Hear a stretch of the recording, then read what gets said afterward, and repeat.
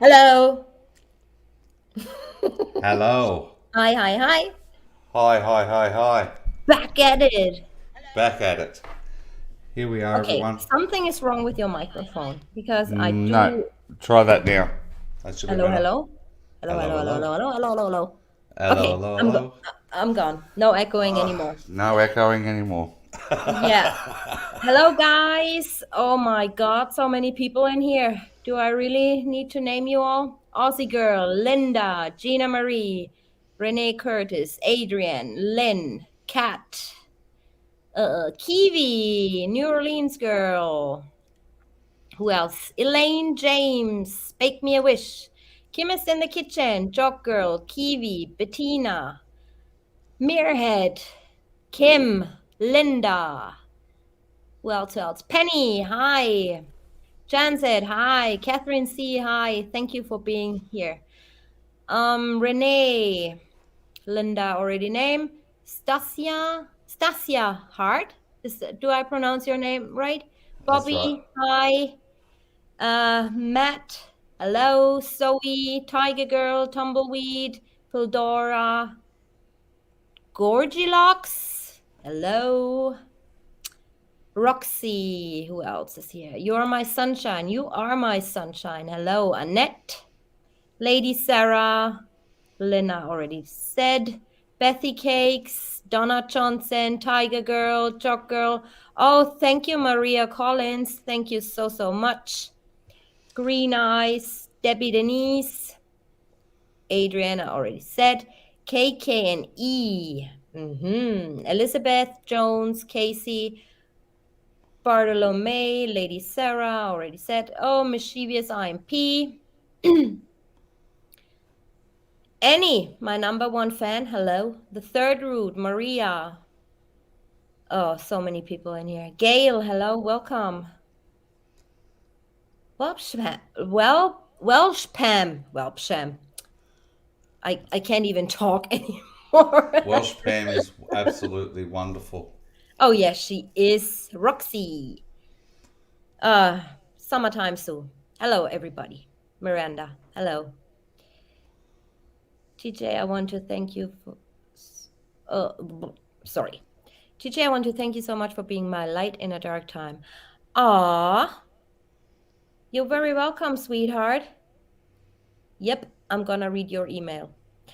I gotta apologize to you guys because if I did not answer to your emails, it's because I was caught up in the what's case.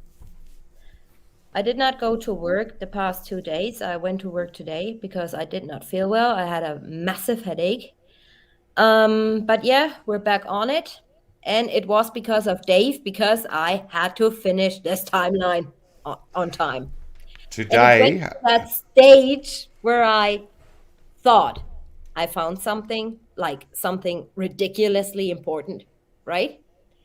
So I put in our group chat with Don as well. Don is gonna join us later. He has difficulties with his microphone. So I put in the group chat like, "Oh guys, I found something. Please anyone call me as soon as possible." And Dave did not see that message because then I was like, "Oh shit, I debunked myself like a minute later, right?" And I deleted those messages. But Don actually saw the message. Well, he's a technician kind of guy, so he knows how to anyway read them, even though I delete it. So he called me and he's like, "Oh my God, what happened? I thought you were attacked on the street." It's like that. I was just going crazy, absolutely crazy. Yeah, this is my then life. Hi, and then Kiwi. earlier today, well, let's just say last night my time, but your daytime today, Tanya decides to give me a call and go, "Oh my god, oh my god, oh my god, I found something," and I'm like, "What now?" Oh my god, I have to redo the entire timeline. 130 slides. 160. 160 slides, Hmm. everybody, for today's live stream. And she Oh, had, thank you so much, yep, DH. all right, so Thank you, New 160, Orleans lady. 160 slides had to be edited. Hmm. So I said, okay, well, I'm going to bed now. I did it. I did it. So I did it. that was everybody 3.5 hours to 4 hours before the Gabby live that Yep. actually occurred. So the lady is a machine that's on this screen right now. She is an absolute machine. I don't know how she does it, Thank you, Michelle. and yeah, so I, she's I don't I definitely don't on even fire. know how I do it. I just function. Mm-hmm. I truly do just function. I mean, I don't see left and right. I just have that stare, tunnel vision kind of thing. Mm-hmm. Yeah. Machine. Okay. And So, you sent me a photo yesterday from your work desk at uh-huh. work. It was quite funny. Uh-huh. Okay. All All right. right. Here we go. Ruthless German efficiency. Exactly. If I bite into something, I don't know about you guys, but if I bite into something, I can't let go. I can't. I just can't. AutoZone, right. Um, before we get into this, I gotta make a confession. I gotta make a confession to you guys because I did a little kind of massive mistake the last time in the timeline. I corrected it now, but still, Dave told me after the live stream actually, and he said, like, you did something wrong. And this was not what you told me before. And I checked back and I was like, oh my God, I truly, truly did something wrong. So what I'm gonna do, I'm correcting it today on the show. I'm gonna show you what I did previously. I'm gonna point out the mistake I made, and I have redone it, so Dave won't be any any more mad at me. I'm sorry. Thank you, it Kelly. just it just it just threw me. It threw me off. I was about to make a little statement about something, and then Hi, yeah, it Amo. Hi, absolutely Ben. threw me. Hi, Jamie. So, Yeah, I'm sorry. that's I'm fine. so That's sorry. that's fine. Yeah, sorry. I'm still a little bit sad about the previous live stream of Gabby. Your Let It Be tribute, beginning and end, was just Ugh, very, yeah, I very couldn't use emotional. the original, Of obviously, course, obviously would have. but yeah, But you this guy found is one. just making good covers of all Beatles songs. Yep.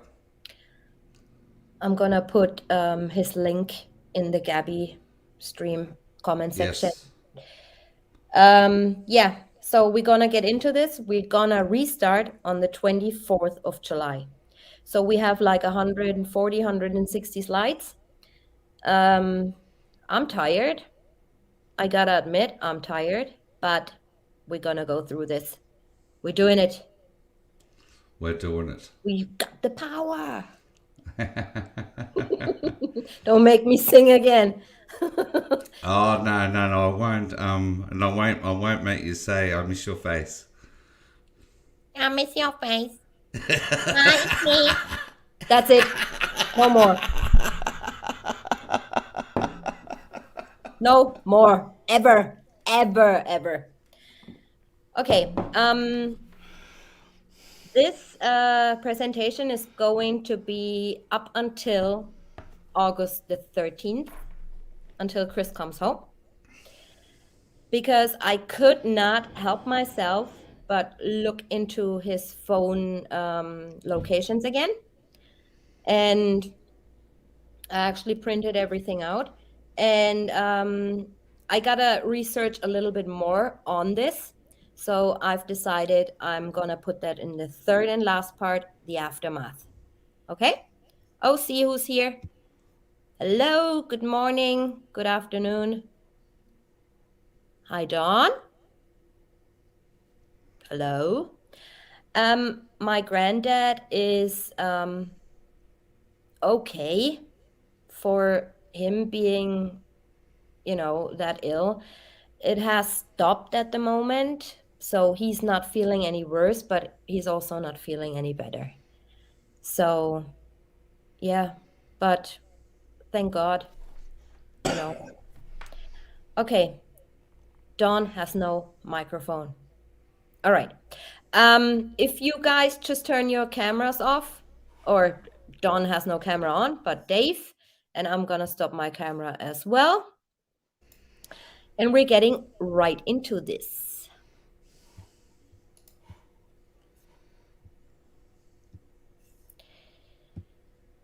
There we got it. The timeline of death. Oh, sorry. Excuse me. Hold on a sec. That was not what I wanted to do. Window. There you go. All set. Okay. You guys know if I do a presentation because that monitor I got is not working for some reason. First of all, they did deliver it without the cable. Then I ordered the cable. The cable wasn't working, and then I got another cable. And now the monitor is not working. So life isn't very good to me. But yeah, without further ado, we're gonna go into the timeline of death, and we're gonna connect some dots. Like I said, we got a restart on July the 24th, and I'm gonna show you right now why. So, we said here in blue, that's Nicole Kessinger calling Chris Watts.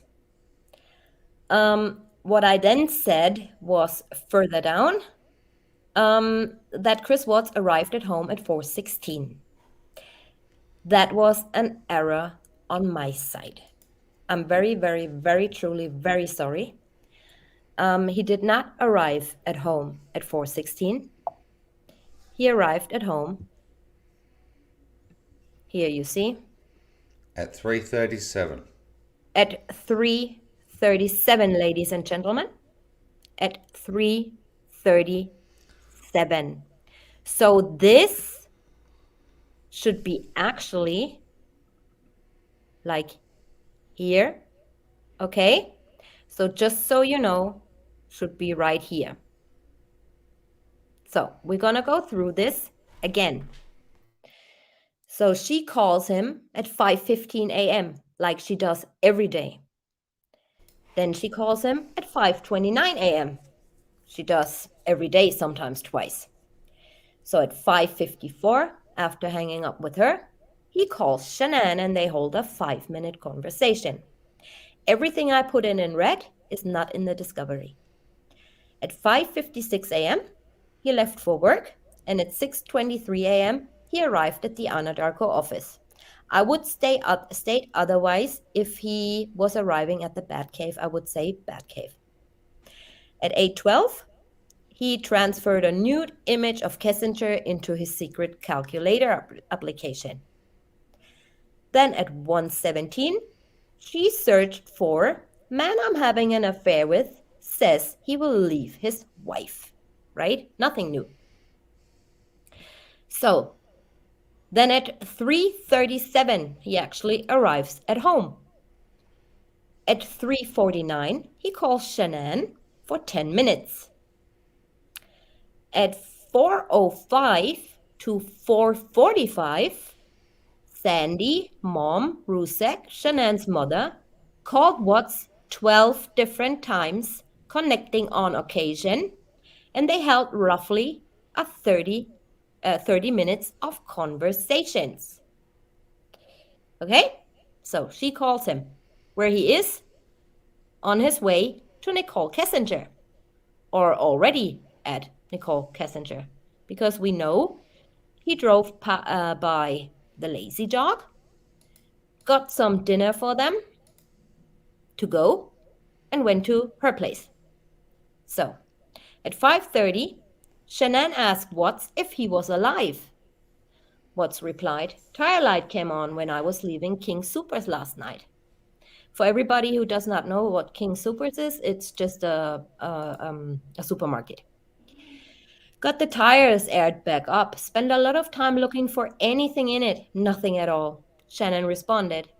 You could have answered or texted back. Thought something happened. But you don't care about others' feelings or think you're with another girl. Or worse, no consideration of others. And here, note item 42, her phone, timeline number. That's the entry number. A message is sent, received. A call is sent, received. An image is sent, received, and so on. So at 5:49 p.m., he obviously is home again. He's calling her. So he was at her house with his little bag of goodie food from the Lazy Dog between 3:37 and 5:49, right? That is correct. Yep. Everyone. That is what makes this actually very interesting is Chris would go inside his house. He would then go out the back of the house, obviously, and go and get into the Lexus, which wasn't parked in the garage, I would imagine. And then he would drive to the Lazy Dog, and from the Lazy Dog he would drive to Nicole Kissinger's apartment. And it absolutely, no doubt in my mind, and this is something that I actually know and have been informed, that Chris has absolutely no recollection at all of speaking to Sandy prior to going to North Carolina, right, and obviously before the disappearance of his family on the 13th of August. Mm-hmm. What I can explain to you all quite simply about this particular day is if Chris has got no recollection of speaking at all in any way, shape or form to Sandy, Um, it makes me wonder because I believe Chris was actually in NK's apartment whilst those phone calls with Sandy were occurring. Yeah, I mean, he was definitely at her house between 3:37 and 5:49 because this is Correct. when he calls her again. All right. What you see underneath is um, a screenshot we got from Anadarko. That's his actual text messaging. And the only and single text message he ever received in July and August, here cycle ends the 23rd of August, was from a number of Minnesota at 5:55 p.m. Okay? Does it make click? Okay? Nothing else added to this. Okay, so that was my little mistake. I do apologize again for saying he arrived at 4:16. He actually arrived at 3:37. I'm very sorry. That's why I started off with July the 24th again. Right. What searched at 5:28 for Victoria's Secret on the Orchard Town Center? And as you can see here, no matter what he does, no matter what he's searching for, he goes out and gets it a day later or on the same day, right? On the So Anadarko everything gift he's card. searching for. Sorry? He purchased that on the Anadarko gift card. Gift. Exactly. Yeah. Correct. So at 6:02 hours, that's 6:02 p.m., Shanann told Watts, I realized during this trip what's missing in our relationship. It's only one-way emotions and feelings. I can't come back like this. I need you to meet me halfway. You don't consider others at all, nor think about others' feelings. Watts replied that he was sorry and he loves her. Shanann responded, I try to give you space, but while you are working and living the bachelor life, I'm carrying our third and fighting with our two kids daily and trying to work and make money. It's not hard texting love you and miss you. If you don't mean it, then I get it, but we need to talk. I keep looking at my phone all night and no response from you. Like, seriously, we didn't just start dating yesterday. We've been together 8 years and have 2.5 kids together. Note her high timeline entries, high numbers of timeline entries. At 8:10, she called him and they held a 17-minute conversation. So I put down a little summary because I effed up the 24th. So at 5:15, he calls NK. At 5:30, he calls NK. At 5:45, he calls Shanann. 554. Oh, 5:54, I'm sorry. At 5:56, he left for work. At 6:23, that should be a 6. Yep. Sorry. 23, he arrives at the Anadarko office. At 8:12, he transfers some nude images. At 1:17 p.m., NK Googles man I'm having an affair with, says he will leave his wife. At this time, Chris Watts is in Fort Lupton. So at 3:37, he arrived at home. At 3:49, Shanann called him for 10 minutes. And then the rest is history. So here I put it again. So for everybody to see in the right order. 3:37, he came home. CW, this is what he actually said, right? Went to Lazy Dog after work, picked up food, and went straight to NK from there. Here we have his, the bill came through on the 24th, 39.66 from the Lazy Dog in Erie. So he was at the Lazy Dog getting food, and he's not lying. Then at 4:05 to 4:45, Shanann's mom calls him 12 different times on occasion, and they talk for roughly 30 minutes.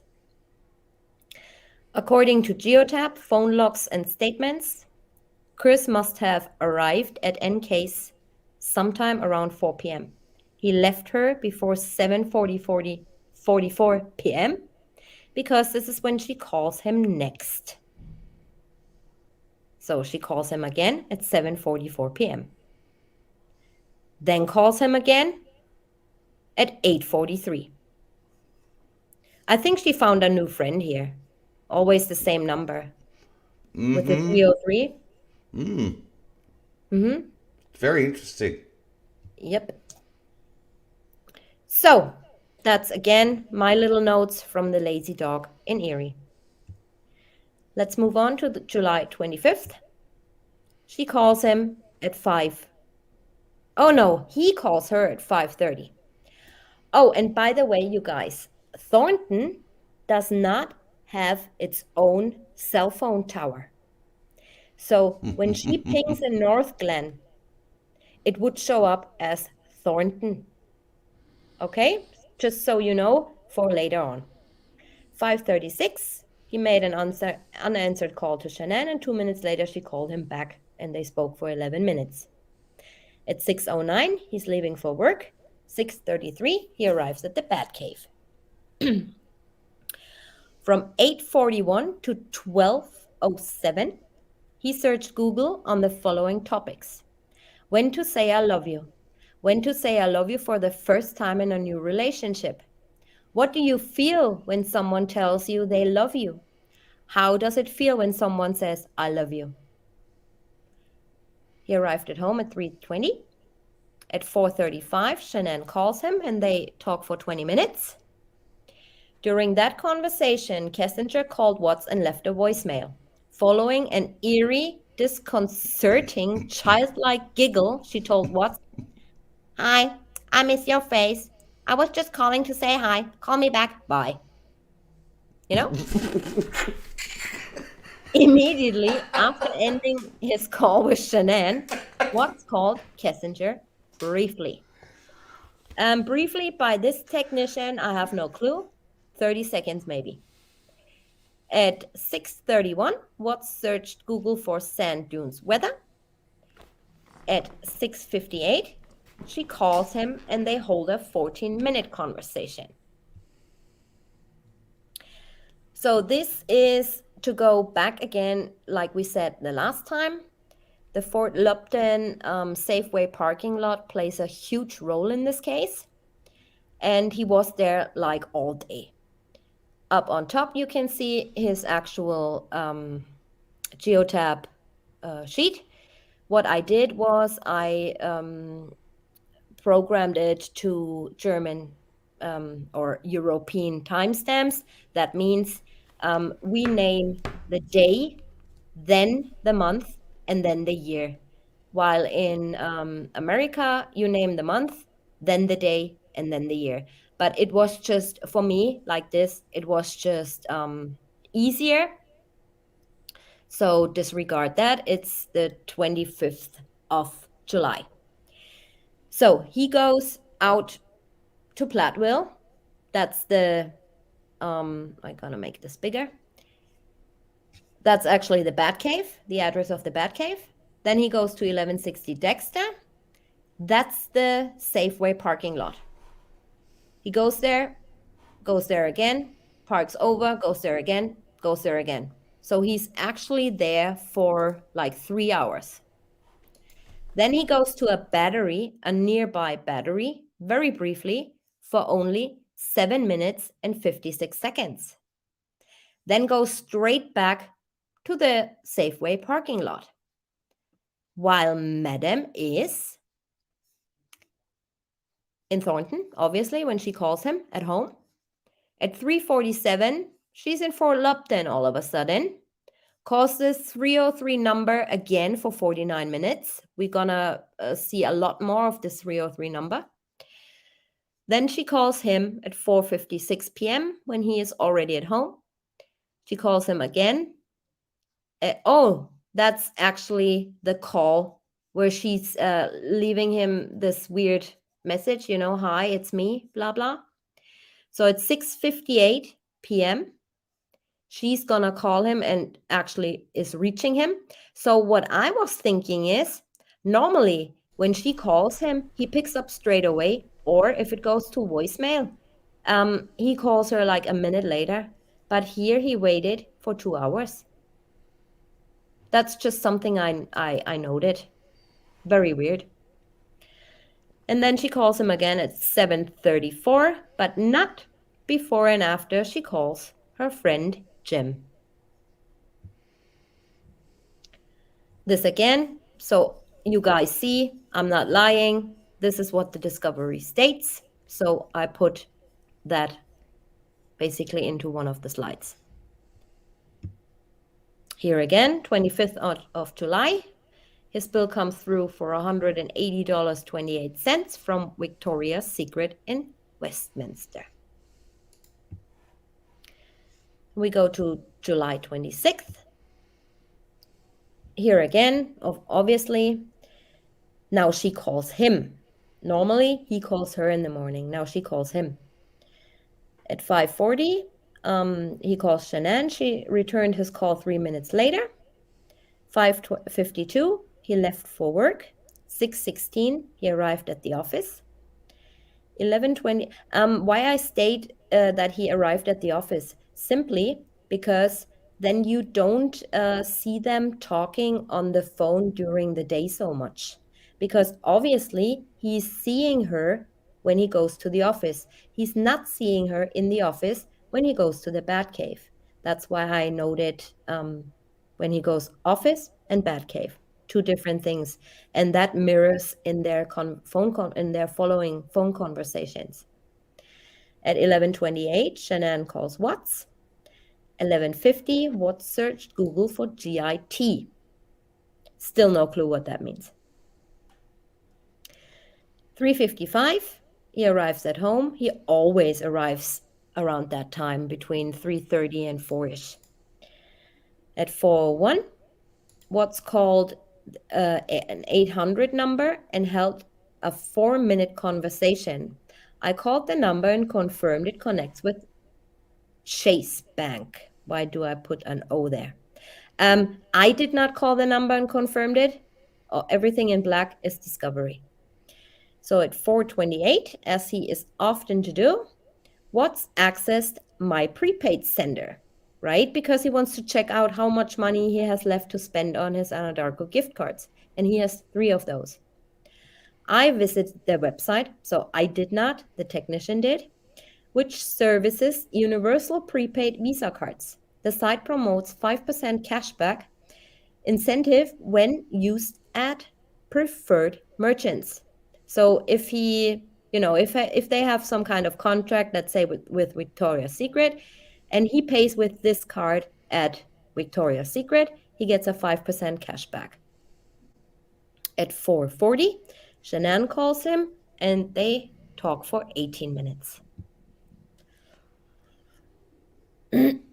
Simultaneously to that call, Watts transferred a nude selfie of Kessinger into his secret calculator application. At 5:01, immediately afterwards, Watts called Vivint briefly. At 5:15, Watts called Vivint a second time and they hold a 25-minute conversation. At 6:39, Watts called Shanann an additional time, holding a nearly 5-minute conversation. I just noted something. Dave? Yes. Can you please do me a favor and check the image number from the picture he took at Survey from his personal phone, please? I just noted something. The image number. Yes, just give me one moment, please. Yeah, I just keep going. It's nothing. Yes, yep. I'll have a look for you. Thank All you. right. At 6:39, he calls Shanann an additional time, holding a nearly 5-minute conversation. At 7:13, he's searching Google for the lazy dog in Erie. So he has already been there picking up food for them, right, on the go. Why would he search that again? And Dave suggested that was probably to look up the address.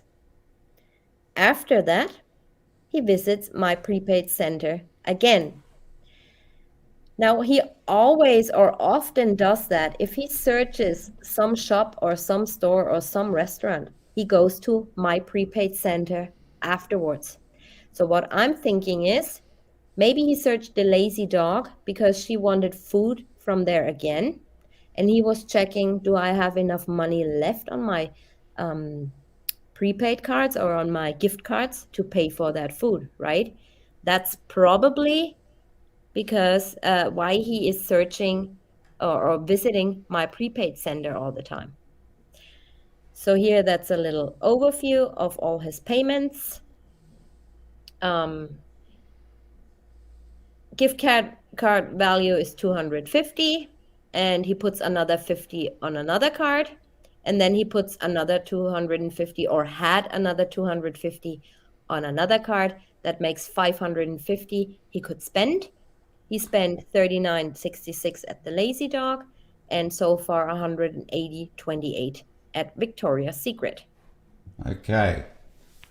Yeah. At 12:16, blah, blah, blah. Right. Item 41 was took two photographs of sunflowers in an open prairie. Mm-hmm. Timeline 7845 7846. IMG 7535 HEIC and IMG 7536 HEIC. So it's in the 7,000 numbers? Yes. It's 7,800 for timeline number for an IMG for the IMG file, but it's 7535 HEIC file type. Huh. Huh. Huh. Huh. Huh. Hold on. Just bear with me, guys, 1 second. I need to see something here on my files. This otherwise I don't have my head free to move on. I need to see something. This is what live broadcasting is all about, people. And one Yes, thing Tanya is that I have learnt, everyone, while Tanya's searching, she's a perfectionist, and I can I assure am. I can assure each and every one of you that if Tanya has something bugging her mind until she actually gets to the very end of it and I figures it can't think out, straight if she I have can't think something. straight, she can't sleep, all sorts of things. Yeah, so very true. Okay, where was I? Just on July. What where was I? 25th or 26th? July 26th we're up to right now. Mm-hmm. Hold on a sec. July.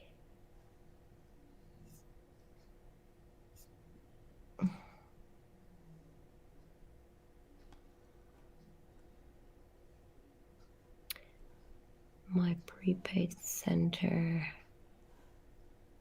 Uh-uh-uh.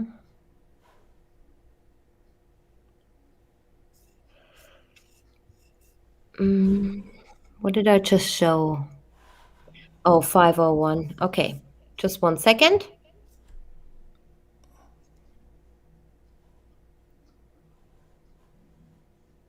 Yeah, you were saying the 17:15, the quarter past five. What's Okay, called for okay, got it. a Got it, second got it, time? got it. No, no, no, it's nothing. It's nothing. Thank you. Thank you so much for looking though. All right, and those are the actual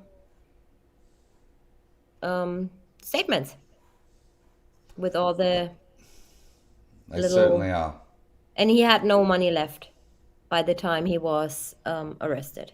Yeah, a couple of dollars here and there, and that was it. Yeah.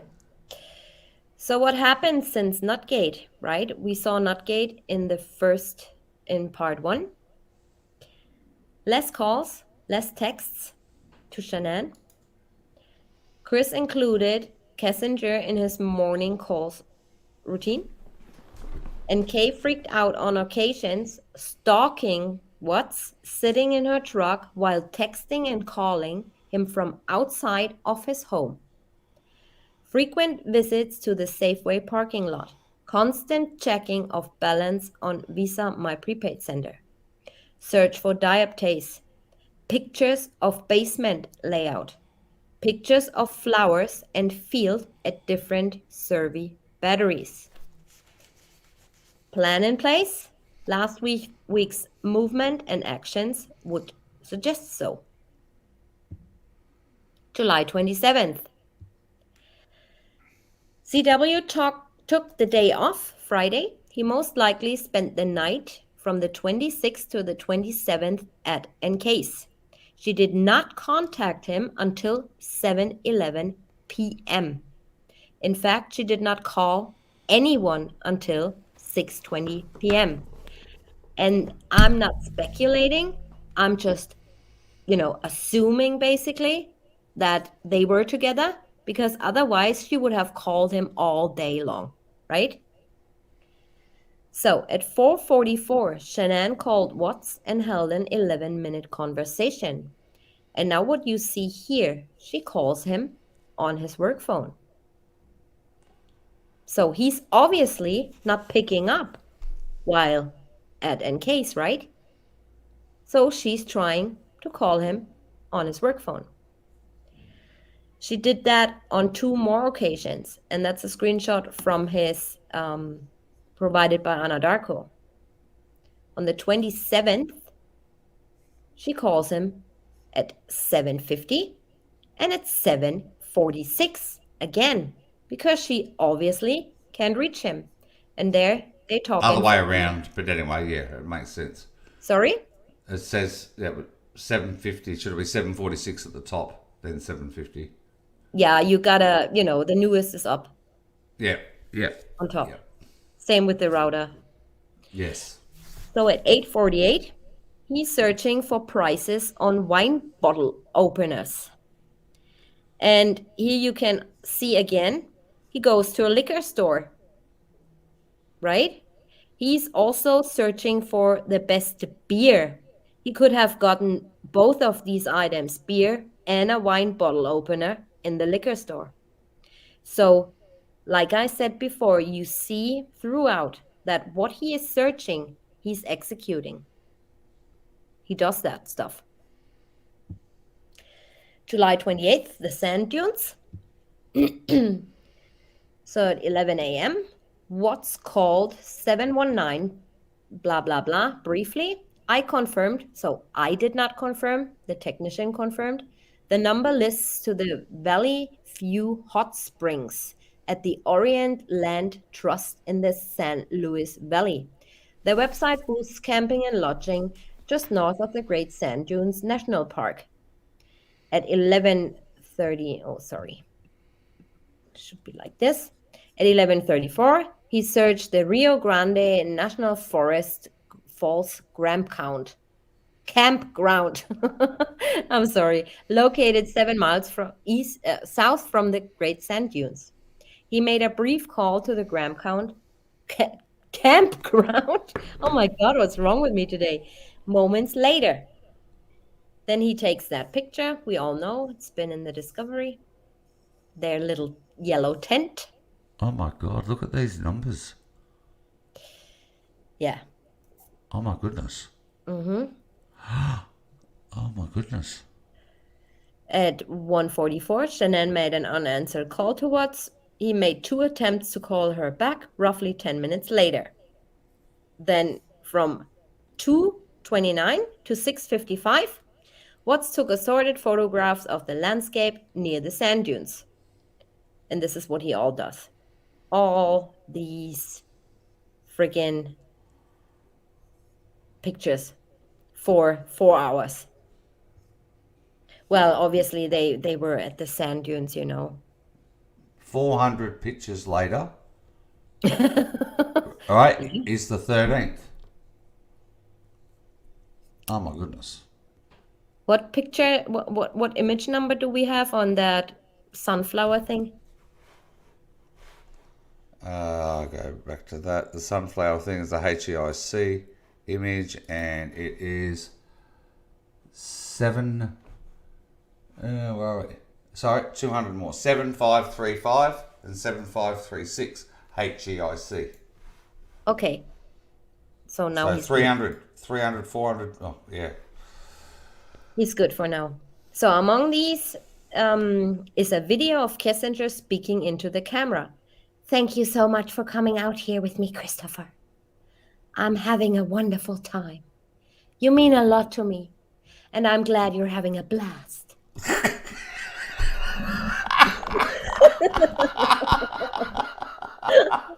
I'm sorry. That was good. I just And can't she was, help it. and she was out of Breath. breath. Yes. So hard of Oh, I'm sorry. I'm so sorry, guys. I can't help it. I have to do it. Let's move on quickly. July 29th. From 9:22 to 10:43. Watts continued taking photographs of landscape near the Great Sand Dunes. Well, not only landscape, right?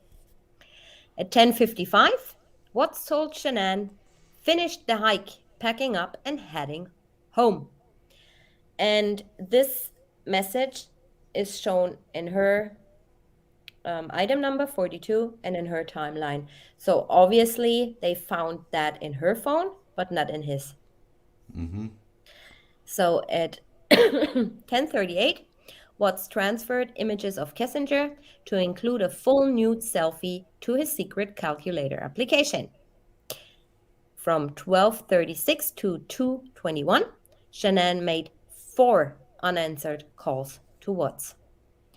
At 2:25, Watts called Shanann and held a brief 2-minute conversation.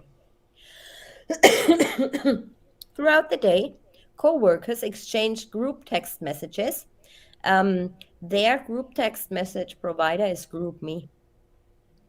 Regarding scheduling for the following workday, Watts was uncharacteristically unresponsive.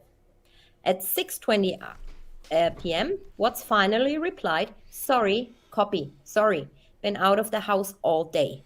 And he replies with his work phone.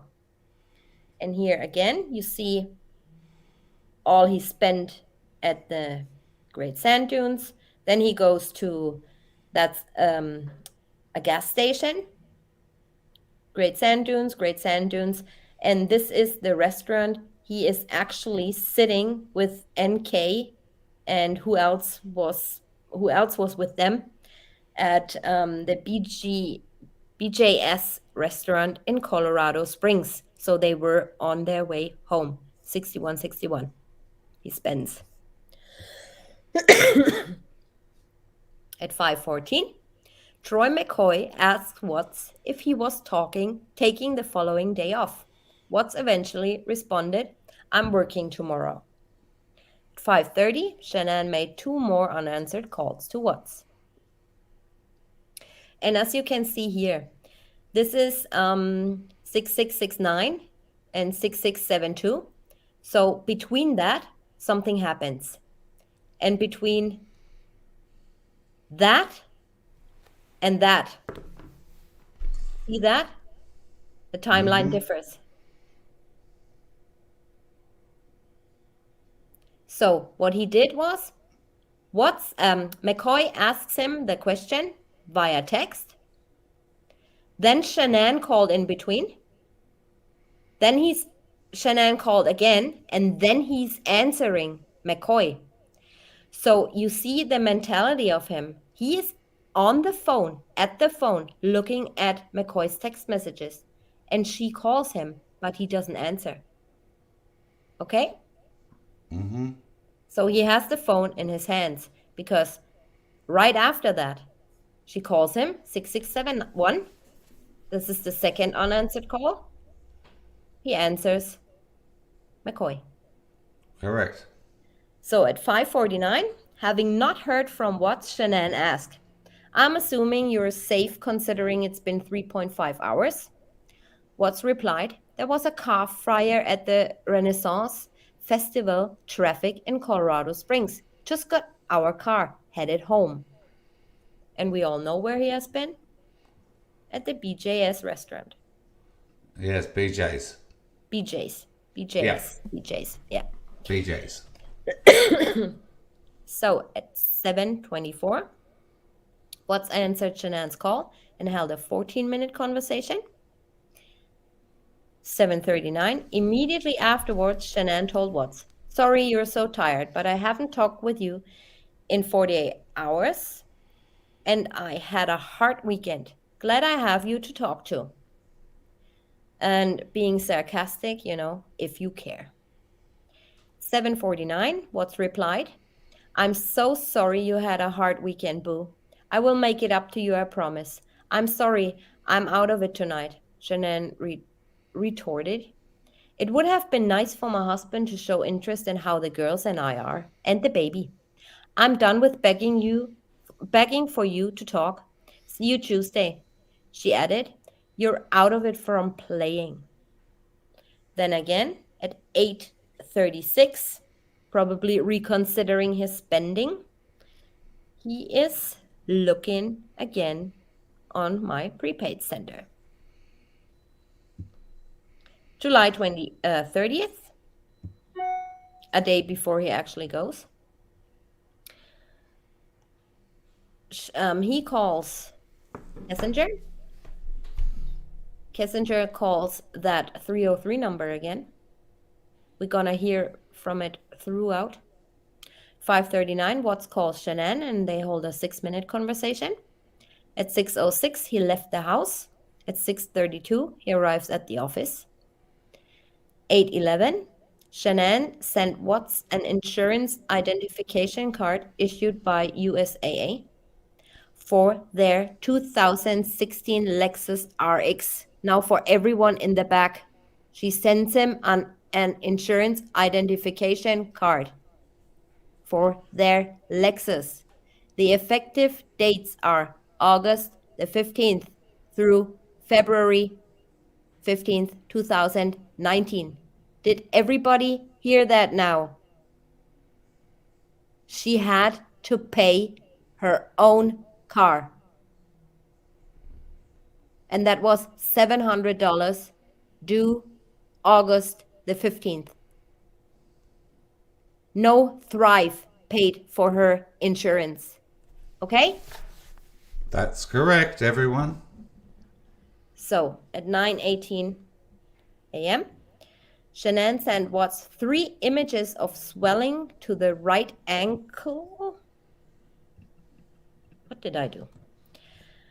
Of one of their daughters. Her face was not captured. Watts commented, "It looks like her ankle is dislocated in that one picture." Shanann agreed and said she might need special shoes. So we don't know who might need special shoes because they did not capture the child's face. So from 2:34 to 2:39, he's again at the Safeway. And then he actually buys something. So we have his geotab at the Safeway. Yep. And then he actually buys something. For the very first time ever visiting this place, he buys something. At 3:01 p.m., he arrived at home very early. 3:17, Shanann called Watts and they hold a 19-minute conversation. At 4:44, Kissinger called Watts and left a voicemail. Intermixed with her creepy giggles, she asked Watts to call her back. "Call me back."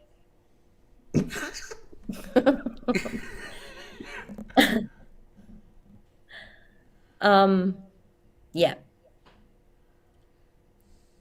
Mm-hmm. So underneath her phone, an excerpt of her phone statements. "And where is Madame? Where is she?" At 4:43. Where is she? She's at the Safeway. Yeah. 'Comes together. 4:45, Shanann called Watts and they hold a 20-minute conversation. At 4:47, Watts called Shanann and they hold a 6-minute conversation. 4:48, Shanann sent Watts 3 images of swelling to the right ankle. Of one of their daughters. Her face was not captured. Watts commented, "It looks like her ankle is dislocated in that one picture." Shanann agreed and said she might need special shoes. So we don't know who might need special shoes because they did not capture the child's face. It all starts to make sense, everybody. Mhm. So at 5:14, what's called Vivint and they hold a 10-minute conversation. Then at 5:22, she calls him, goes straight to voicemail. And now you see what I said before. You know, 2 minutes later, he calls her back. So, what did he do the other day when he was waiting for 2 hours to call her back? That was kind of weird to me because he normally doesn't do that. So 5:39 and 5:49, Shanann asked what they said. She meant obviously Vivint. Although his call with Vivint ended nearly 30 minutes earlier, Watts responded he was still on the phone resetting settings and sensitivity. Should be good now. I will monitor it. At 6:31, Watts searched Google for songs by reggae band name Through the Roots. Watts then searched lyrics to their song Down to Earth. What did I do?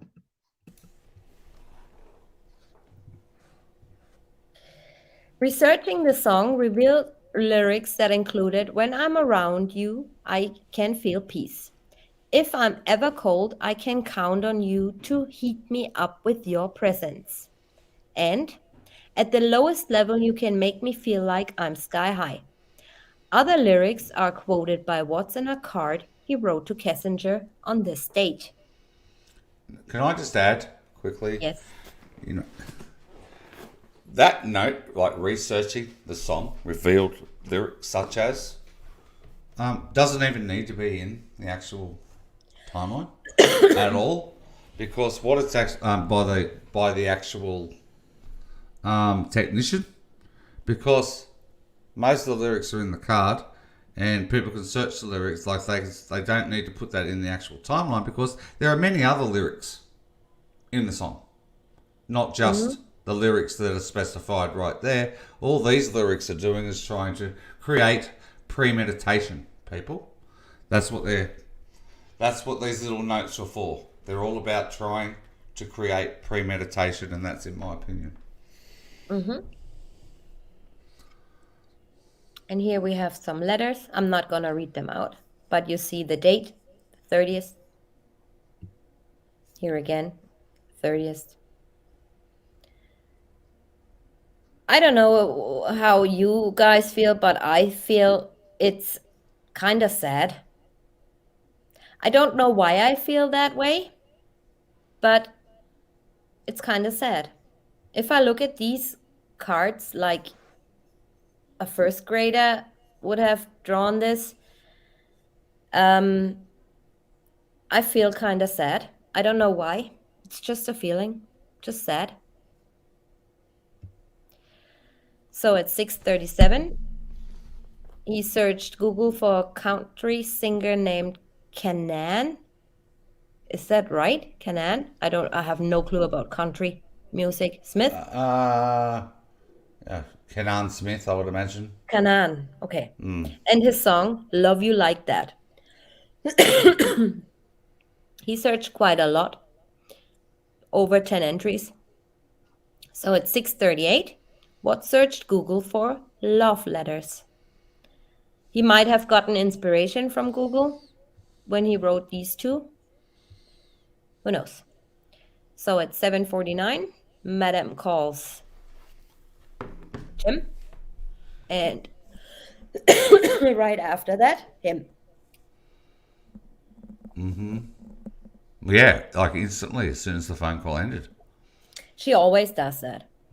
Either she calls Jim or she calls that 303 number. That 303 numbers, very interesting. Uh-huh. So at 7:57, Watt sends a message to Shanann, letting Dieter out. I'm going to bed, boo, love you. Shanann called him minutes later and they spoke briefly. I really want to know what the technician refers to when he says briefly. Because to me, briefly is an hour. Yes. Considering the amount of time I spend on the phone or a computer. When I'm on the computer for an hour, it's like briefly. Yes, yeah. Well, I say to my Deb, I'm coming. I'm just going inside to research something on the Watts case. I won't be long. She Yeah, says, "See." right. Then Deb says, "See you tomorrow." Yeah, Time disappears. yeah. it just runs away from you. I came home from work today saying to my family, I have absolutely no time for you guys now. I gotta prepare the Gabby Petito timeline and finish off the What's timeline. And Steve said, well, you never have time for us afterwards anyway. So That's right. sad. Yep. So Watts flew to North Carolina. He provided a boarding pass photo and a photo of the parking receipt, but we don't have that. At 3:22 in the morning, Watts took a photograph of parking signs at Denver International Airport and sent messages, presumably to Shanann at airport. At 4:08, Watts began transferring a mass of assorted images of Kessinger and their trip to the sand dunes into his secret calculator application.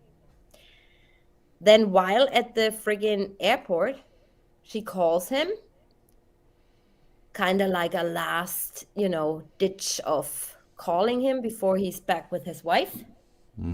She's at home for 5 minutes. You've got to In remember, she addition, wants him to go there and work on his relationship. Let's not forget that. oh my God, That's what yeah, I he. forgot about this. Okay, that might have been the call to remind him. Please work on your relationship with Shanann. That might have Yes, been the please. call. Please Okay. do. So Yes. when you call me next time, I totally freak out and lose my marbles because are you with her? This is right. You know what?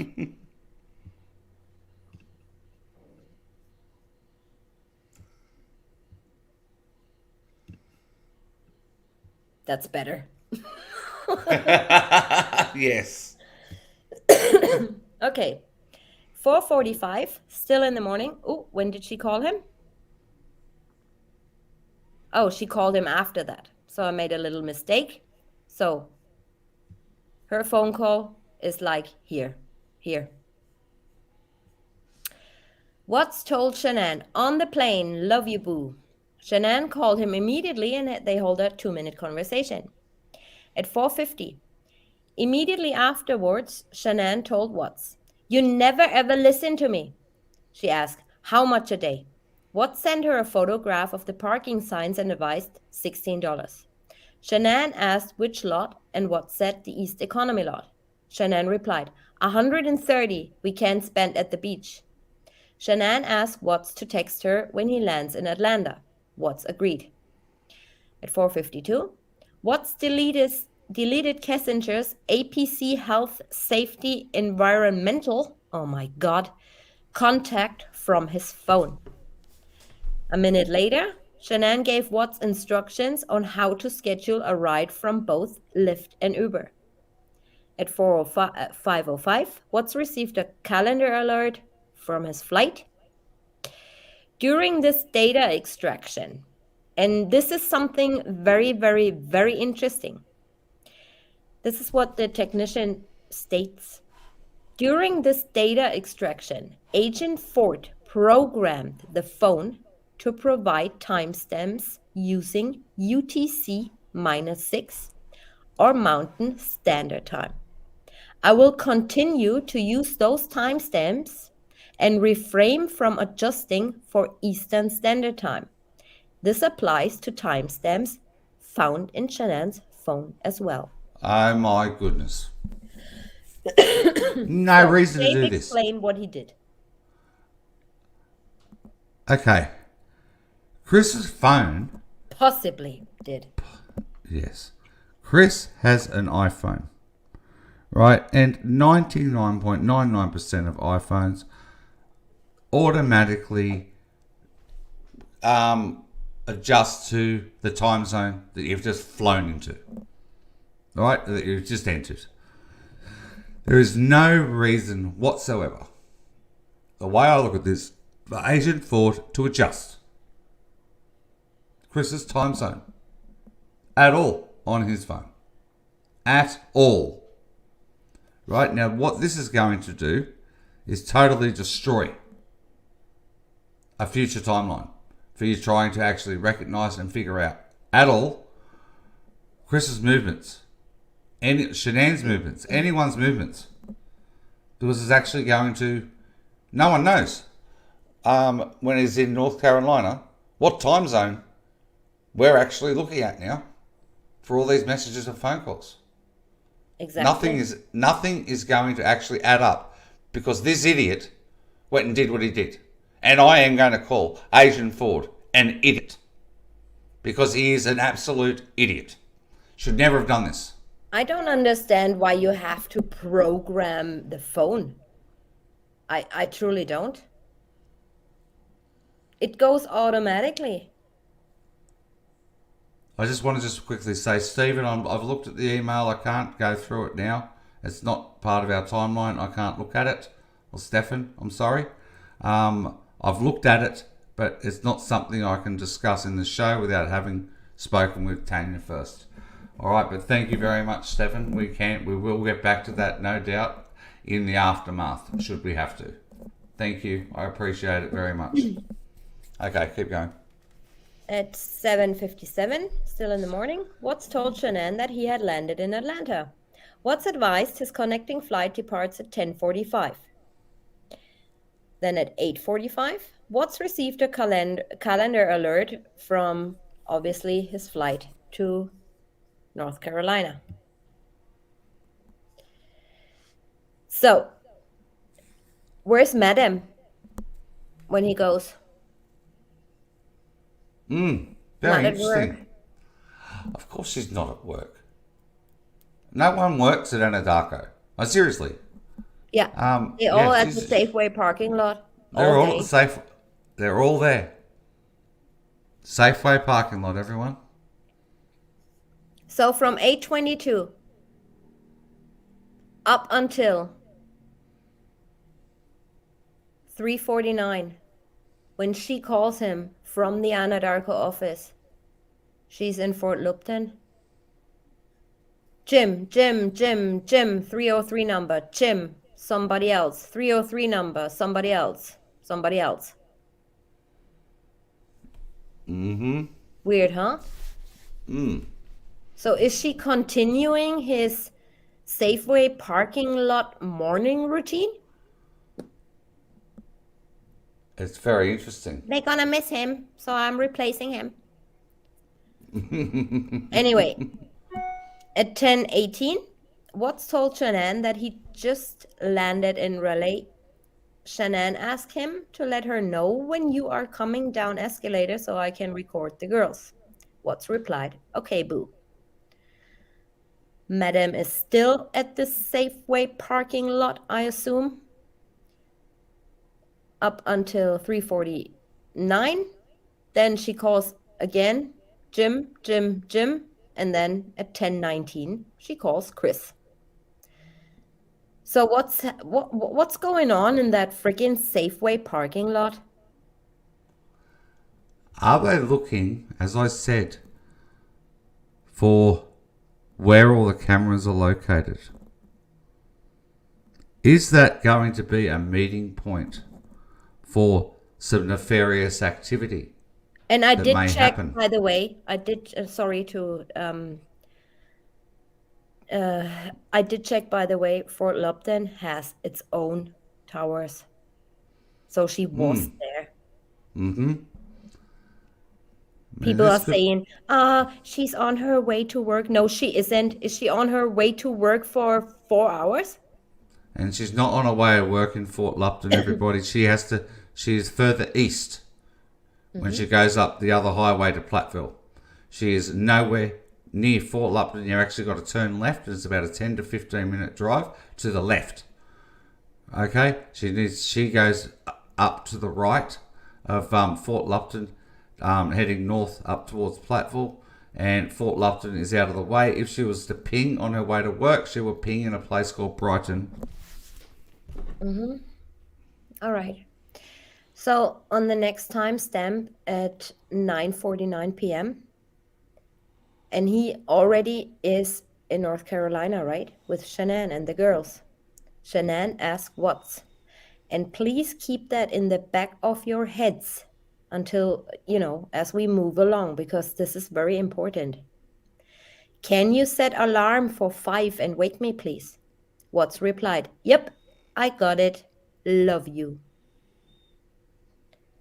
So they're together, but he's obviously sleeping elsewhere, like in a different room, in a different bed, on the couch, wherever. Okay? Just keep that in mind. We need that later. We will. August the 1st, 2018. Enough said. 6:51. He is doing. Oh no, hold on.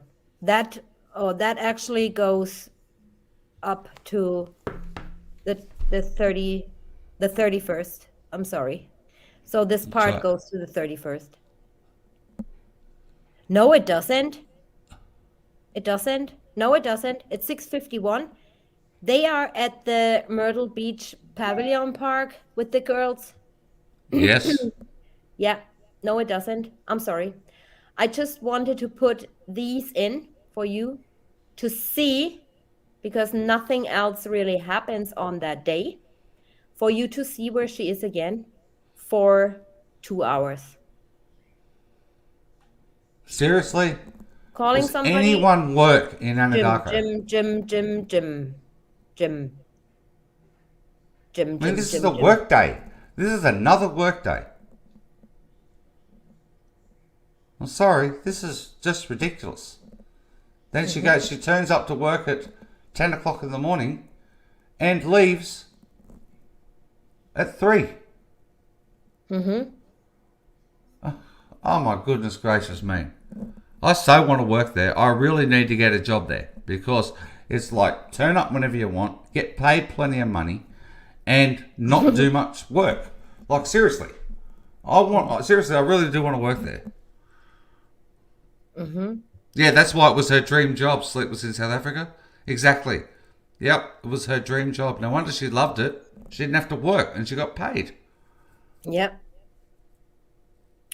So for for him to call her at 9:11 p.m. for 68 minutes, this tells us again he's not in the same bed with Shanann.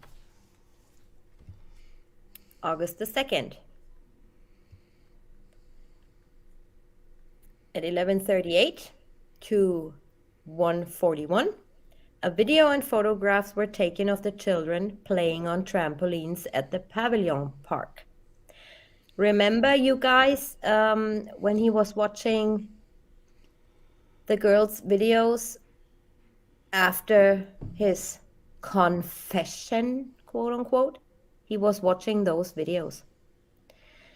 At 5:41, Watts transferred this image to his secret calculator application, this one, with the necklace.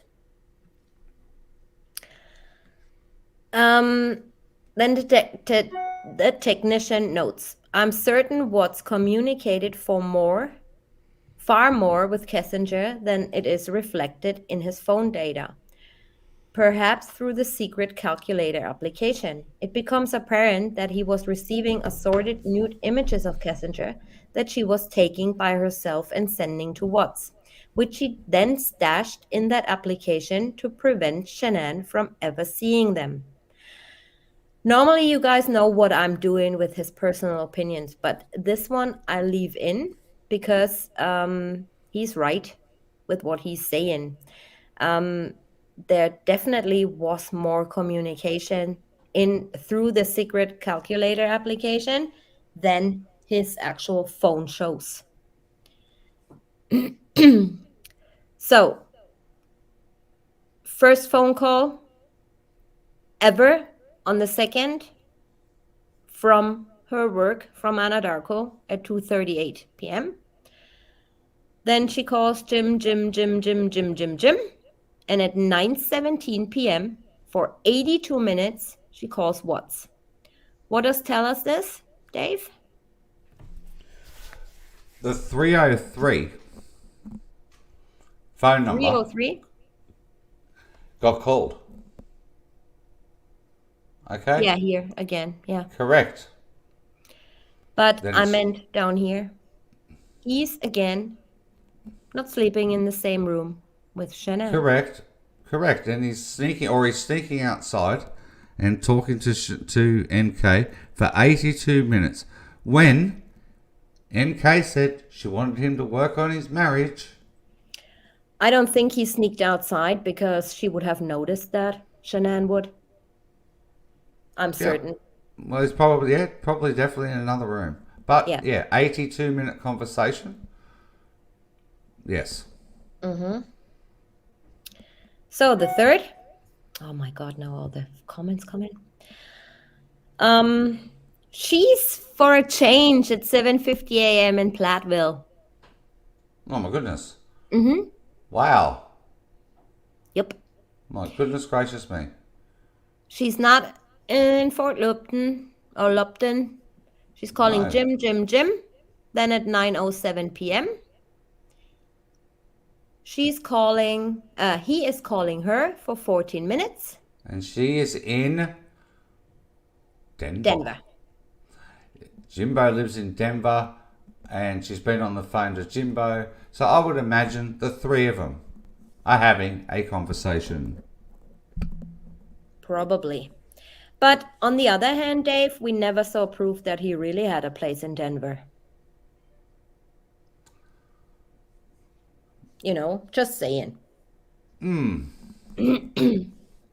However, right after that call, he transfers images into his secret calculator application.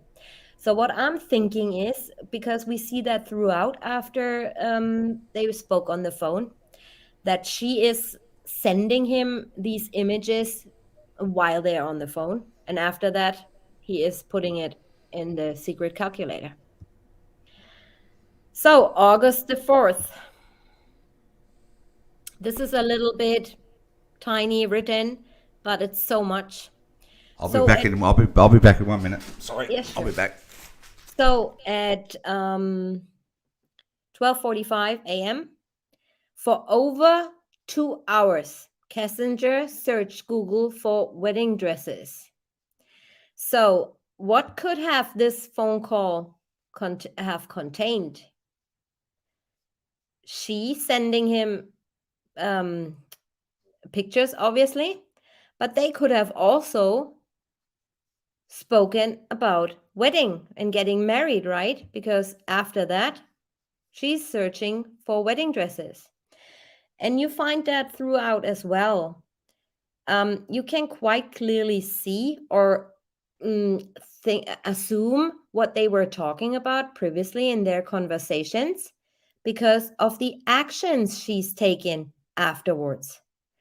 So when she calls him or he calls her and they speak about something, then she calls, she's searching, man I'm having an affair with says he will leave his wife, right? So you can actually see what they were talking about according to her actions after. 3:36, in a lengthy message, Shanann told Watts, truth came out last night. I didn't create no dagger between you and your dad. That was done by your mom, and your dad and I won't change a thing. My daughter's life is way more important, and you better believe I wanted to say a whole lot more than I did, but I was being the bigger person and protecting Bella. I didn't tell your dad not to come to the party. I didn't tell him not to text or call your daughter on her birthday. I didn't tell him to start acting like he only has 2 grandkids instead of 4. I didn't block your family on Facebook. He did. Myself and your kids have nothing to say to them. They do. They owe your kids their life. Your parents' home isn't a safe zone. Your mom isn't safe. You can let them tell you what you want, but I didn't tell anyone to stop loving your kids or stop acting like it. He did that, not me. I lost where I was. You can believe I created this dagger, but I didn't do that. I stood up for our kids. I advocated and protected our children. I don't ever want to hear I'm sorry I killed your kid because I was stupid. That would kill me. These kids are my world, and I have to protect them from the evil of the world. I shouldn't have to protect them from evil family. Our kids deserve the same love and attention the other kids get, nothing less. I'm not accepting. I'm sorry from your mom because she doesn't mean it and she knew what she was doing. I made it very clear not to eat it around Celeste because she doesn't understand way before that happened. She's evil and willing to risk your daughter's life just to get under my skin. You and your dad are no different if you're okay with her behavior. There's nothing wrong with me, and I'm not crazy. I just love my kids way too much. From the day I left, you never said I missed you before I said it. Something changed when I left. You may be happier alone, and that's fine. You can be alone. This pregnancy, you have failed to acknowledge it or to acknowledge how I'm feeling. The first trimester is the scariest and most dangerous, yet we can lose this baby at any point till delivery. I'm not going to be treated this way for having the balls to protect our family and kids. I should get a gold effing medal for handling it the way I did. Because I had a lot of choice words I wanted to say to her and your dad for his stupidity. Hard words. No one stands up to your mom and your dad for that. He's just as guilty by not doing anything. I have nothing to do with him. Stop sharing memories of his grandkids. What does that have to do with me? They are effing with our kids' feelings, and that I'm not okay with. I am their mother and I will protect them. I have enough to worry about with the world out there. I'm not going to worry about family. I will just remove it. And before anyone is saying anything in chat, I remind you to be respectful. Okay? Just saying. At 5:13, Shanann added, I also don't control what you do. If you want to go hang out with your parents today, by all means do so, but without us. Don't put it on me why you can't go. You're your own person. At 7:26, 2 hours later, he replies for the first time. These kids mean the world to me and always will.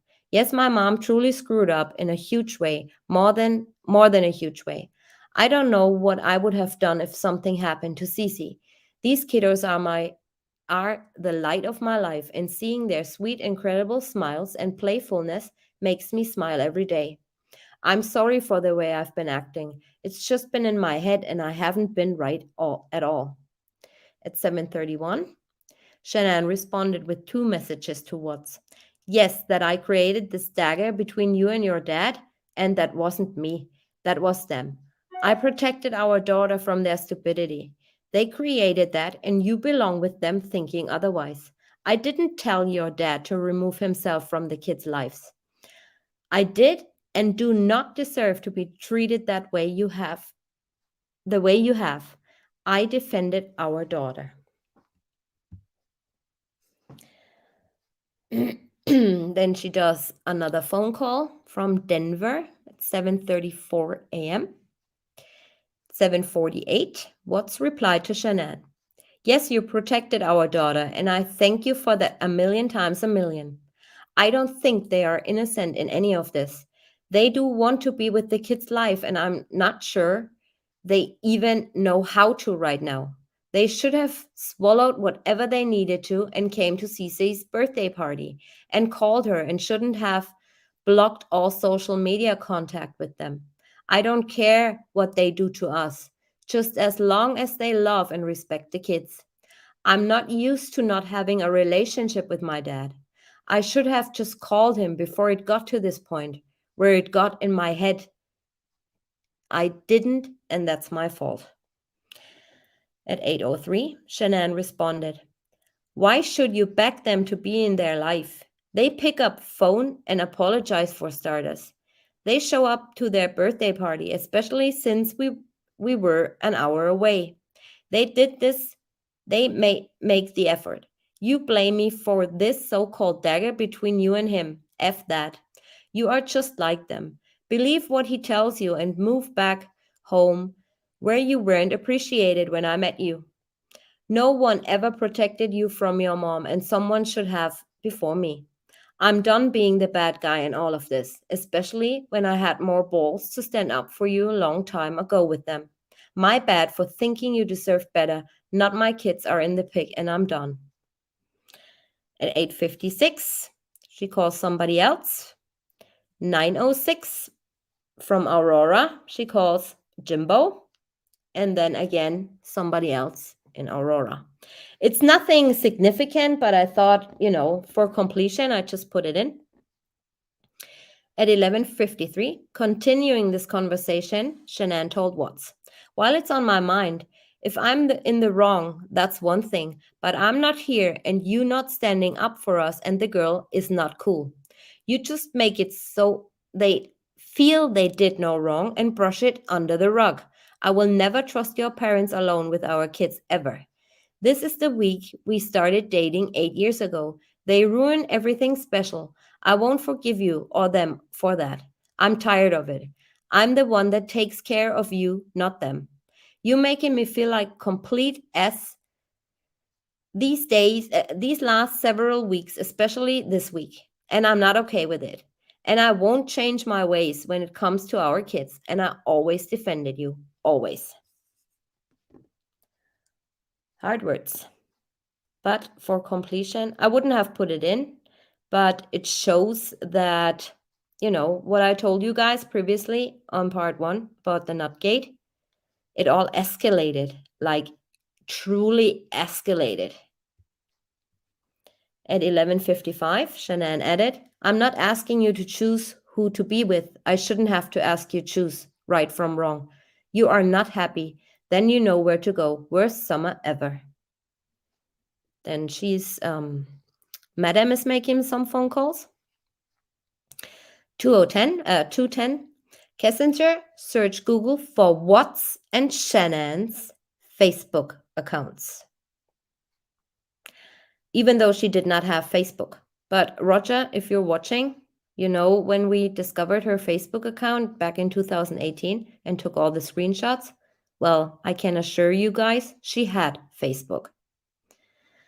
3:04 to 5:13, video and photographs were taken of the girls back on the trampolines at the pavilion park. Then she calls Jimby, Jimby, Jimby. And at 8:49,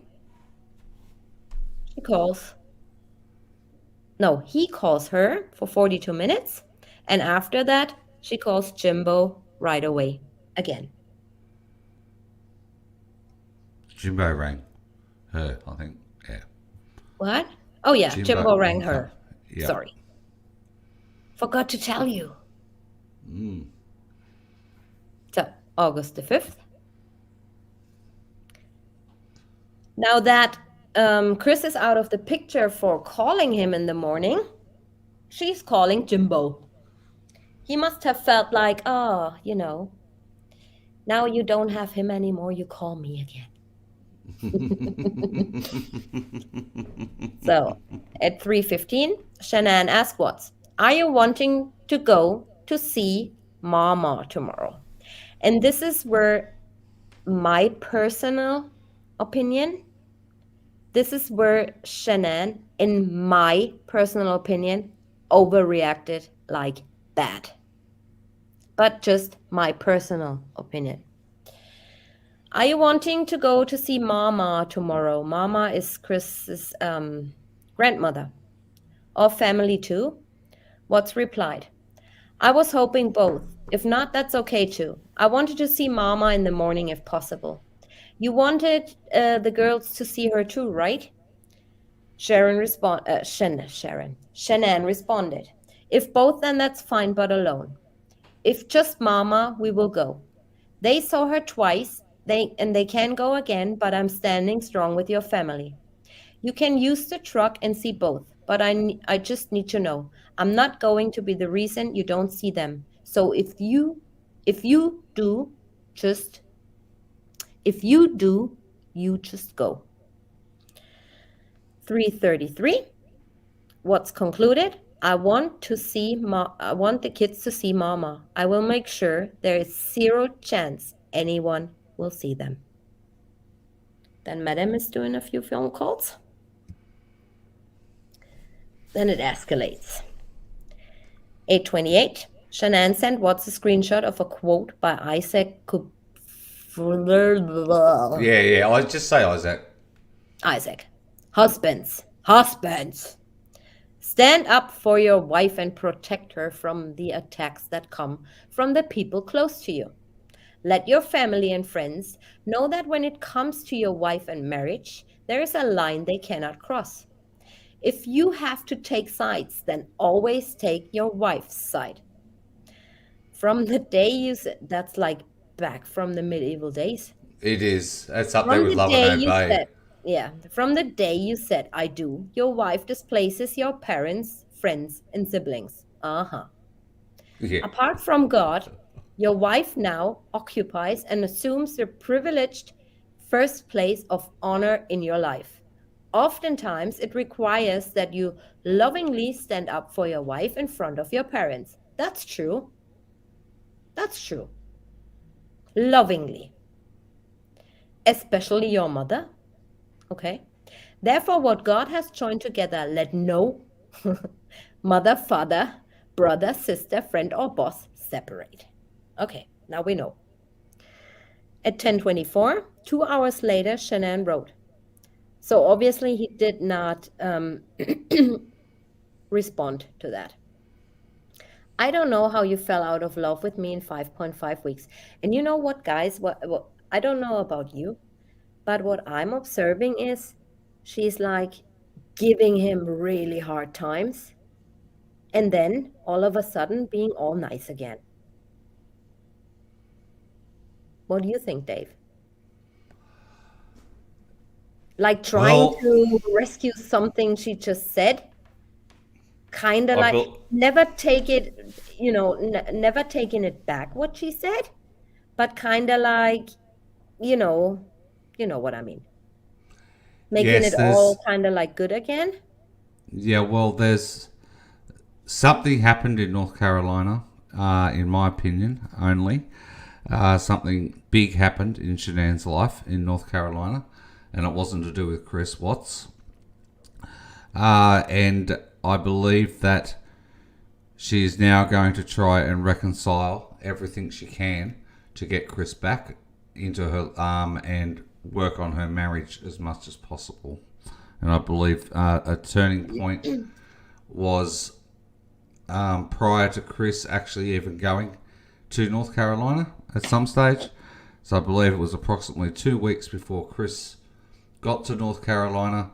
A week before Chris got to North Carolina, that Shanann started not being able to eat properly. She started feeling sick, which I think is a sure sign of, in my opinion, something so sudden as like, it could have been a problem with the pregnancy, of course.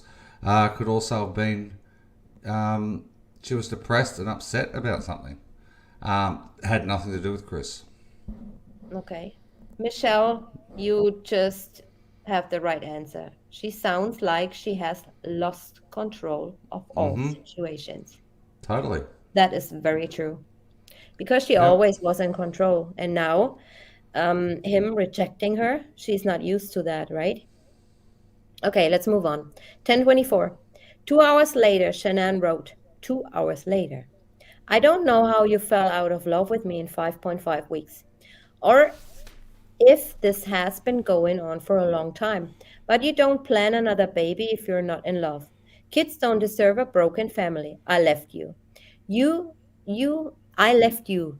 You. I couldn't take your, I couldn't take your hands off me. Okay.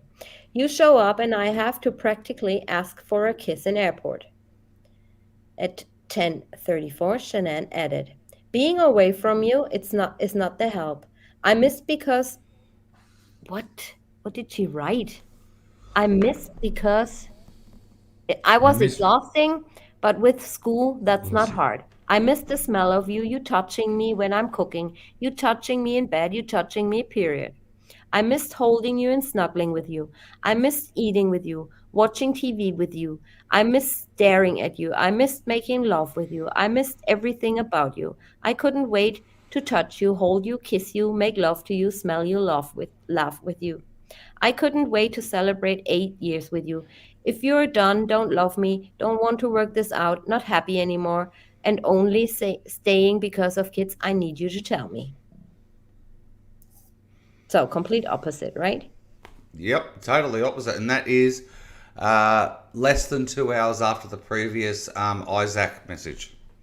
Yeah, I mean, that Isaac message, if somebody would have sent that to me, I would have said, lady, get a grip, Yeah, yeah. because that's really like medieval times where, you know, wives or women in general had nothing to say about nothing. I Hmm. mean, just in reverse, right?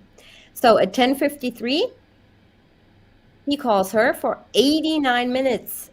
Of course, he's not sending her any messages back.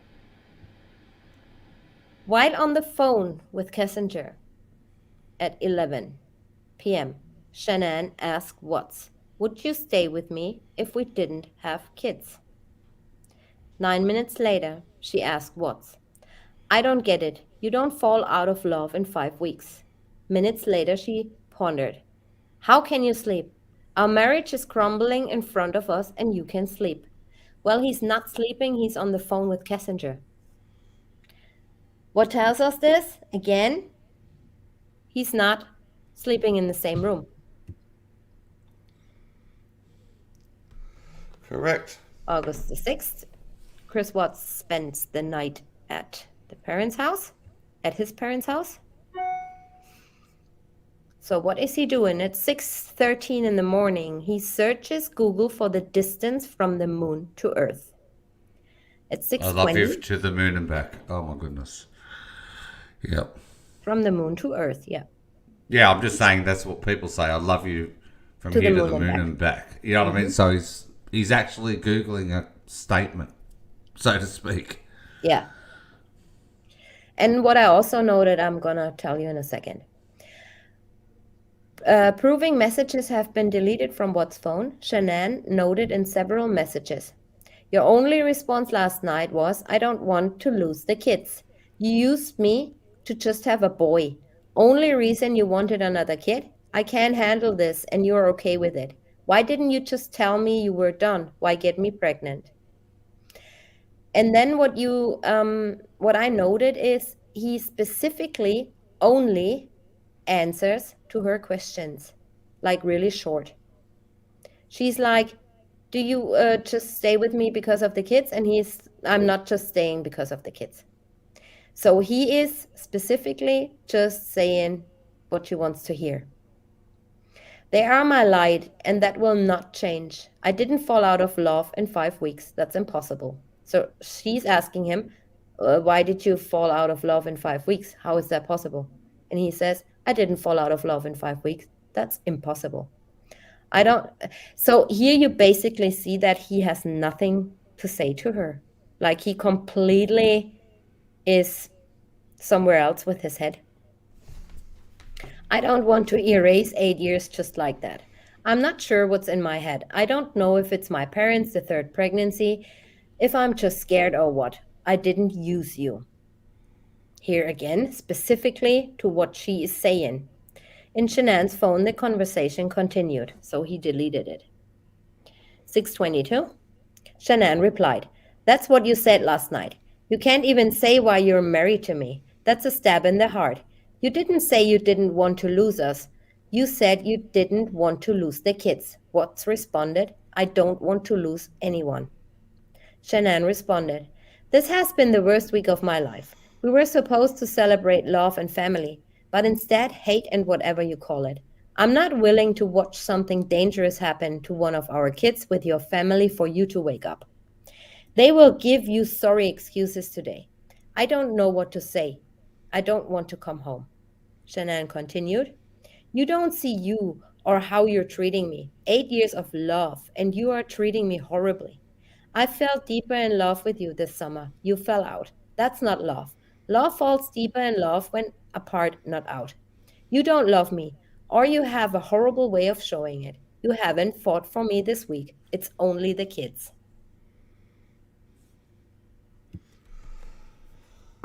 12:44 p.m. She's pinging in in Platteville. Wow. 1:28. Watts transfers another picture of her. Then she calls Jim, Jim, Jim, Jim, Jim. On her way home, obviously. 6:43. Watts told Shanann that his parents did not want to drive him to her location. Shanann asked if Watts wanted her to come pick him up, and Watts replied, It's up to you. He's cool, meaning his dad, bringing me back first thing in the morning early.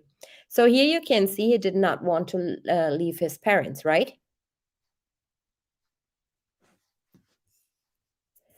6:45, 2 minutes later, Shanann replied, We effing leave tomorrow. I need help. Shanann told Watts she was on her way to pick him up. Apparently, after some cajoling, Watts advised his father has agreed to drive him to her location. And we gotta say this to this. Ronnie Watts is not a bad father for not driving him, but there was a massive storm outside, thunderstorm, and he just did not feel safe driving in that weather. So at 8:41, Watts took photographs of various images inside his parents' home, verified through metadata coordinates, and then they give the address. I blacked that out. They included this family portrait. So what is Chris doing here? What do you guys think he's doing here? Having a recollection of his childhood, right? Of his parents' house. What he did there with his parents back in the days. Taking pictures, right? So, according to author John Glatt, who spent 18 months talking to family and friends of Chris Watts and Shanann, when Shanann and Chris arrived back at Shanann's parents' house, they went outside on the porch to talk. Shanann wanted to know what Chris's parents had said about her, but Chris didn't reply to her question. She tried to hug him, but he turned around and walked away. 9:39, Shanann told Watts, I was trying to get you effing hug me. Make me feel safe. This is much deeper than a lack of conversation. Make me feel like everything is going to be okay. Watts replied, It will be okay. This will all get fixed. Shanann responded, No, I don't need words, damn it. You just told me you don't want this baby. Watts replied to this, I'm scared, okay? You wanted the truth, and I told you how I felt. Shanann replied, You hold me after that conversation. You hold me. If you want this to effing last, you make me feel safe after that bomb. Don't you get it? Shanann added, How many times do I have to ask you to hold me? You hate me so much? Hate me that much? Watts eventually replied, I don't hate you. I will fix this. It will be better. Shanann noted. You didn't answer me and added, I'm begging you to hold me and you still can't. Watts replied, I don't know where my head is at. I will fix it though. Then he's not fixing anything. He's calling Kessinger for 1 minute. At 10:16, Shanann wrote, This isn't the only thing. This doesn't get in your head all screwed up. Something changed in the last 5 weeks. Something you won't say. So 20 minutes later, he calls her again and they talk for 50 minutes. At 10:33, Shanann continued, All of these asking for you to talk to me. You falling asleep at 7 or 8. Don't tell me it's me. It's not communication. You're not telling me something. Added to this message were assorted screenshots from Shanann's phone of previous text messages with Watts, in which he offered excuses for not calling. Most have been featured in this review, none were found in Watts' phone. According to Chris's family and friends, Chris was telling his parents that he was going to separate from Shanann. He did not want that, quote unquote, big ass house and having money problems all the time. He told them he changed his shifts at Anadarko so he would be able to see his children. He was excited to take the girls out to places he was never able to take them before. He further told them that he was looking for a two-bedroom apartment with bunk beds for the girls. Friends and family who were present at the Watts house that night further stated that they observed Chris Watts on the phone texting to someone quite a lot. That is true. Chris also left a letter at his parents' house that was later completely ignored by Dork, stating, I don't know anything about a letter.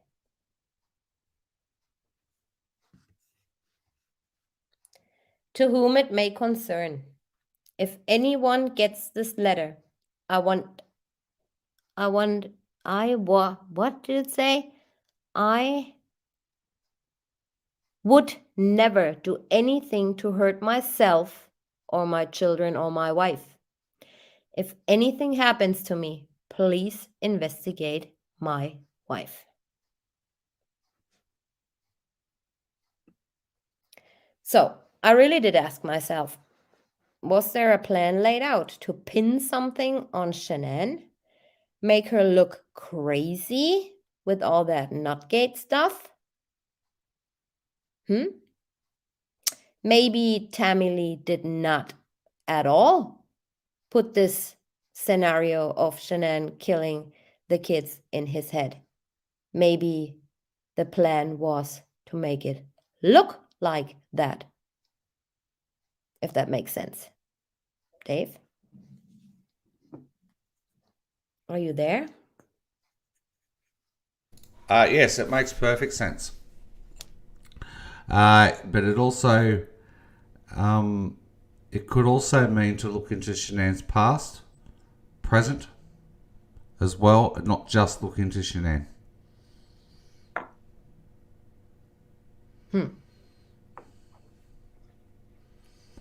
I mean, it Not would just fit if we Shanann. suggest some sort of kidnapping, Correct. and the only one to never be found was Shanann. Highly probable. I think you're on the right path, Tanya. August the 7th at 5:17. Shanann told Addie Maloney, Chris told me last night he's scared to death about this third baby and he's happy with just Bella and Celeste and doesn't want another baby. Addie confronted Shanann, telling her Watts is just scared and everything will be fine once the baby is born. Shanann replied, he has changed. I don't know who he is. Addie asked what she means, and Shanann replied, he hasn't touched me all week, kissed me, talked to me, except for when I'm trying to figure out what's wrong. He's been distant since I left. Later in their conversation, Shanann told Eddie, I told him last night I don't feel safe with him after what he said about the baby. And if he loves me, he would hold me and tell me it will be okay. Give me something, and he did nothing but go to bed. Of course, he had to go to bed because he wanted to call Kessinger. Madame calls Jimbo. 4:26, Shanann told Watts, something else is wrong that you're not saying because lack of communication doesn't cause you to not be present or touch me or love me. Besides, the lack of communication hasn't been with me in 6 weeks. This effing sucks. I really don't want to leave here. Madam is calling somebody. 5:10. Watts received a calendar alert for their flights. At 10:58, Watts' work phone reconnected with a Netgear 27 router, likely the router in their home. Well, not likely. It is the router in their home, Mr. Technician.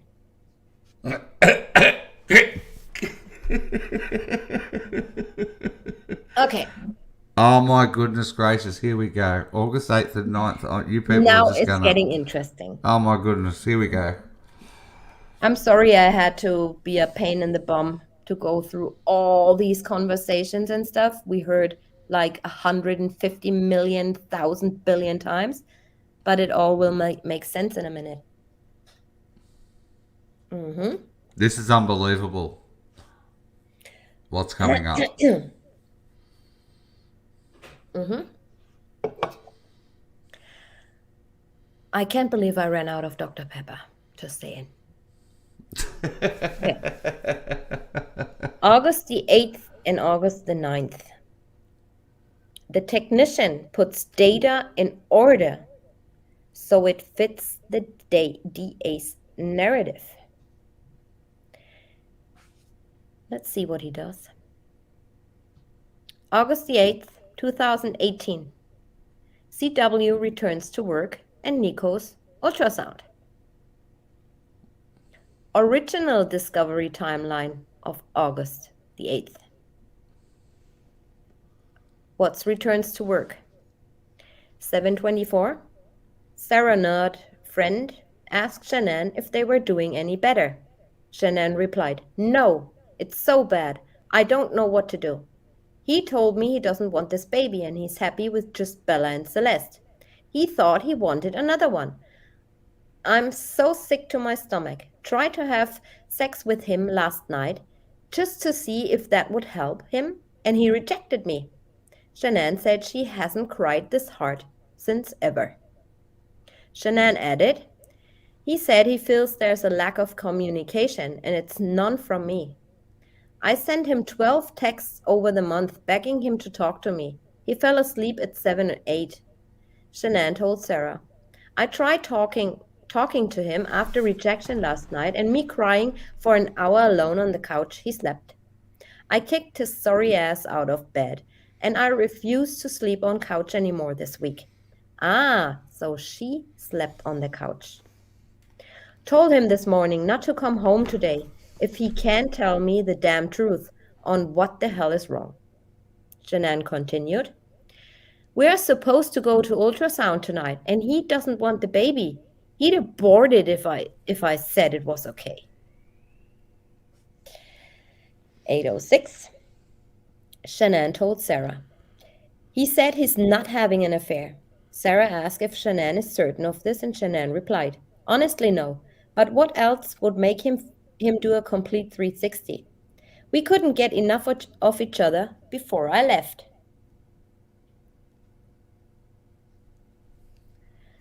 8:52.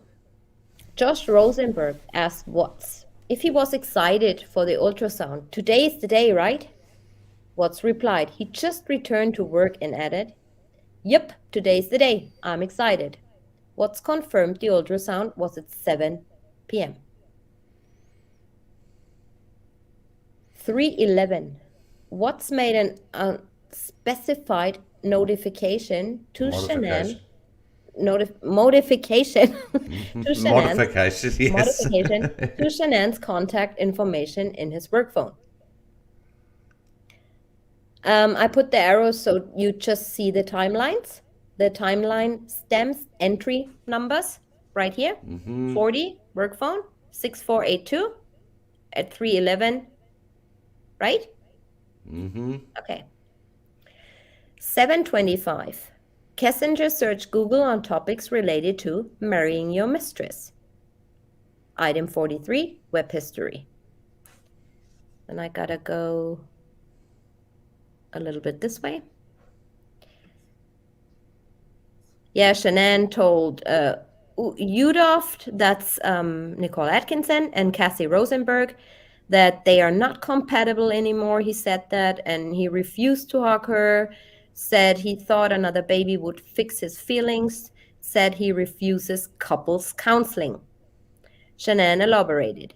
He said he had a lot of time to think about his feelings. Shanann added, he says he's going to work it out, but she doesn't know when he won't agree, why he When he won't agree to counseling, her friends offered support and suggestions to work this out.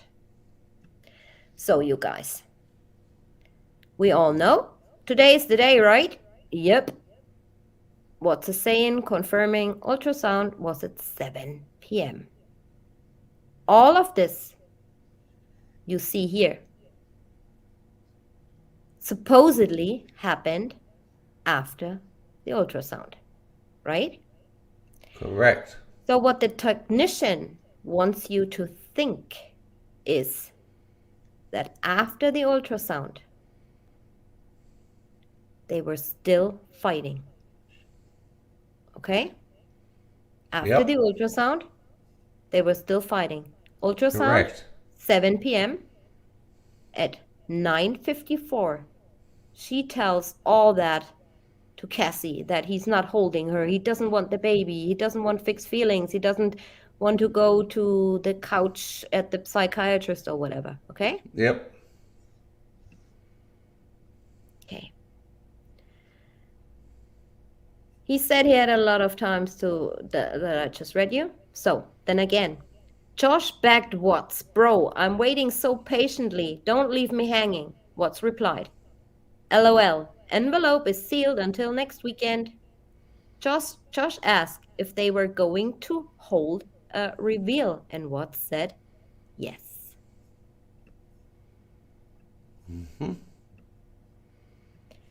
Then at 10:19, Shanann told Atkinson and Cassie, "I will fight for full custody."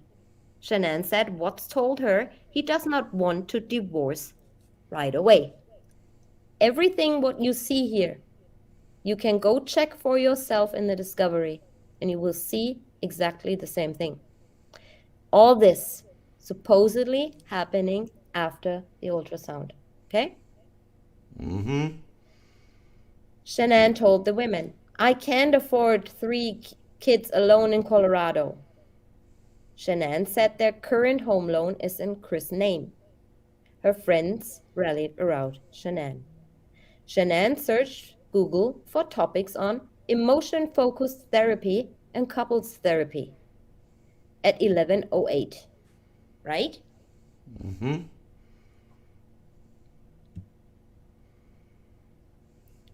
Look at the entry numbers. Item 40, 6482. Item 41, 7259. Item 42, 151379. August the 9th, 2018. Shanann left for Arizona. Chris took day off. Work. Not. Major technician mistake. Let's just do copy and paste 2 days in a row, shall we? Mm-hmm. So, the original discovery of the timeline, August the 9th.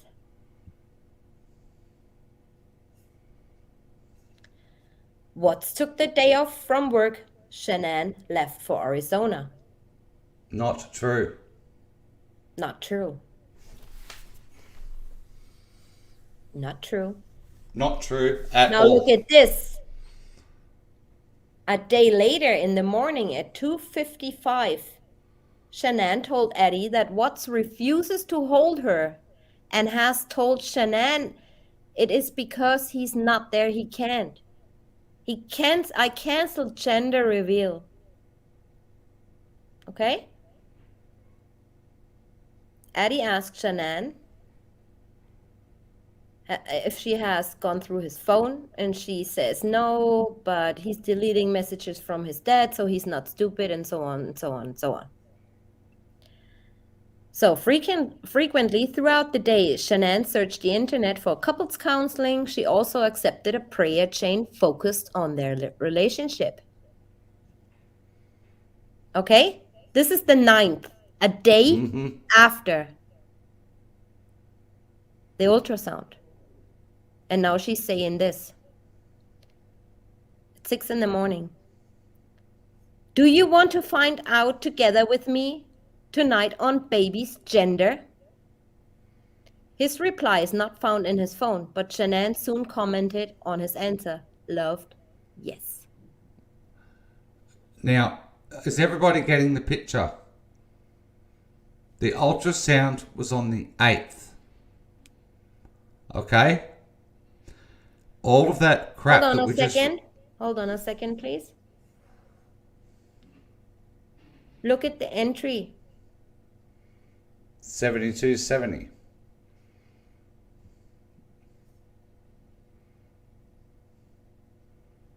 Mm-hmm. Correct. It's all wrong. A day after. A day after.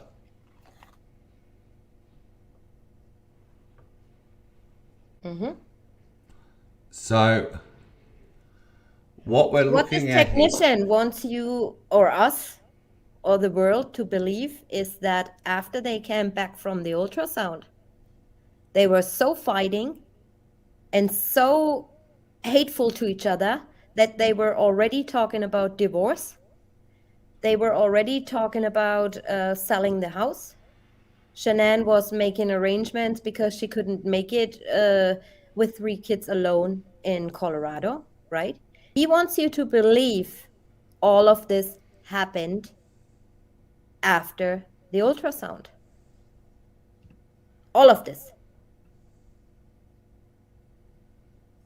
This is fraud. This is fraudulent activity, in my opinion, to absolutely throw everybody. Mm-hmm. Of course you get that picture. Oh my God.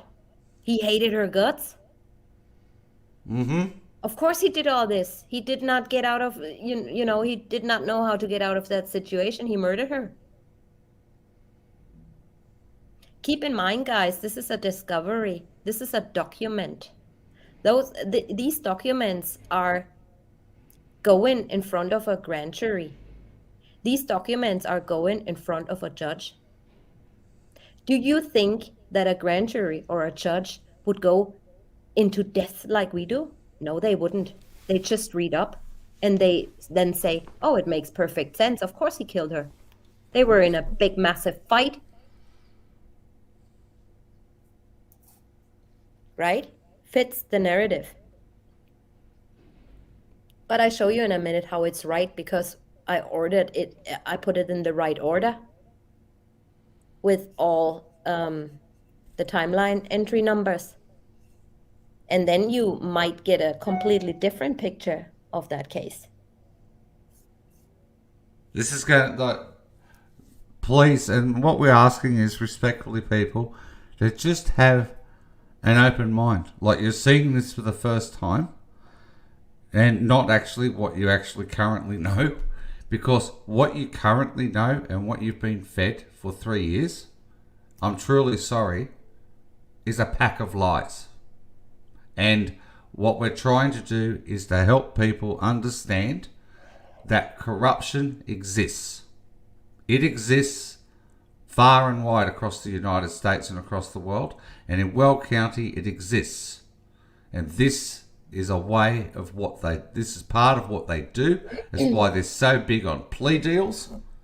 They're huge. One of the biggest, most popular states in the United States for plea agreements is in Colorado. This is despicable. This went before a judge. These documents went before a judge. Yeah. It is disgusting. You gotta keep in mind, guys, people get sentenced to death on documents like this, where they fraudulently try to prove premeditation, right? And I'm gonna show you something else in a second. You all remember this, right? Sorry, somebody just please block Moxie, man. I've had enough. I'm sorry. All right, anyway, keep going, please. Everybody remembers this, right? Everybody remembers this picture of the doll wrapped, right? Who could forget that picture? Nobody, ever. So, We're still on, what date are we on? We're on the 9th. 11:44. This image was taken by Watt's phone, which he sent to Shanann. She replied, "Don't know what to think about this." And I want you all to burn that image number into your brain. 7836. 7836. They You were guys are trying. going to get your socks completely blown off if you have any left on.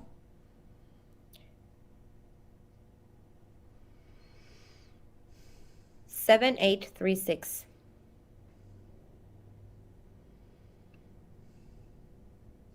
That's another one she sends to Sarah Nudd. That's her letter to Chris. Okay? Just for comparison.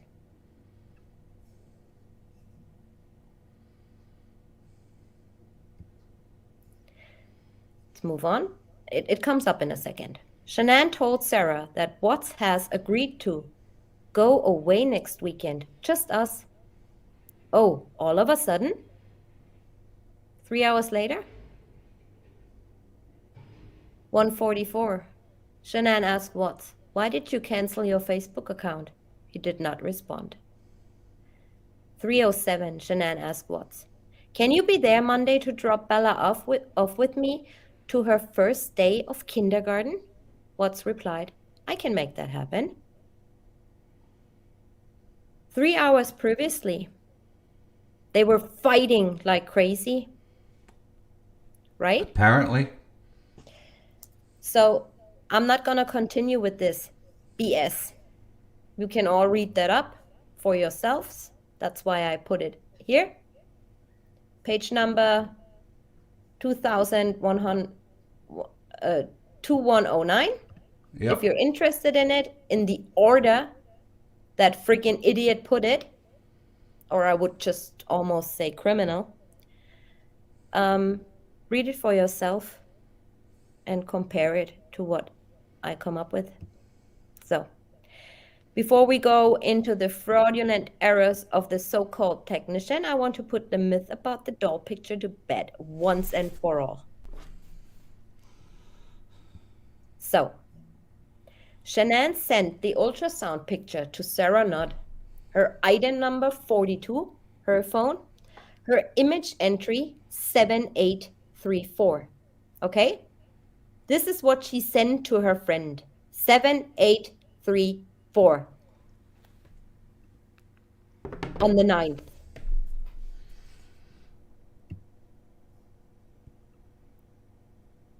An hour later, she posts this on Facebook. At 11:46, August the 9th. I don't know what to think about this.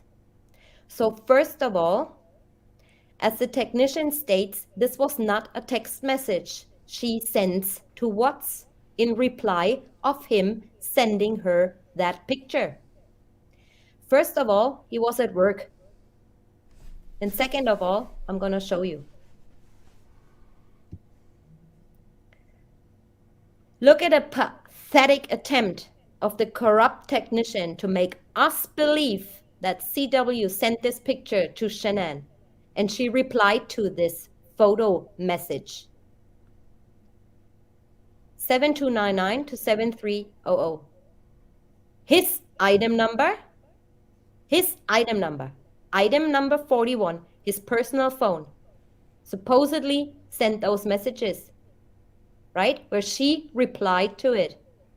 Him outgoing, sending this picture, 7299, her replying, "Don't know what to think about this," is timeline number 7300. Yeah. She wasn't replying to anything. Her image entry. It's her image entry. 7836.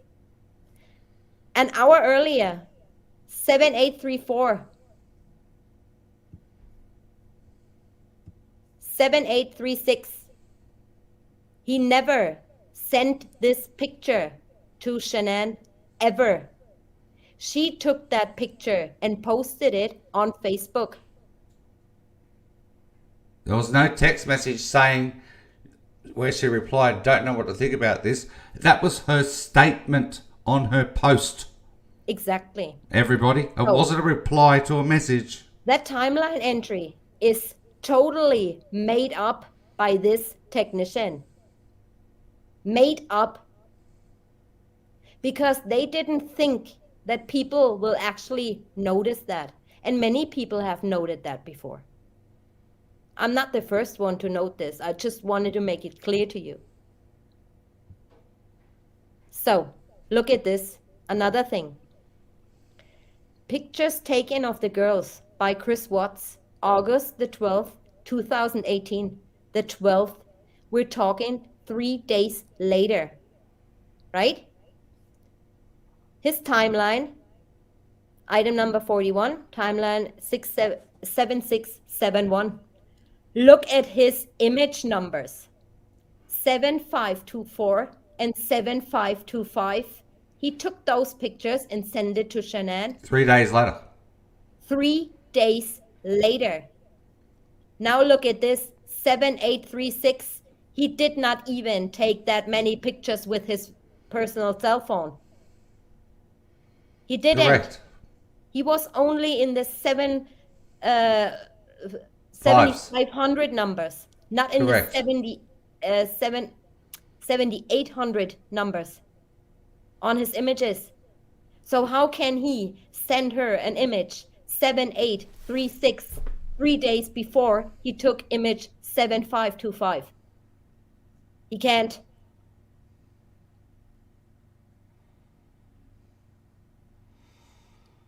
Impossible. She took that picture. She posted it on Facebook. And what they were trying to do is make you believe he did that in premeditation of her murder. But that was actually a total coincidence. Because she was playing with her girls. And they made fun. They made fun all the time. And she posted that stuff on Facebook, right? This is Yep. what they doing to you. And people out there, there are many, many people and many skeptics, thinking,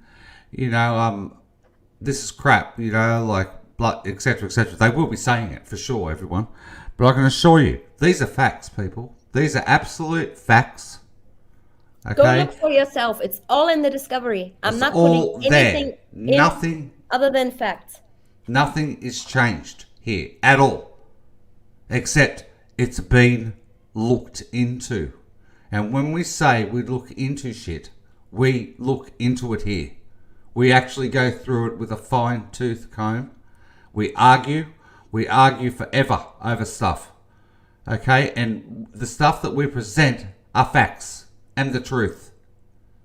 And I've got to take my hat off to Tanya yet again for doing this outstanding work. This is unbelievable, and she has proven the entire timeline for the deaths that is in the discovery that would be treated as evidence is a fraud. It's a fraud. I'm not the first one discovering this, but I knew that for a while. But I never, I did previously mention it in one of my other live streams, but I was listening to people a little bit, what their opinions were. And I was like, okay, today I'm gonna do this because this is not right. It's not right. They are saying he did this. They are trying to make you believe they fought like crazy after that ultrasound appointment, to the point where they were about to sell the house and get a divorce and everything, to the point where she told her friends, I cannot do it with 3 kids in Colorado. Then this picture comes up. It's all made up. The timeline order is made up for you to believe this was premeditated.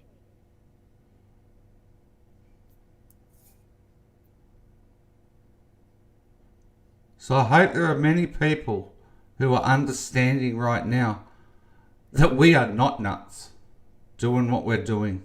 This is absolute facts that we're delivering to you. And it's so important that the right people see this and understand this. Okay? It is disgusting what has actually happened. And here on his work phone, he wasn't because some Karens out there, they saying, oh, he could have taken it with his work phone. No, because he only had 1,412 pictures taken ever on the 13th.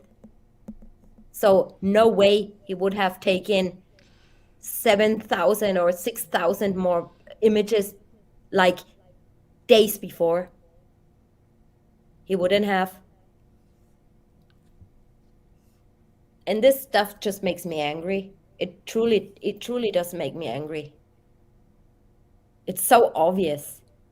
Chris Watts could never, ever have sent the image because Chris was at work. So he actually couldn't have taken the photo. He was actually at work. Even if he had Shanann's phone, he was actually physically at work. So he couldn't have actually taken that photo. Stephanie, nobody is saying that he is innocent in this. And we're not trying to make anyone believe in his innocence at all. What I'm doing is showing you that this so-called technician put everything in order for you to believe, or for the people who are seeing this evidence document, a judge, like way more important people than we are. And they would make their conclusion and probably their sentencing based on that bullcrap.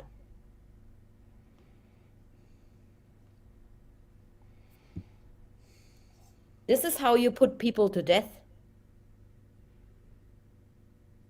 And I truly hope, if this guy ever is watching my videos, I hope that you will never, ever, ever be hired if this happens to one of my loved ones or your loved ones. Because what you just saw is a mix between August 7th, August 8th, and August 9th, copy and paste, or an agenda for the dirty DA. Now look at this. Go, guys, look for yourselves. August the 9th is exactly the same he puts for August the 10th. Watts took the day off from work and Shanann left for Arizona. August the 10th. Watts took the day off from work and Shanann left for Arizona. Copy and paste, everyone.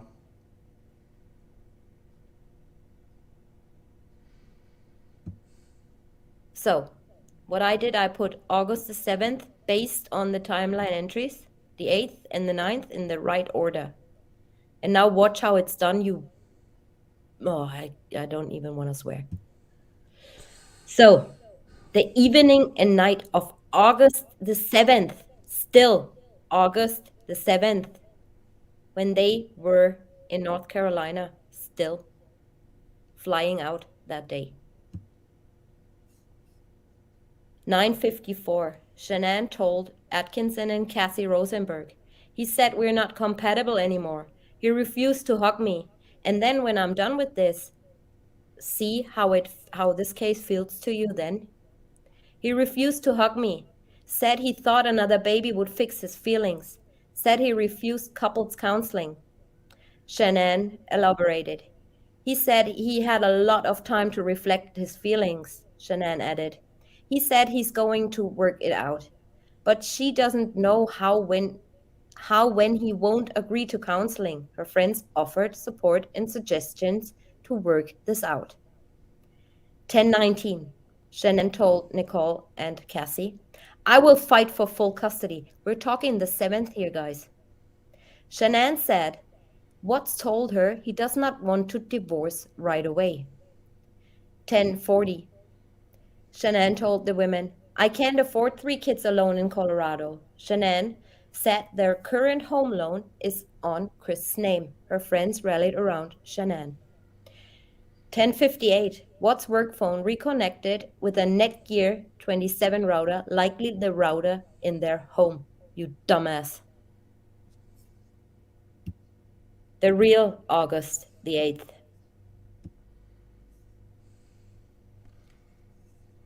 2:54 in the morning. Shanann told Eddie that Watts refuses to hold her and has told Shanann it is because he's not there he can't. Shanann told Eddie, I canceled gender reveal. Nikki is going to tell me today. I need happy news right now. I said to him, how is this a few months? How is this a few months? We were so intimate and what I thought in love. Intimidated. Yeah, when I left. He said he had a lot of time to think. Eddie asked Shanann, has Eddie asked if Shanann has gone through Watt's phone, asking if he was having an affair. Shanann replied, I did, he denied. No, I didn't look. He's deleting messages from his dad. I'm sure he's not that stupid. Eddie noted none of this makes sense. It's not Chris.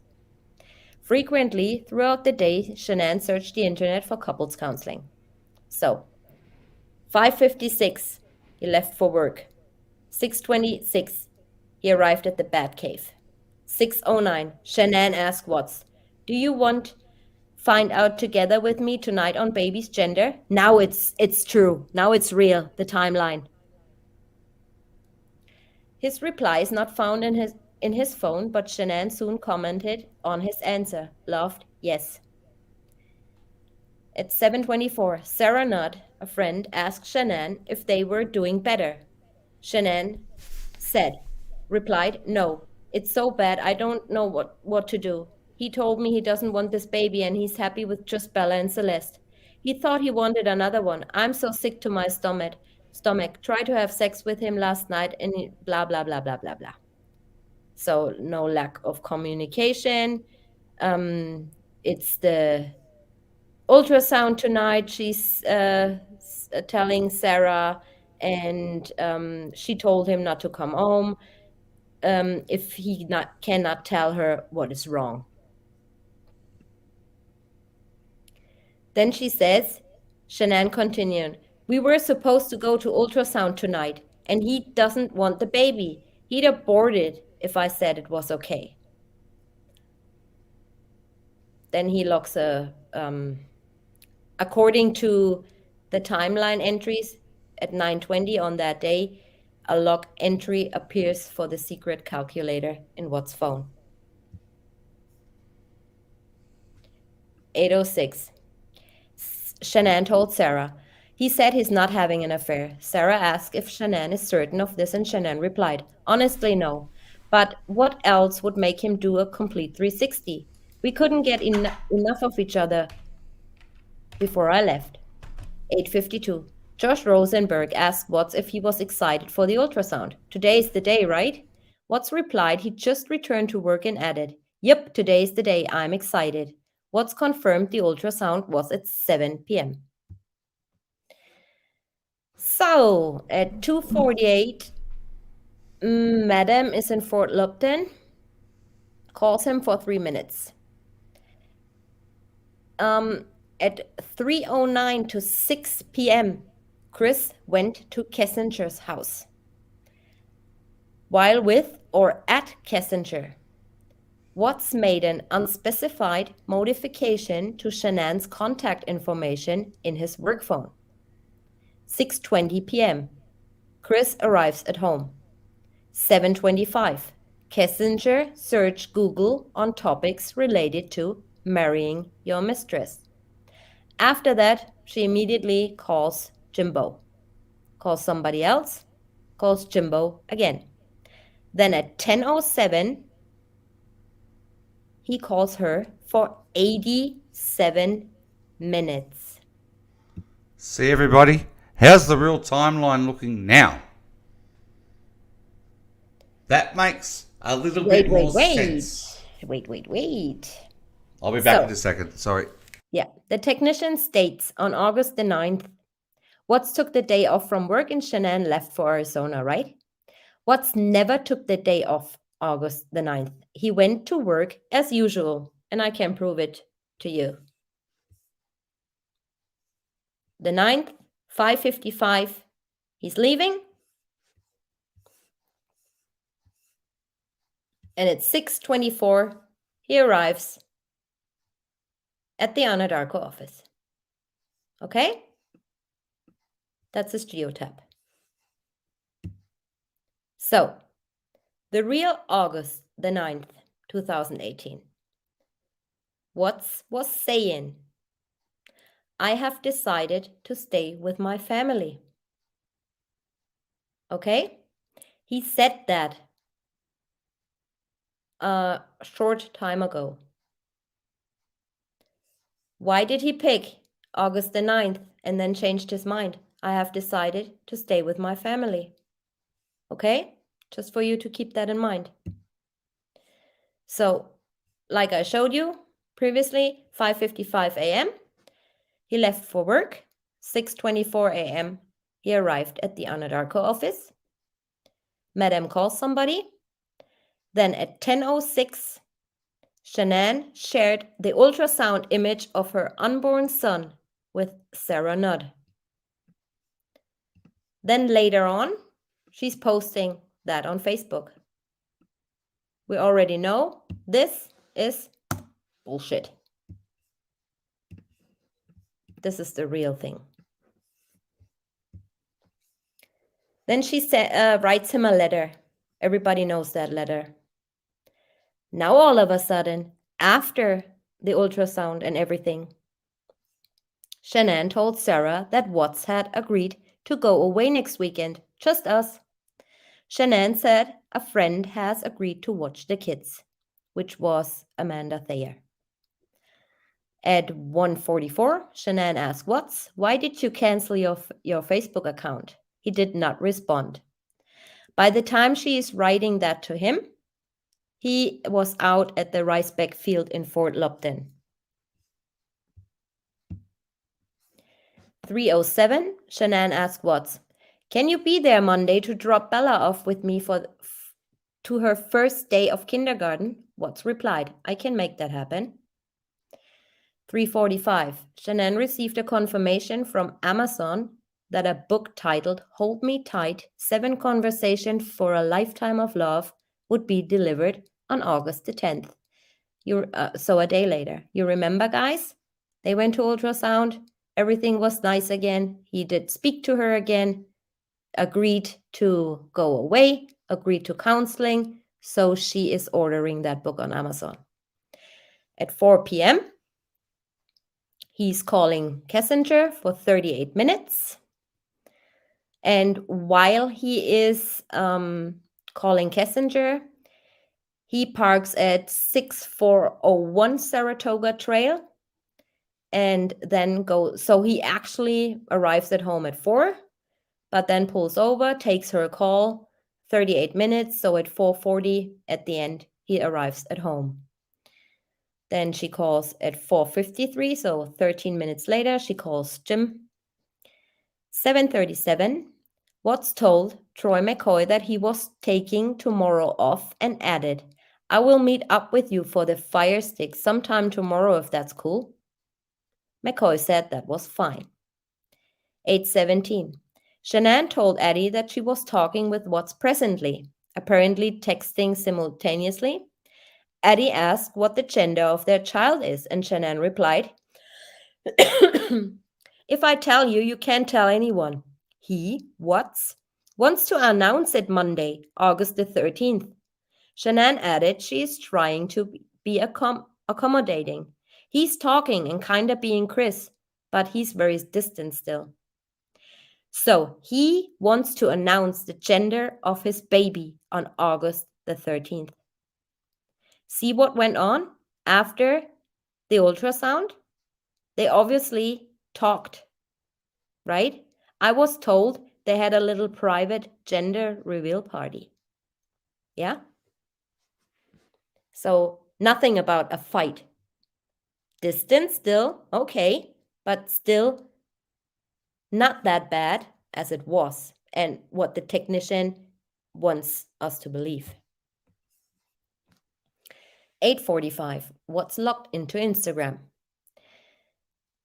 9:07. What searched Google for prices on Audi Q7? At 9:12, Shanann told Udolf, so that's Nicole Atkinson, and Cassie, Chris wants to move to Brighton. Shanann announced their son will be named Nico Lee Watts with a K. Shanann cautioned they were not going to tell anyone the name until Monday and to keep this a secret. Shanann told the women the conversation she had with Watts this evening has been the best talk yet. See what's going on, you guys? At 9:50 p.m., he calls Kessinger for 18 minutes. At 10:15 p.m., he calls her again for 43 minutes. And now, you guys, do you remember what I told you at the start? That they were not sleeping in the same room? That he was sleeping in the basement, right?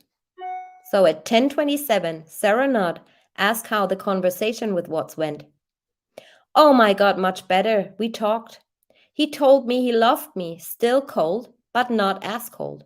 He even kissed me before going to sleep in basement, which is second kiss before since picking him up from the airport. So, if he always sleeps in the basement, right? Why wouldn't he sleep in the basement from the 12th to the 13th? Just a legit question, right? Shanann added, I want to tell you gender, but you have to keep it a secret. He wants to wait till I'm back to tell everyone, so Monday. Shanann said, he agreed to counseling. Shanann said Watts agreed to read the book I ordered coming tomorrow and write me a letter expressing. Shanann said, we're going away next weekend, just us. 11. Watts transferred images of Kessinger, some nude, semi-nude selfies, into his secret calculator application. The Fire Stick. Just give me 1 second, you guys.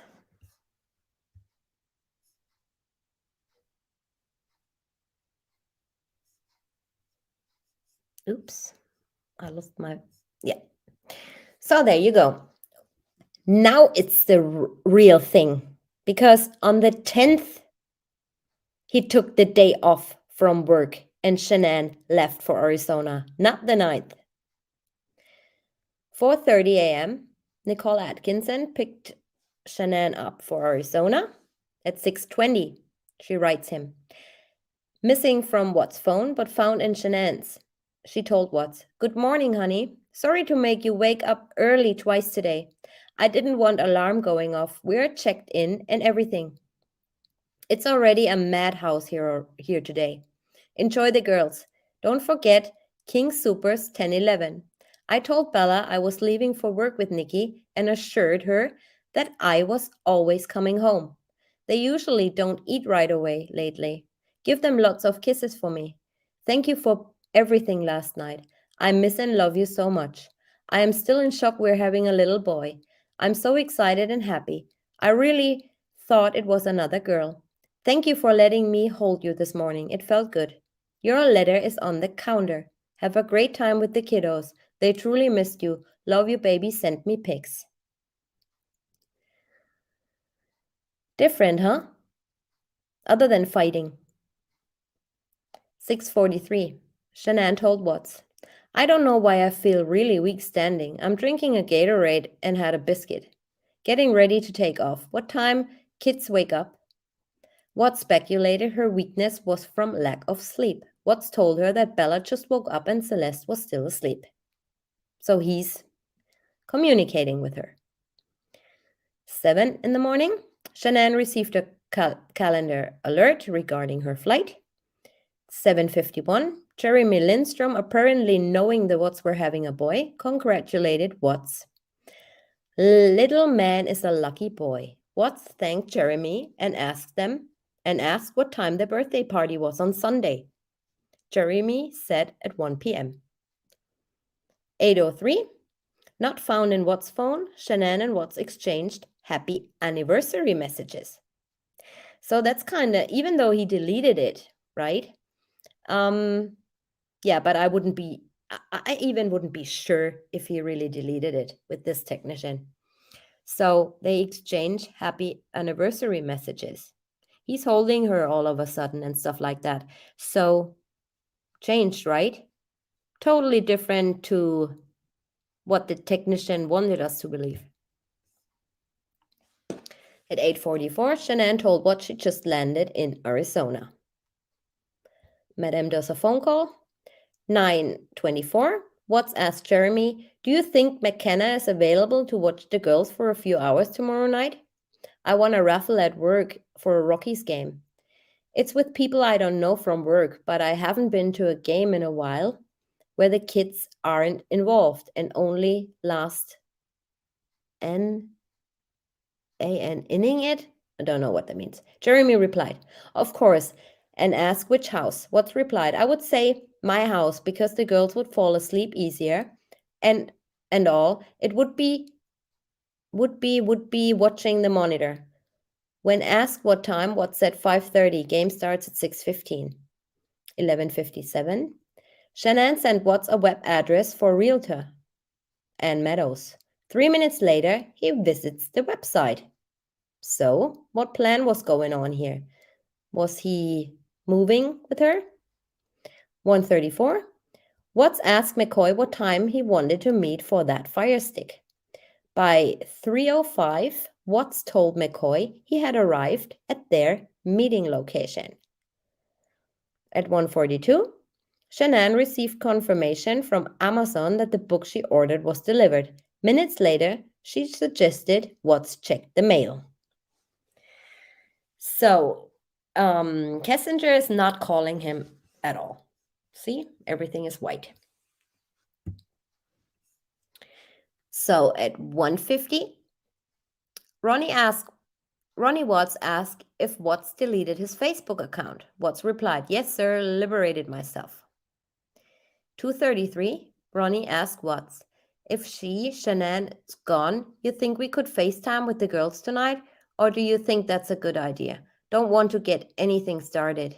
Watts replied that he feared Bella would tell Shanann. Ronnie responded, That's what I'm afraid of. If she finds out, she would probably have a fit. Don't want to make things worse." Watts agreed. Well, obviously, after what happened in North Carolina. So this is the messages Troy McCoy and Chris Watts right here. What time you want to meet up for the fire stick? Whenever, buddy. What area are you going to be close to when you leave? 44. I will start heading that way now. When you leave, call me so I know where at. Here, parked next to the orange 5.0 Mustang.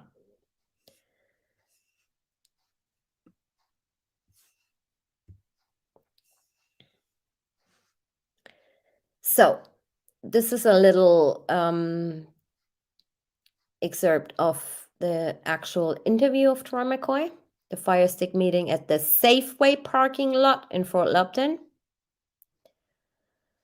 On Friday, August the 17th, FBI Special Agent Philip Jones and I contacted Troy McCoy and asked him if he would be willing to speak to us again about his relationship with Chris Watts and any other information he had about this case. McCoy agreed to meet with us and voluntarily came to the Anadarko headquarters located at 501 North Division Boulevard in Platteville. An initial interview was conducted with McCoy on August the 15th, but new information had been discovered and a second interview was needed. Well, that's because McCoy lied or did not say that he was actually at Serby 319 on the Tuesday morning when that water truck guy saw him. So McCoy told us the following. McCoy said he saw Watts on Friday, August the 10th. McCoy said Watts told him that Watts took Friday off work to take his wife Shanann to the airport for her business trip to Arizona. Well, this is a lie because we know that NA picked her up. McCoy said he met Watts in the Safeway parking lot in Fort Lupton about 3:05 p.m. to receive Watts' Amazon Fire Stick for his television. McCoy said Watts showed up driving Shanann's white Lexus Sport. McCoy said he was able to see Bella and Celeste in the backseat of the SUV. McCoy said he could see both girls were buckled into their car seats. McCoy said he waved to Bella and Celeste and he could hear them laughing. McCoy said he knows Bella and Celeste from past contacts with the Watts family. He's not lying, that's true. So, also, Watts hands over the fire stick to McCoy. Okay? He never got it back. Just saying. McCoy said as he was talking to Watts in the Safeway parking lot, McCoy received a phone call from Cody Roberts, another Anadarko employee. Roberts told McCoy there was a leak in the bypass line on the oil well at Survey 319. McCoy said this leak was small enough that it could wait until Monday to be fixed.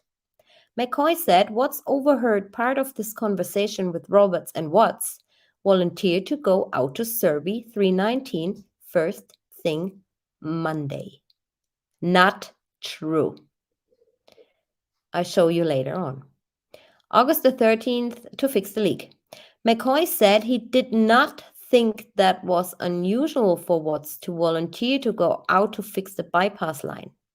McCoy said he did not see or have any contact with Watts again until Monday, August the 13th, about mid-morning at the Survey 319 site.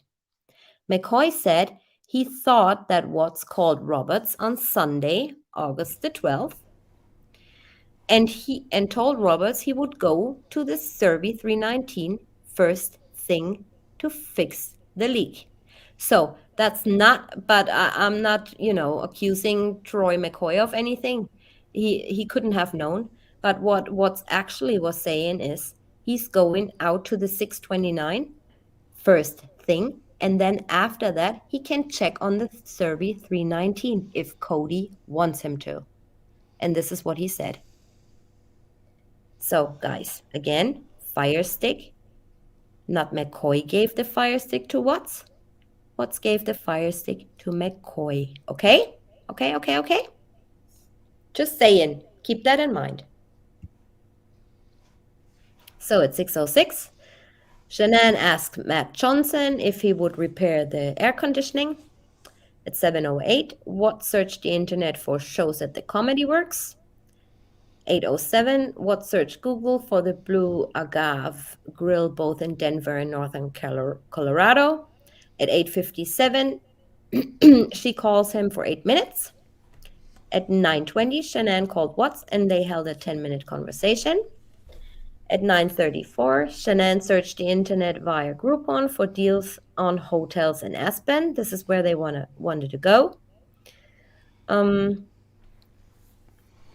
At 9:53, Shanann asked Watts, if you're up to it, can you put Bella's seat back in the Lexus? She's begging for it. I don't know why a child would beg for a child seat. I never understood that. Watts said he will knock it out. Then at 10:57, Watts transferred a video of Kessinger thanking him for their trip to the Great Sand Dunes I just read to you previously.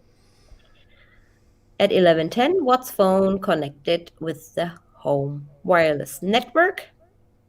And Just then want to quickly add, we did confirm there were actually yeah, you take over for a second. I get me a drink. No worries. I just want to confirm, we've done our research. There were 2 Rockies games. Everybody, there was a Rockies game on Friday, and there was a Rockies game on Saturday, both held at a place called Coors Field in Colorado, somewhere, wherever that is. And so there were 2 games. So it looks like NK went to a Rockies game on the Friday, evening, and Chris was supposedly going to one on the Saturday as well. They were playing somebody from Los Angeles or something. Yeah, both games were held over 2 days, the 10th and the 11th of August 2018.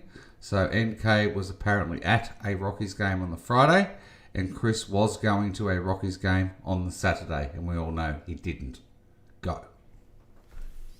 Right. So that's sorted. So August the 11th, the lazy dog. Did you know by any chance when this Rockies game started, Dave? 6:15 roughly. Okay. So the lazy dog day.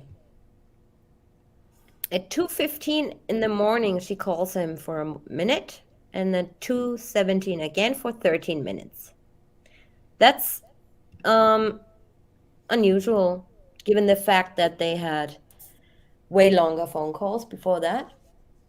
7:02, Shanann sent a message to Watts. Good morning, baby.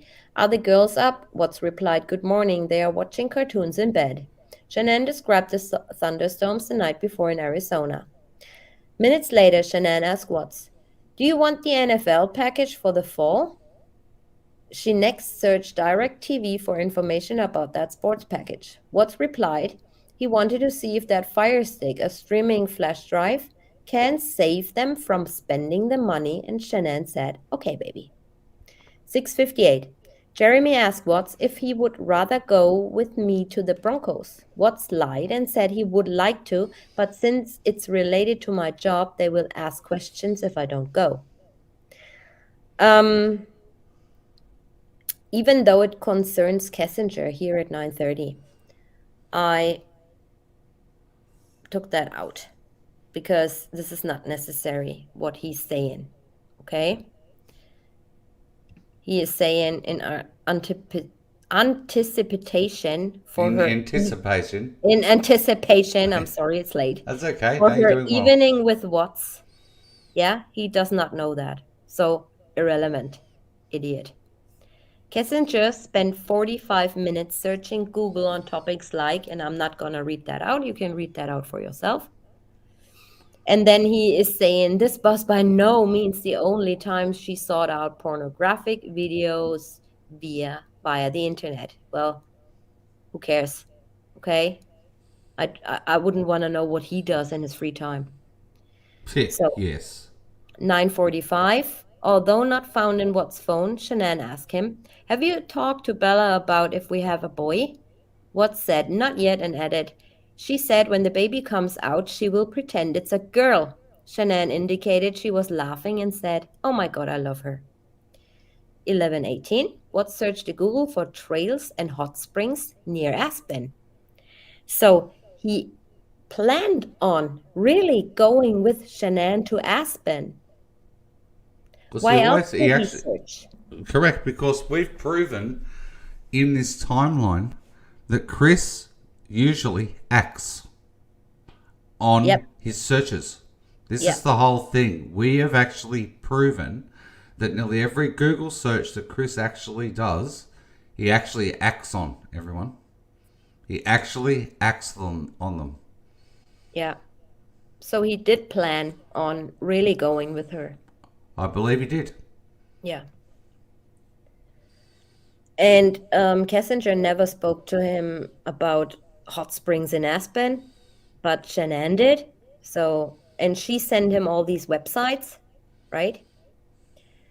So at 12:30, Watts told Shanann, Jen McKenna and Kylie coming to watch the girls for a few hours while I go to that Rockies game. Shanann asked him to ensure they don't feed Celeste anything she can't eat. She also asked Watts, will you lock my office? Watts replied, definitely. Well, I mean, if you have, stranger persons or a babysitter, I mean, why not locking your office? I don't think that's anything strange. You just do that. I mean, you don't leave your money and credit card out there when you have a babysitter over either, so... At 1:49, Watts searched Google for Toyota dealerships nearby. Then at 1:51, she calls Jim. 2:10, she calls Watts, and then somebody else. At 4:02, Shanann asked what time Watts was leaving for the game. He replied between 4:30 and 5. 4:34, Watts called a local Papa John's pizza store. That's where the girls, that was for the girls to have pizza. At 5:59, Shanann asked McKenna, "Hey love, this is Shanann. How are the girls?" McKenna replied, "They are doing great." Cece ate 3 slices of pizza. Shanann thanked McKenna for watching the girls and asked if she needs anything, just ask. And there was another personal bullshit information we don't need because we don't know this family and he doesn't know this family, right? So he couldn't know that. In contrast, Watts never checked in with McKenna to see how the girls were doing or whether McKenna needed anything. So Irrelevant. it's just going with his narrative, everyone, of Yep, premeditation. that's That's why I all he's took it doing, out. saying he doesn't care about the kids. Mm-hmm. Okay, well, we've actually shown you that this technician has no idea what he's actually doing. We've proven it today, well and truly. Yeah. So his comments are not, he's not an expert. Mm-hmm. He is not an expert. He is a technician. His comments are irrelevant. Yeah, well, he wants to prove premeditation and how much he Correct. hated Shanann and the girls and, Correct. not taking care of anybody. But we now know, as I put it in order, they were, well, he was still seeing Kessinger, obviously. But I think he was in his head, he was deciding for his family, but, couldn't get out of the situation somehow. This is what I think at this very moment. So at 6:33, Watt searched Google for lazy dog on the 120th Avenue. And that's the one. Mm-hmm. Watt searched Google for restaurants near the 120th Avenue to include Rusty Bucket. So he is searching for the lazy dog, but not purposely for the lazy dog. He is searching for other restaurants on the 120th, not Yep. specifically for that lazy dog. So Yep. CW ran out of money on his gift cards now that we know, so he paid with his credit card because obviously he wouldn't want to look stupid, or like he stated, he couldn't have asked her to pay because he knew his his gift cards were empty, right? So what did he do? He paid with his credit card. He doesn't want to look stupid in front of Kessinger. Not like people say, oh, he wanted to show Shanann that he had an affair. That's bullshit. So, 7:20, Shanann asked McKenna if the girls went to bed yet. McKenna replied they're still awake, they're watching TV. At 9:12, Shanann searched Google for the score of the Rockies game as well as what Rockies game gets over. So she has her slight control issue here again. I'm sure Chris is Googling the same thing. Yeah, obviously. So at 10 p.m., McKenna's mom arrived at the Watts house to pick up her daughter. She later states that she was waiting in her car on the driveway and did not enter the house. Same time, Watts told Jeremy that he would be home in 20 minutes. At 10:04, having concluded her evening thrice with Watts, Kessinger searched the internet on topics like Chris Watts, Shanann Watts, and Ronnie Watts, and Saratoga Trail. So, as I stated before, you can see in her searches what their conversation must have been about, right? Keep that in mind. So he was talking, obviously, about Shanann, his father, and Saratoga Trail while meeting with her. At Correct. 10:15, Shanann called Watts and held a 3-minute conversation. And here you see him getting some money for McKenna at 10:21, 40 seconds p.m. Then at 10:19, Shanann searched Google and the internet for the lazy dog menu and bar find a location. How she come to learn so quickly of what's dinner expense is not reflected in the phone, but I suspect an alert from their bank or credit company. I left that in even though it's a personal observation, but I think that's credible because many people get alerts when their credit card is used, right? So I left that in. 10:28, Watts called Shanann and held a 3-minute conversation. Immediately afterwards, she sent Watts a message. Oh, save your receipt so we can write it off. So obviously, he told her what he told her, that he took out the guys for a few beers and he paid and whatever. So then at 10:51, she calls him for 51 minutes when he's at home. Kissinger later stated in her interview that they were talking about apartments and she again offered help to find one. But Chris Watts was less And that's right. enthusiastic. Chris Watts was less enthusiastic about finding an apartment. Had Chris Watts changed his mind, I decided to stay with my family. Had he? Is that what he's gone and done, everyone? Did he change his mind at the Lazy Dog and say, I'm out, and I'm not going to be part of whatever this elaborate plan is? And is this why NK is looking up Ronnie, Shanann, and Chris? Yeah, this included those searches. We don't know who else she Correct. searched for, Correct. right? Or what else? Or what else other address? So if she even says that he was less enthusiastic about it. So then, yeah, still with a grain of salt. Yeah, just a side note. Nate's camera detected motion Saturday, August the 11th at 11:20 and 11:43. These are the screenshots of his camera. Just so you know. On August the 12th, the router logs we have finally. I mean, they have the router logs from July, all July, and June and August, but we First week of only, August. yes, but we They have the only router have, logs for the 10th. yeah, we only have from the 12th. They also have all the Vivint logs we never saw, ever. Correct. So then, just a normal timeline. Nothing I found that is suspicious or where I have to rip him a new one. So yeah, just the normal stuff. 7:32, not found in Watt's phone. Shanann sent him a message. Good morning, baby, love you. Then Shanann told Eddie, I got a lot of work to do today and this week. And now you see a little bit of change. Shanann obviously is way happier. I got a lot of work to do today and this week. Next weekend, I'm gonna go Mia while away with Chris in Aspen. Shanann asked how the girls were. Watts said, they were good and drinking a shake. Shanann replied, miss you guys. Give them kisses for me. Watts said he would, and Shanann told him to have a great day. Then at 8:11, Josh asked Watts if he was truly all right with Josh and his family staying with the Watts family when they move. Watts said, that was cool, man.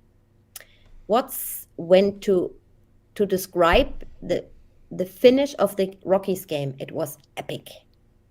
At 8:35, Shanann told Eddie, I need to do better with my calendar. I don't block out family time. I fill in family time. He, Watts, said to me last night it has nothing to do with business though. Eddie said she thought this could have been the issue and insisted Shanann make more time for the family. Shanann replied, no, I agree. No, I think it's itty-bitty things. I sometimes can be bitchy, and he gets that side of me. I know I tend to make him feel like he isn't able to do things because I have control issues. He said the other night that he wishes I'd just let him hang a picture. Oh, Then at 9, Shanann's calendar had entry titled Talk. Same for him, by the way.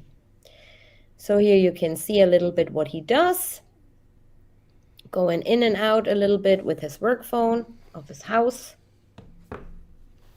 Then at 9:04, Shanann continued to Eddie. I'm going to read this to you guys because it's important to see how happy Shanann actually was with him again. You know, Can they you were working things out. make it a little bit bigger, please, just so Yes, of we course. can all sort of help you read it along with you, sort of thing. Thank you. Shanann continued to Eddie. I always have, but he also never calls me out. He never fights me, just goes with the flow. He and I know I like things done a certain way, but I never thought about how that may make him feel as a man. I don't even know if that's is what's bothering him. He still hasn't said.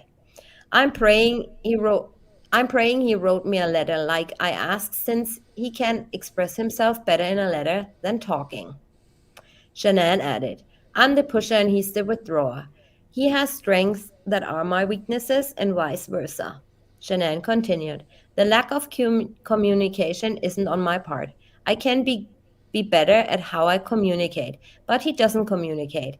I say things sometimes just to get him to react in any way since he doesn't react, and that's not good. It's not even all the time. 99% of the time, we're perfectly fine. And we have never ever fought. Literally over anything serious. I have fought with him over stupid shit like not doing something I asked in a timely manner. Shanann said, I did belittle him without realizing it with his parents. Told him he needed to find his balls and protect his family. Shanann said Watts is submissive when his parents are involved. Eddie said that is Watts' disposition and added he would kill for you.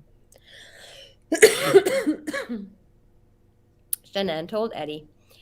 Told him in a letter I would for him and there has to be mutual respect.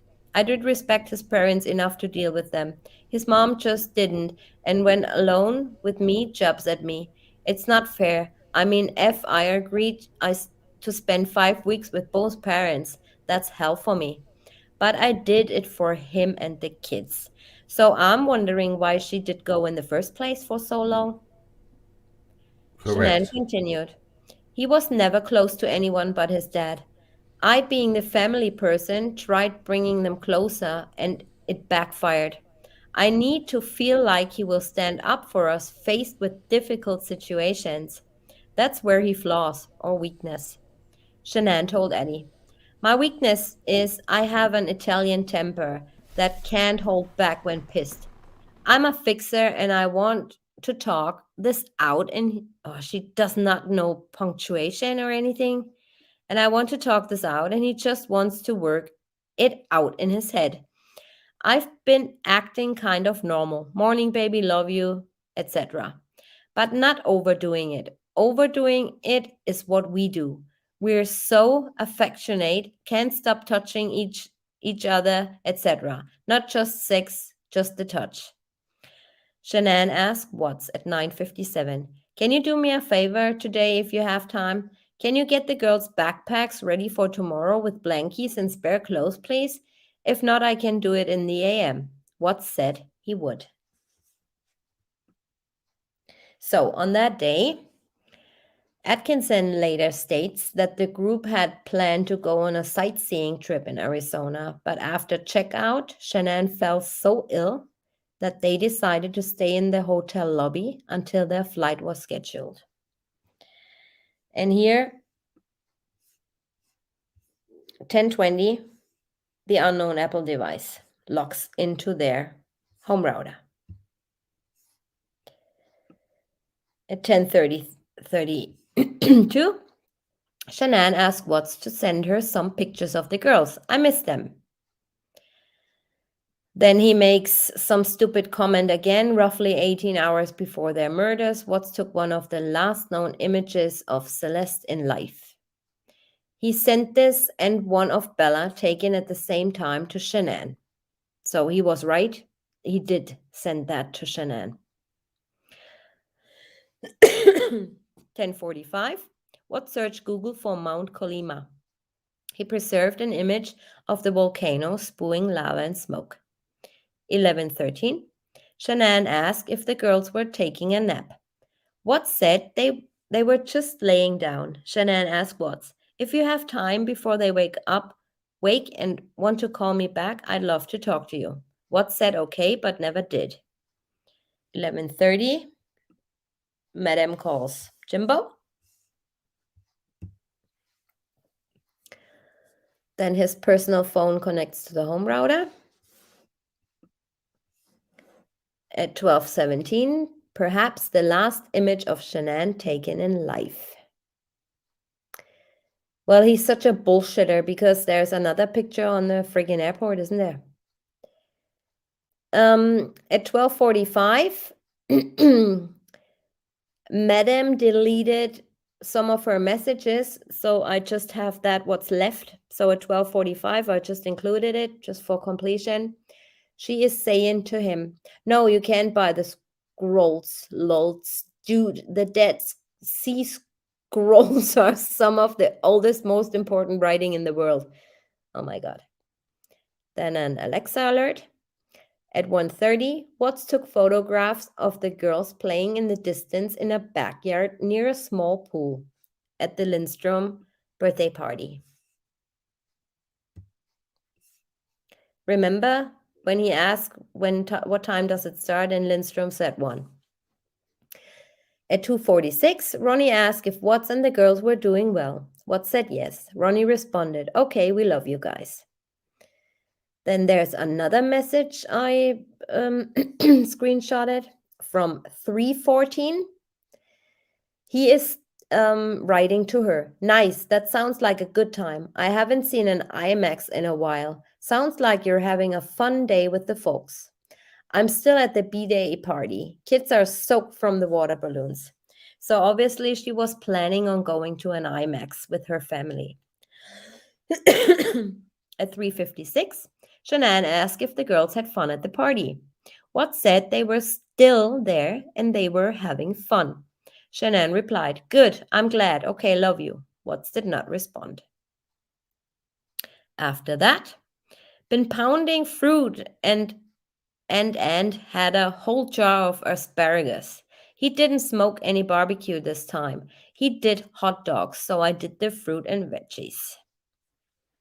Then the Vivint has a synchronization going on. These are not Vivint alerts. The stuff that's showing up in his router logs, guys, it's not Vivint alerts. Vivint runs on a different program. So the law enforcement would have his Vivint alerts, but we don't.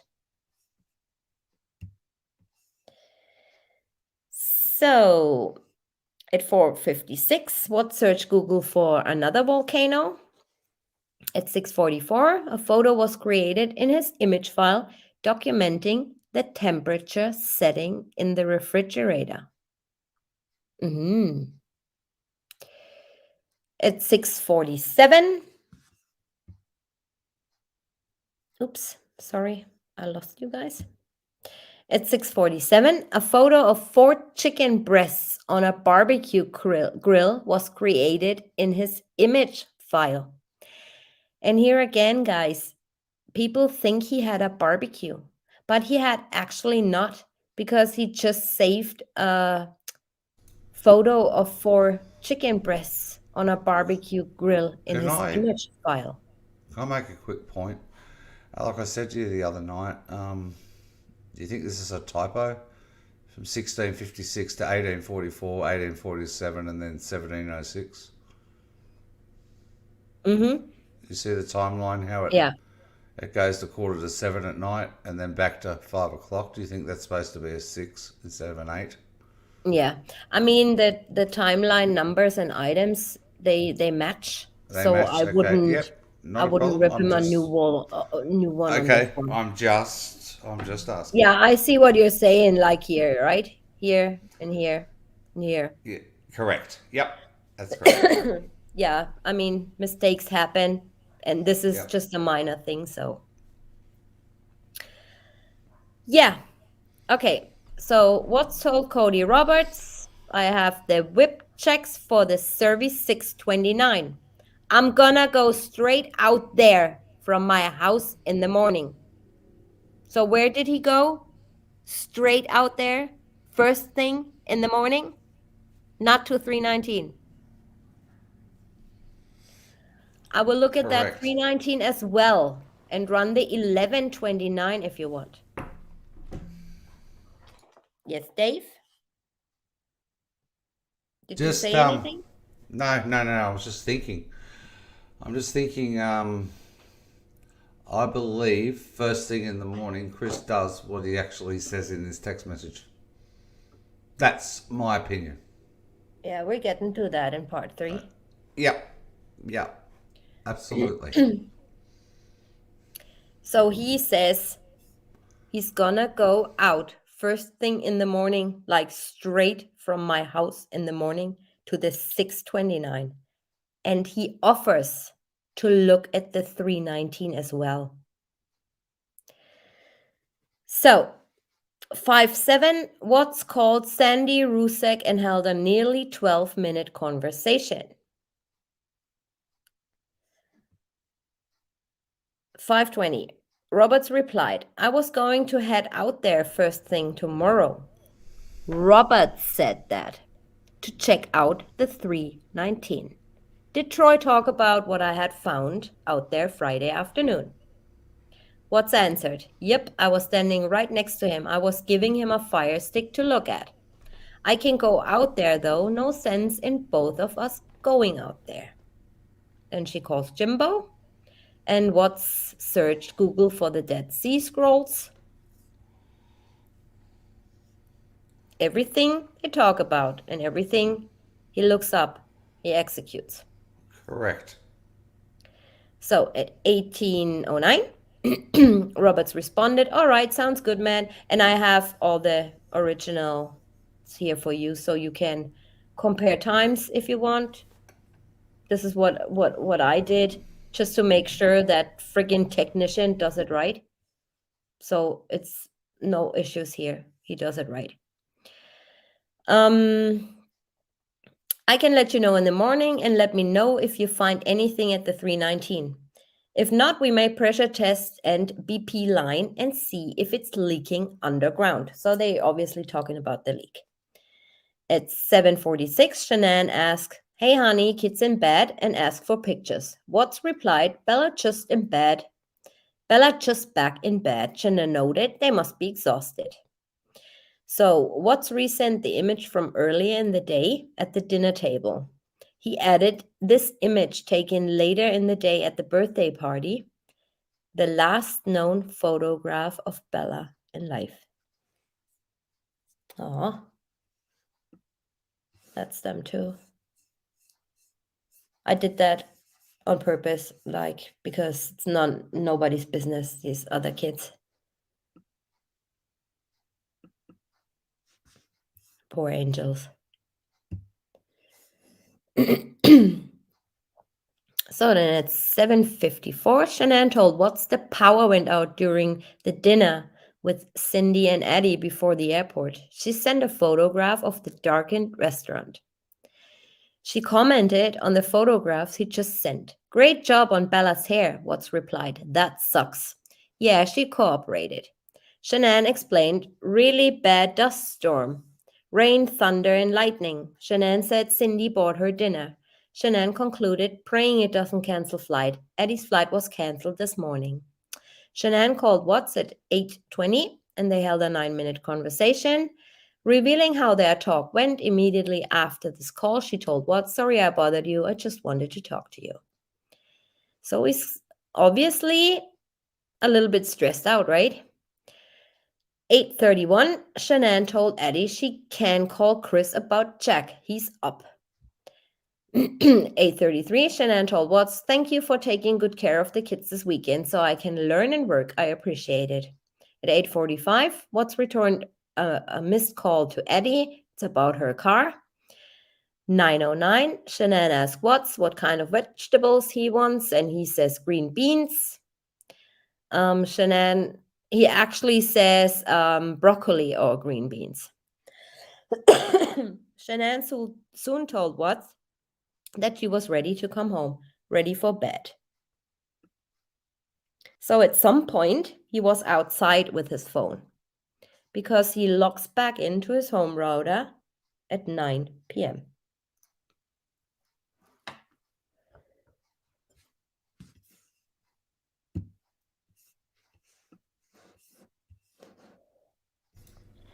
So at 9:13, Shanann sent a message to Eddie explaining the what is it? I can't read it. Accompanying text that Okay, right. accompanying Eddie, text. as explaining the accompanying text was Okay. what Shanann planned to tell Watts tomorrow night. The message read. Yeah. Can you please tell me something? Because just like you, I'm in my head. I try to fix things and make them better, and this is making me crazy. I know that you need time. I want to give you what you're asking for and respect your space.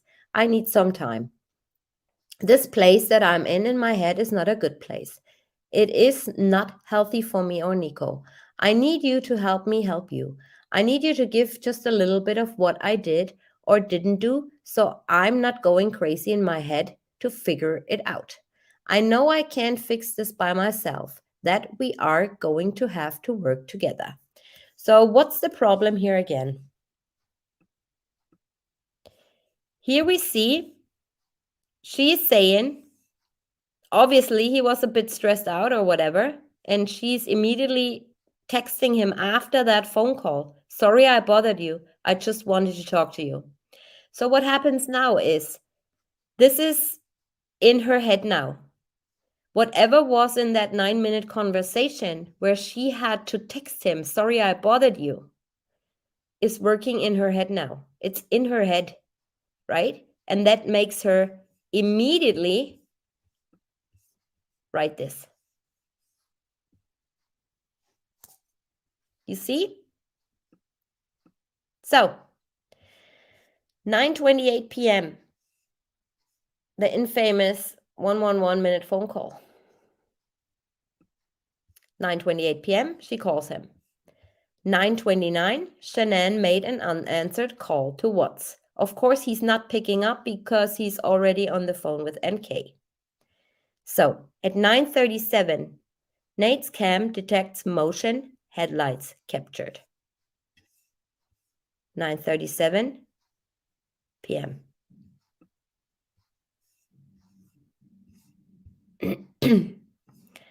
At 9:44, Shanann told Watts, tried calling you to give you an update. Was starting to board and they announced that our crew isn't here yet and it's going to be a minimum of an hour before they're here. Shanann received a calendar alert for her flight. Then at 9:45, a minute later, something's captured at on Nate's camera again. And this is all pointing towards the Watts house, right? So, just for out of curiosity, I was looking how long does she take from her house to the Watts home. And it's either 24 minutes or 21 minutes.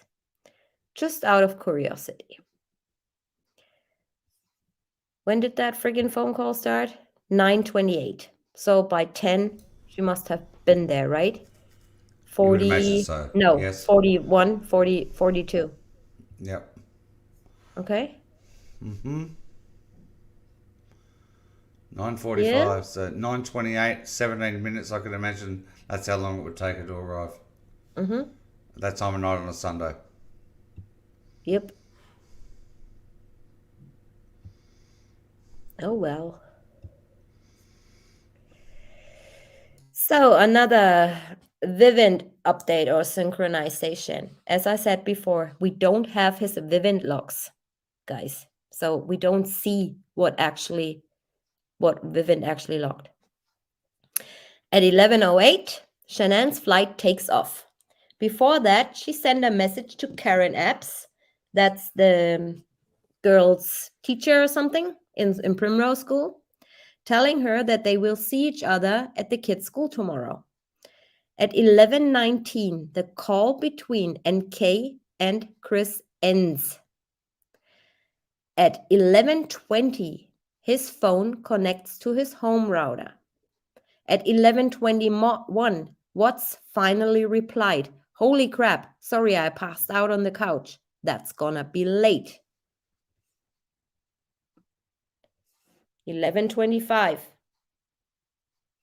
Another set of headlights captured.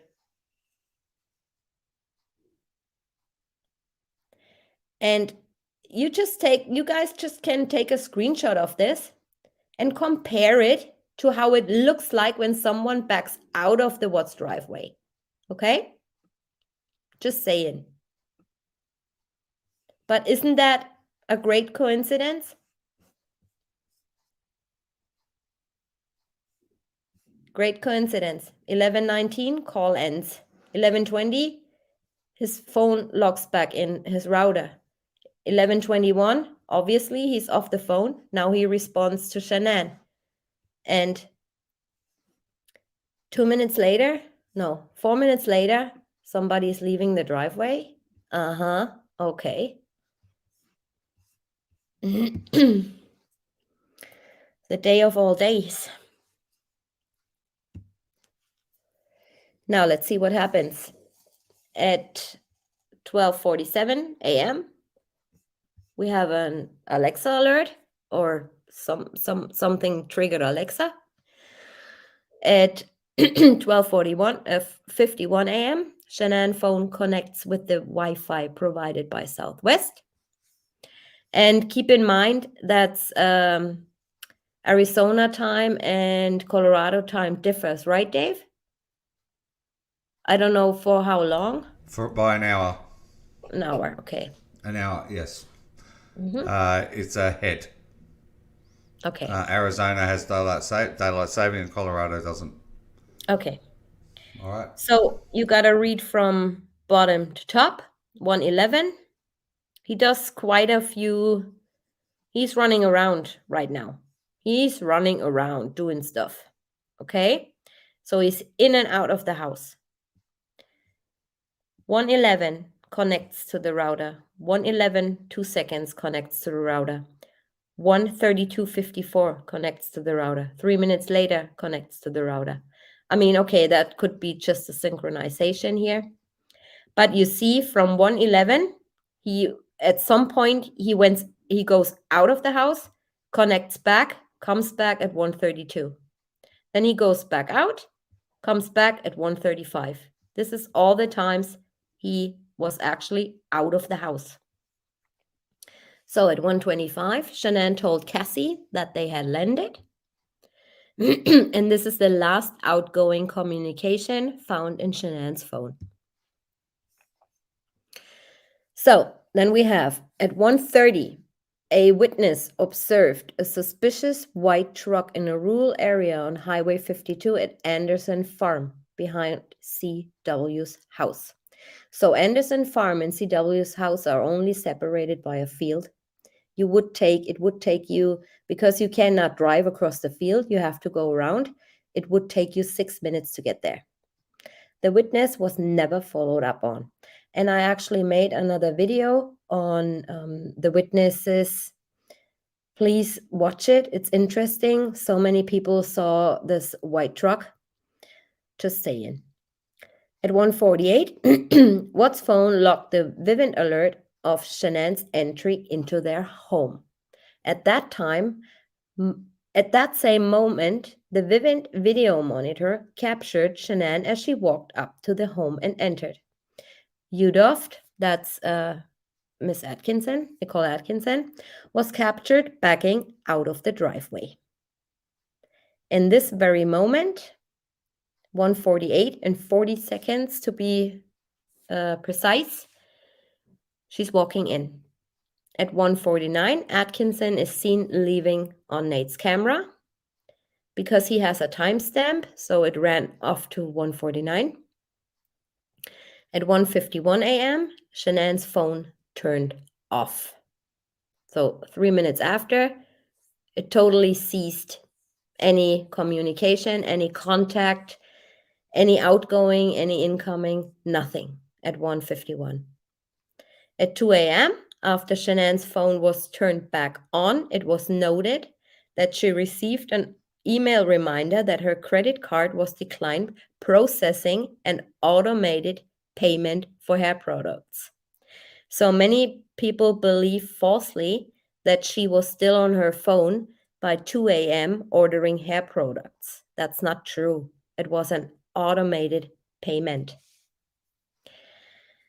You know, with these things she gets delivered home, like all these cosmetic and beauty boxes, she sometimes, does unpacking videos and stuff. The girls know what I'm talking about.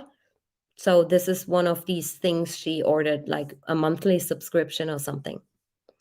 At 2:01, in a group text, Udolph, so Atkinson, told Cassie, "We are home." And Shanann never read this group message. So we can be sure that 1:51 is precise because at 2:01 she never read the group message. Shanann's phone activity is otherwise dormant until 7:40, when Watts sent the device a staged message pretending not to know where she was at. Irrelevant, because we don't know if he sent that as staged message, right? So blur it out. 2:18, the home's router logged an unspecified activity in Watt's phone. There is no unspecified activity on Watt's phone that the router logged. What it should have said is there was an unspecified activity logged in Watt's personal phone. Has nothing to do with the router. I don't know why he would bring that up. Confusion. So between 1:48 and 4:23 hours, there was no movement detected on the main floor of the home Vivint. We know that at 4:23, as the technician is stating, the basement door was opened. And we know that because Tammy Lee actually reads that out from his Vivint alerts. Okay, so at 4:23, basement door was opened. So now, guys, think. Do you remember what I told you about him sleeping in the basement? I would like your opinion on this.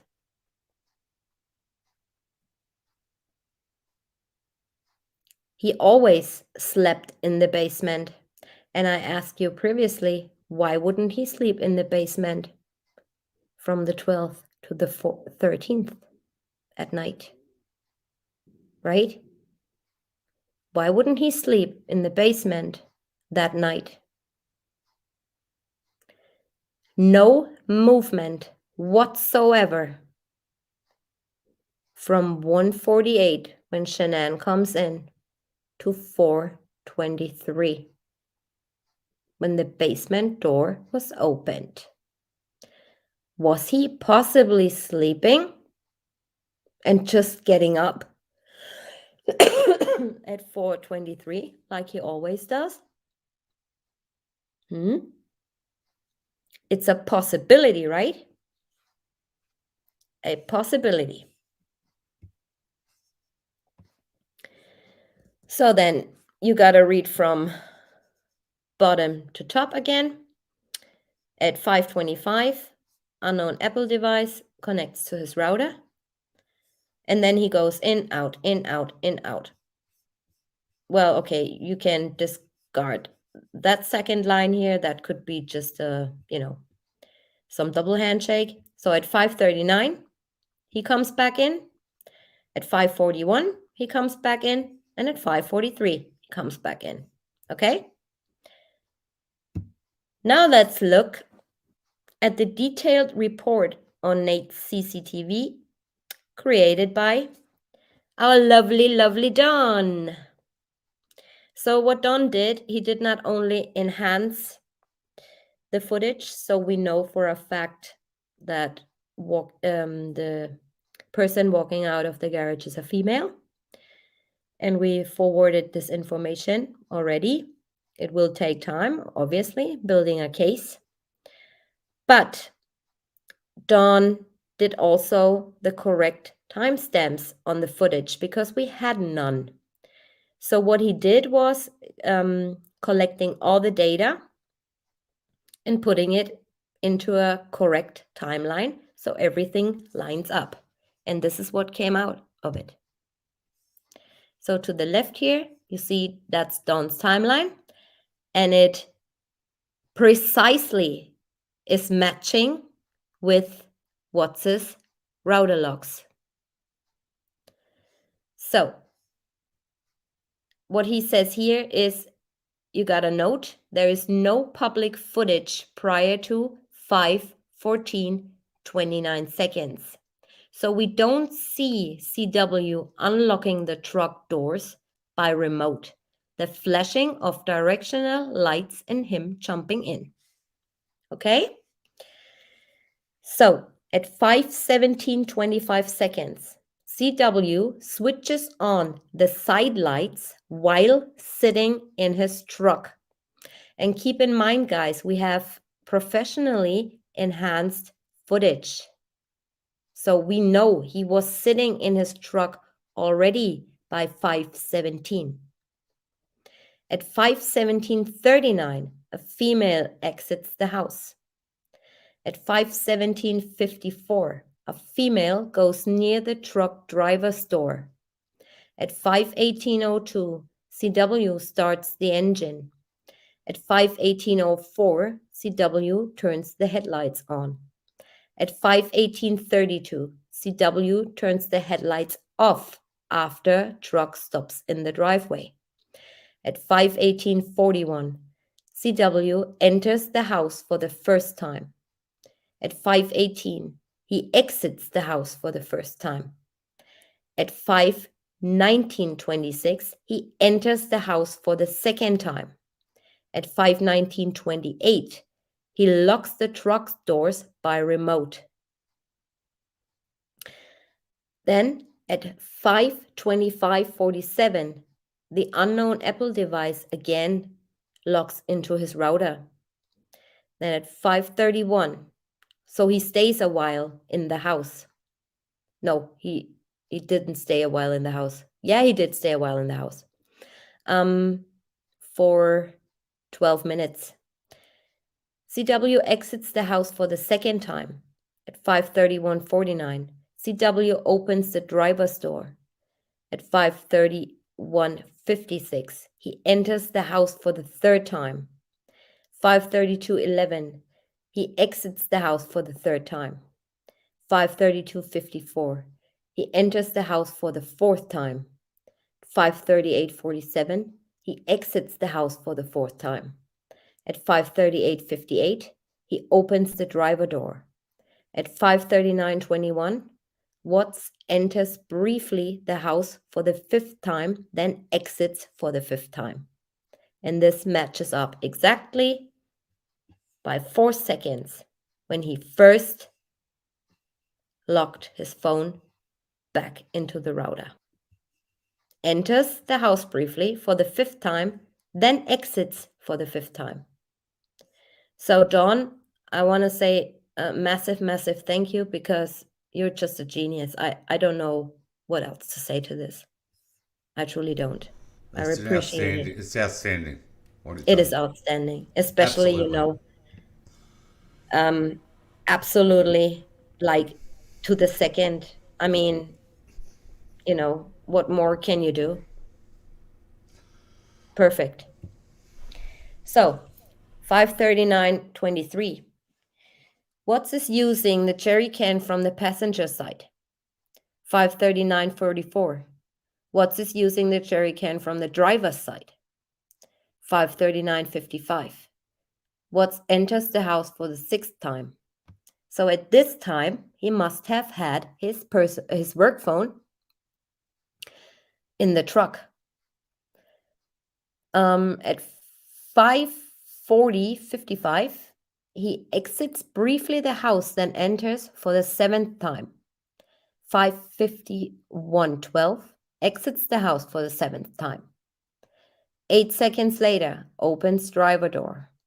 18 seconds later, enters the house for the 8th time and exits the house for the 8th time. Matches up with him going back into the house. 5:43:13, opens driver door. 5:43:28, enters the house for the 9th time. 5:44:07, exits the house for the 9th time. Again is matching up. And these are the 3 times his work phone actually connects to the router. 5:44:30, he bends over and picks something up. 5:44:53, he enters the house for the 10th time. 5:45:05, exits the house for the 10th time. 5:46:04, goes at the steering wheel and closes the driver's door. 5:46:10, turns the headlights on. 5:46:21, starts the engine. 5:47:13, drives a few meters, then stops. 5:47:59, goes back to the garage.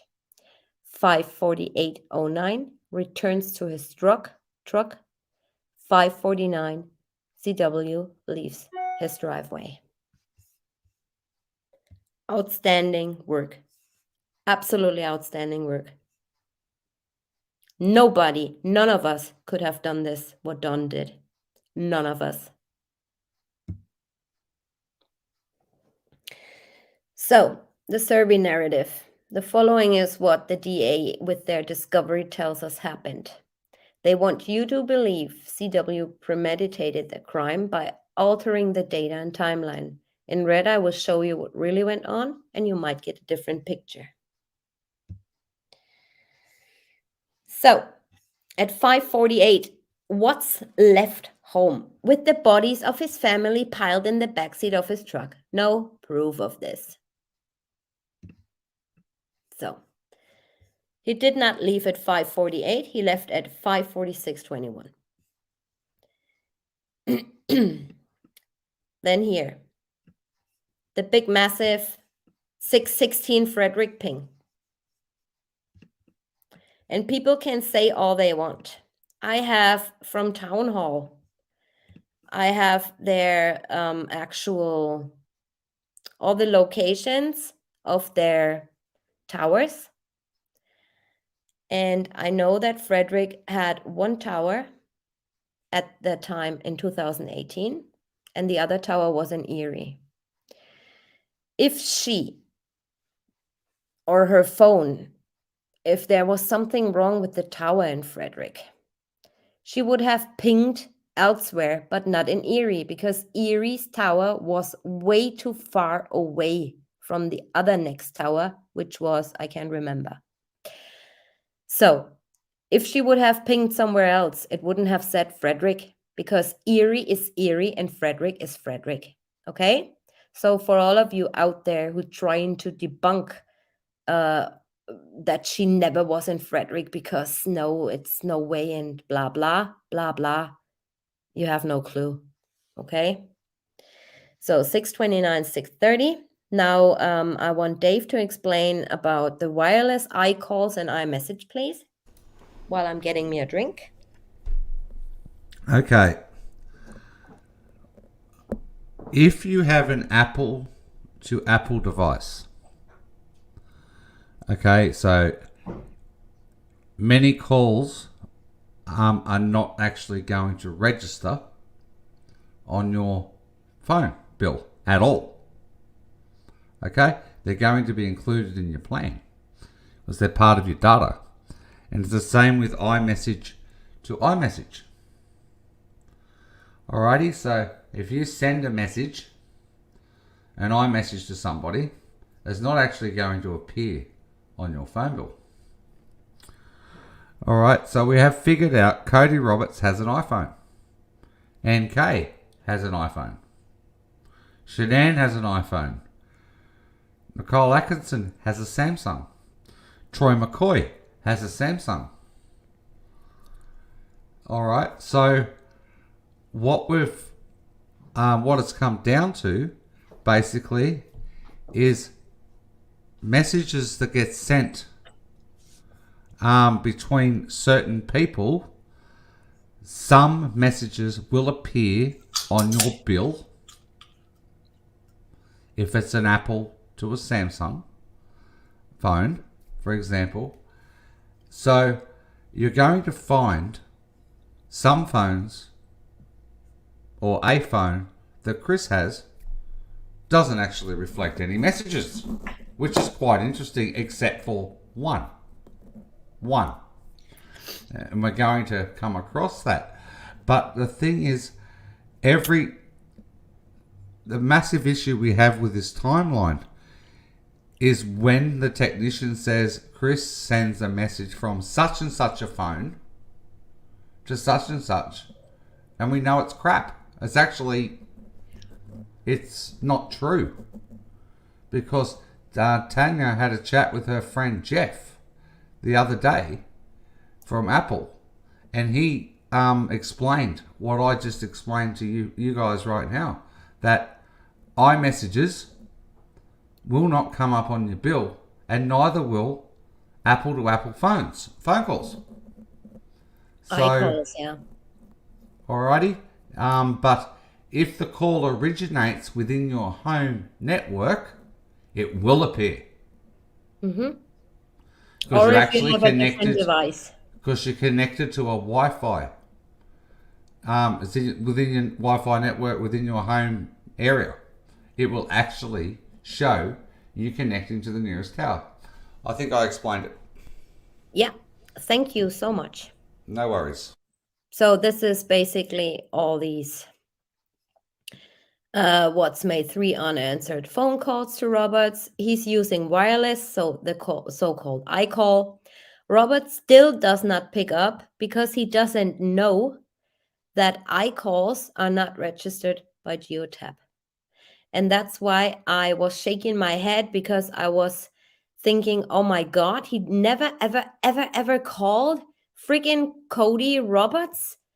And I couldn't, make sense out of this. He never called from his work phone to Cody Roberts, but he actually did, because the call was wireless, if that makes sense. Okay? So he goes on saying, what? Send a message to Roberts. Where are you? Just got fuel. All the stuff we actually already know. So here he forgot to put the correct timeline number, and I corrected that for him or her. I don't even know if that's a male or a female who did that. Then he goes on to say, I need to call chat and see if he plans on still stroking the 1029 out there, to see if it pumps up, just regular normal messages. I don't see anything wrong with that. I mean, obviously there was something wrong with it, because we know the outcome, but as far as that, just normal messages. I'll be right back. Sorry. Yeah. So at 6:38, Roberts added, I think chat, might be heading out there. Phone was breaking up pretty bad. As we know, there's not much connection out there. So here again, likely fearing another employee may show up at 3:19 while he was disposing of the bodies. No evidence, irrelevant. So it should say 6:39, Watts made an unanswered call to Chet McNeil. Chet McNeil also has an iPhone. 6:41, Watts followed that call with a message asking McNeil, you headed out to Survey? I'm out here. Previously, he says, what does he say?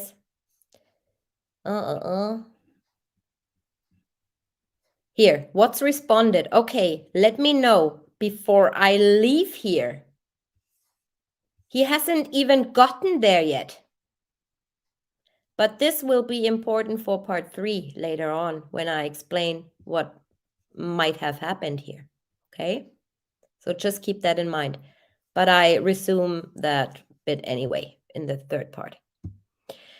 So then actually at 6:53, he arrives at Serbi 319.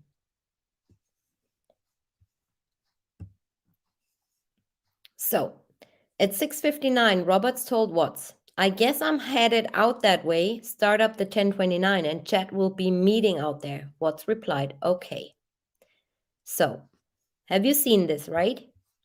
40, 40, 40, 40, 40, 40, 40, 40, all work related. 40, 40, 40, 40, 40. So, now check this. 40, 41, 40, 40, 40, 40. Okay? Just keep in mind what I just told you about. Let me know before I leave here. Will be important later on. So, Watts took a photograph of his laptop screen sitting in his truck with his personal phone. So, the question is, why haven't we seen this picture? This is the only thing that is connecting Chris's personal phone to Serbi 319.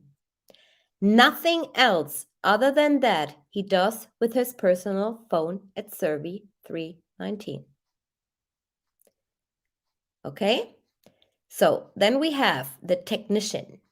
The metadata confirms what was at Serbi coordinates. It's almost like he throws that onto you. The image is apparently only in thumbnail format and enlarging it blurs out the writing on the laptop screen. Well, you're a technician, first of all, and it's not, rocket science to create a different format for a thumbnail picture. So why is he over explaining this? That metadata confirms that, and that he was at the Serbi coordinates with his personal phone. Over explaining, you know what people do most of the time when they over explain things, right? They lie. So regarding that picture, this is the picture we have not seen ever. Then the other question I ask myself, why would he take a picture of his laptop screen, his work laptop screen, from his personal phone, when this is the only thing he does with his personal phone? Nothing else but this one.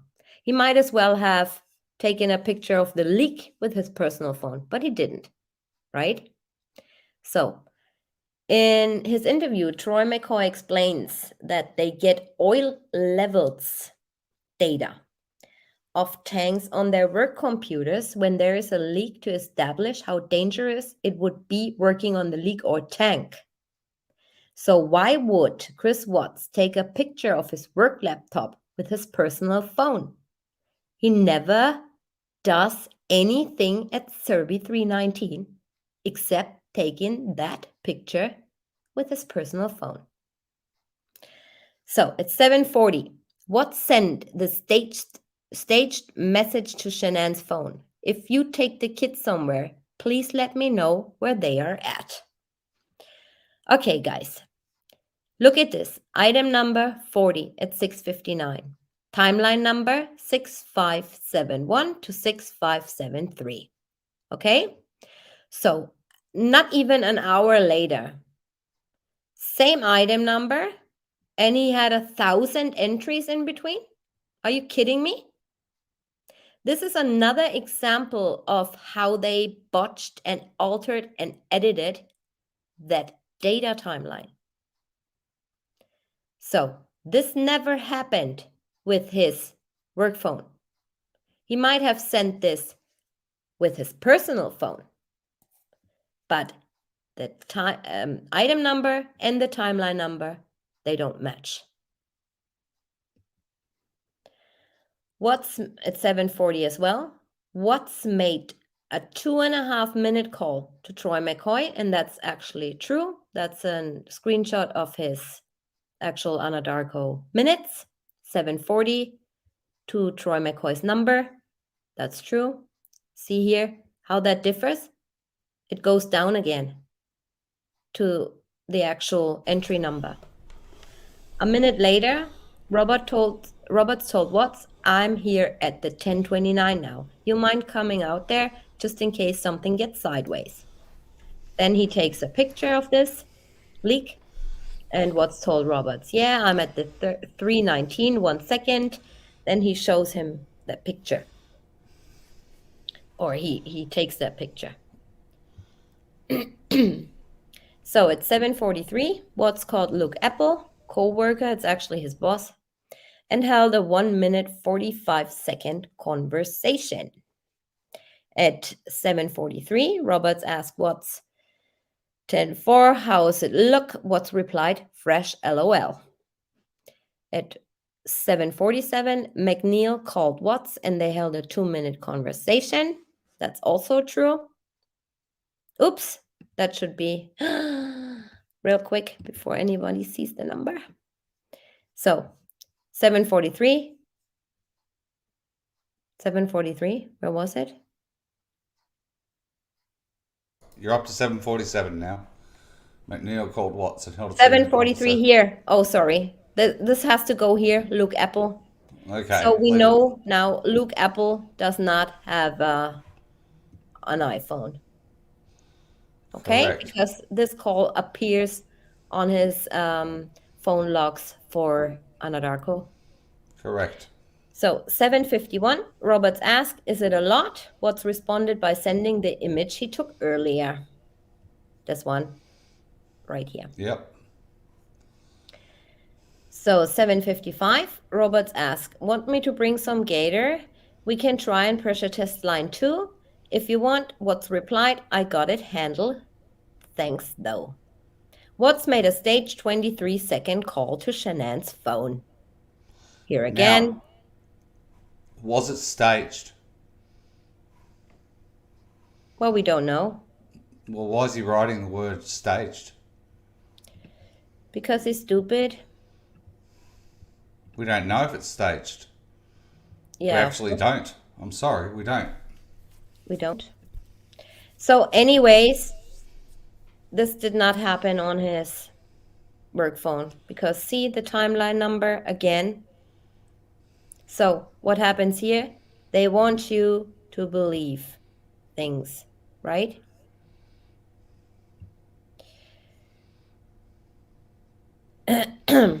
Okay, where have we been? Okay, 8:25, right? It goes further with 8 o'clock. Lang, so we're at the school right now, okay? Lang then brought in Kerry Wood, the director of the school. Wood said Shannon's mother called between 8 and 8:30 hours, so 8 and 8:30 in the morning, to ask if the girls were in school. At 8:26, Watts searched the internet for the Primrose School of Erie at Vista Ridge. Seconds later, he called the school and held a 1-minute conversation. Now, did Chris actually hold on, please sorry, hold on a second. Sorry. During this call, Watts told staff that his daughters would not be attending school there any longer. Well, this is actually not what he said, is it? So here again, this guy tries to put premeditation in this. So, what happens actually? Why did I put this here? I don't know. Lang said between 8 and 8:15, Shannon Meyer received a phone call from the girls' father, Chris Watts, stating they would not be attending the school. Lang said that Chris then asked Meyer if the girls were at school. Lang said that Meyer was freaked out by the phone call and later reported it to police. So, what you see underneath here is the actual screenshot from Chris Watts' interview with Coda. He's asking, tell me about the call to your daycare. To Primrose, I called them to see if the girls were there. They said they weren't there. Okay. I told them since they weren't there to put them back on the waiting list. That's not what you told them. I told them that we're gonna sell the house. True, right? Remember? He told Shannon, let's move. Let's move to Brighton. Put it on the market. We probably won't be in the area anymore. Question. That's two different things, Chris. Well, I want them to be back on I put them on the waiting list as they weren't there. Why weren't they there? I don't know. Where they where were they gonna go? They went to a Shanann took them to a friend's house. They wouldn't they go to daycare? Why wouldn't they go to daycare? I'm not sure. I honestly, sir, I'm not sure. It's hard for me as a father to talk to you like this. Uh-huh.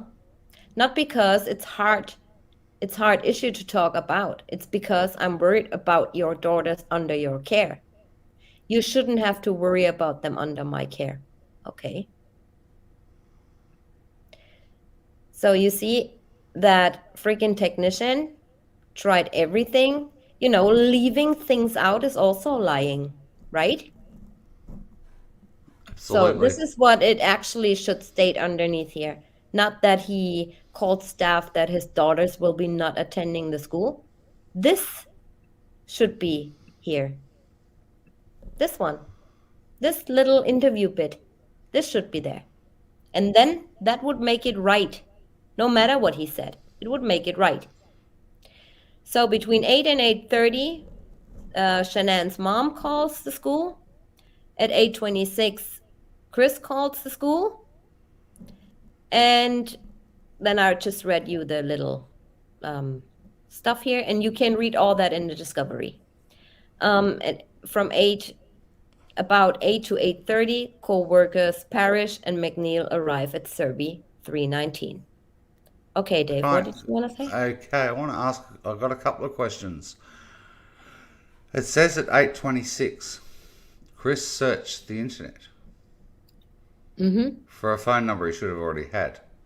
So the question I've got, is was he searching the internet for that number to actually give to somebody else to call the school?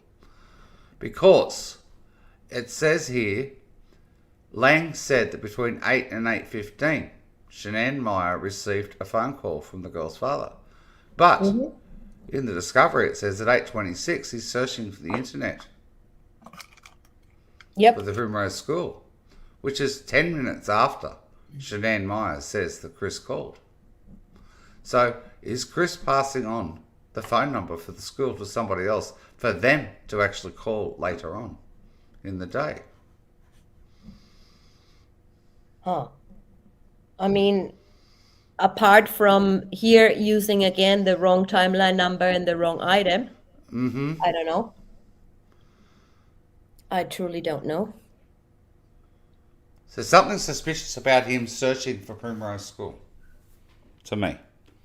Like, I Right. would imagine being the father, he would have that number. It's a bit like searching for the lazy dog twice. So the same thing. Was he passing on the address of the lazy dog to somebody else? Is this what he was doing here to pass on the phone number for the school to somebody else? Huh. Very That's much just a possible. that's just a question that I'm just trying to put out there. And it's not a conspiracy.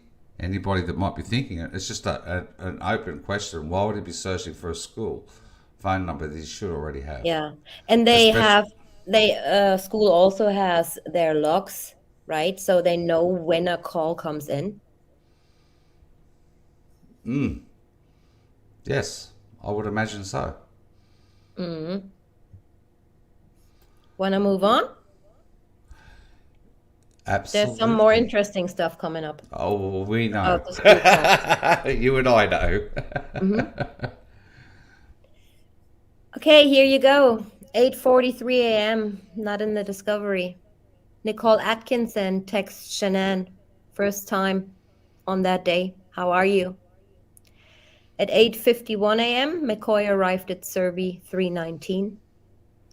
At 8:55 a.m., Atkinson texts Shanann, just wanted to see if you were okay. I know you were hurting a lot last night. Hope you're okay.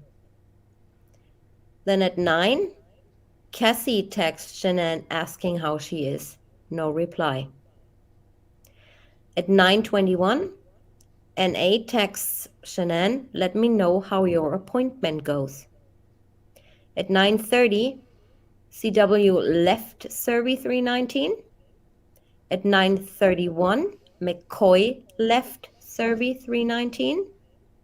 At 9:38, CW arrived at Survey 1029. And a little bit later, 4 minutes to be exact, McCoy arrived at Survey 1029. And this was the question you asked me earlier today, Dave. Why would he, Chris said that he met McCoy there, right? No, Cody. Oh, Cody. Remember? Okay. Okay, Cody. sorry. Yes. Okay. Then at 10:03, Cassie texts Shanann that she is worried. No reply. Then at 10:06, Shanann's phone, after it was turned on, obviously, received an alert or a reminder of her appointment.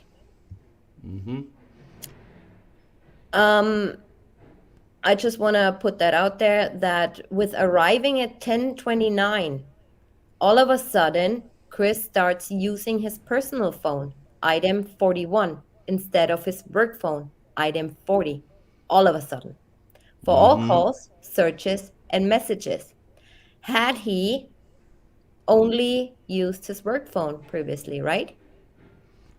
Except for that one image that he took of his laptop computer that they wrote in the discovery being item 41. Okay. So now we see something's going on right here. They all wake up at 8:43. Atkinson first all day wrote to Shanann. After that, Cassie, and so on and so on. Okay. So then at 10:06, we said that Shanann had a confirmation call reminder or whatever. Then at 10:10, with his personal phone, all of a sudden, he's looking up for battery. And this was actually the exact location where he was looking up these friggin' battery lyrics with his truck. So then at 10:28, Sandra Rusek, Shannan's mother, asked Watts, is Shanann okay? Watts made an unanswered call to Rusek. She called him back and held a 1-minute conversation. 10:33 to 10:41, Watts searched the internet for hotels in Aspen. 10:42, Watts called the Westin Snowmass Resort and held a nearly 2-minute conversation. 10:44, Sandy called Watts briefly. 10:45, so briefly is obviously under a minute, because at 10:45 he searched the internet for Groupon to include the company's contact information. At 10:51, Watts called Sandy and held 1-minute 12-second conversation. And this is what happens between 11 and 11:30. Meyer said that Shanann's mother called back around 11:30 hours and spoke with her. Meyer said that Shanann's mother said that she was Shanann's mom and that everything was fine and not to tell anyone that she called. She said, don't tell anyone that I called and excuse me for caring. Don't worry about anything. Maya said that she told Shanann's mom that she was glad everything was okay and that she was glad that they were able to talk to Shanann. And Shanann's mother was hurried and hung up. Maya said Shanann's mother called back and spoke with Wood around 3 o'clock.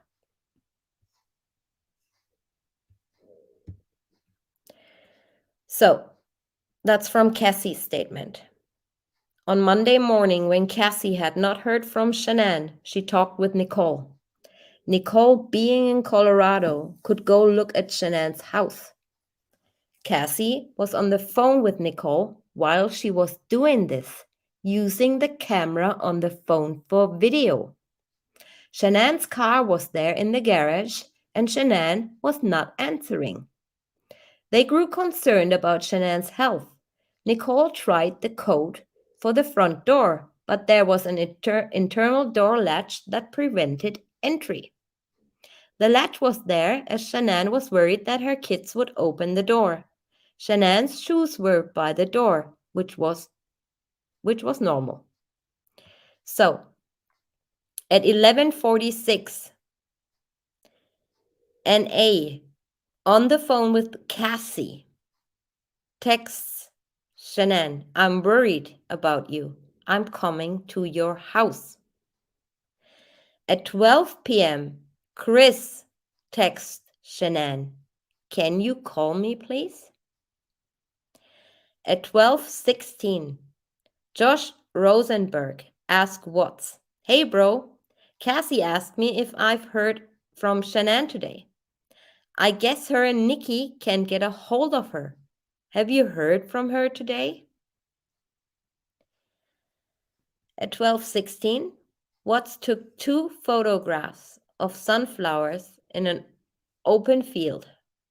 This one.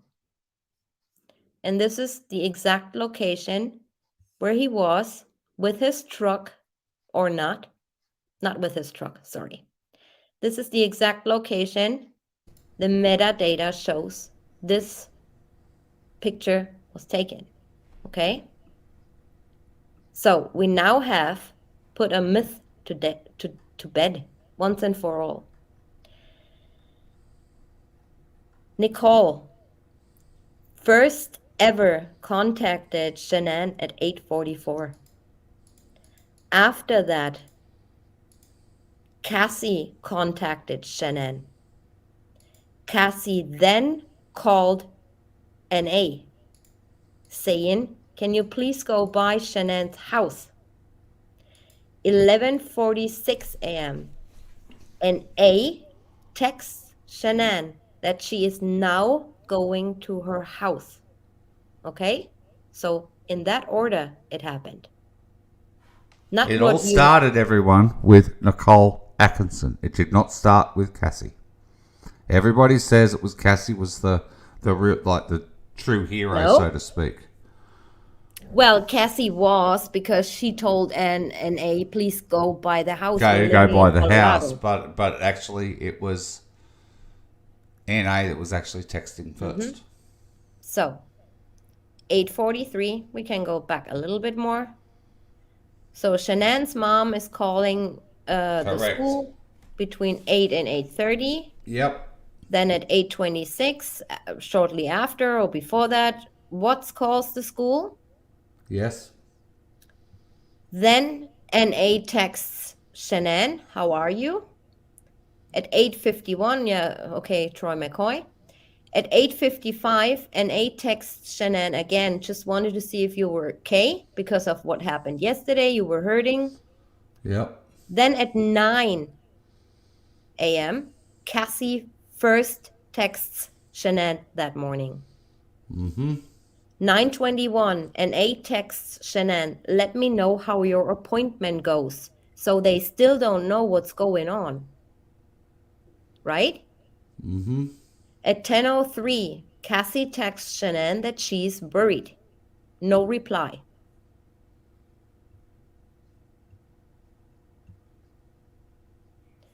Then at 10:28, Sandy calls. What's? Or message what? I think it's a message because it doesn't Yeah. say call. Okay. Yep. Okay? Then all the searches, blah, blah, blah. Sandy called Watts briefly. Then Watts called Sandy. Then Sandy called the school again. And said, "Please don't tell anyone I called." "Please don't tell anyone I called, and sorry that I care," and stuff. Then after all this happens, after 10:51, Cassie is telling NA, "Please go by the house. I'm worried." So at 11:46, NA texts Shanann, "I'm very worried. I'm coming to your house now." So she was not at the house before 11:46 a.m. So the footage we're seeing is actually true from Nate's, because many people thought that's not true and she was earlier in the house.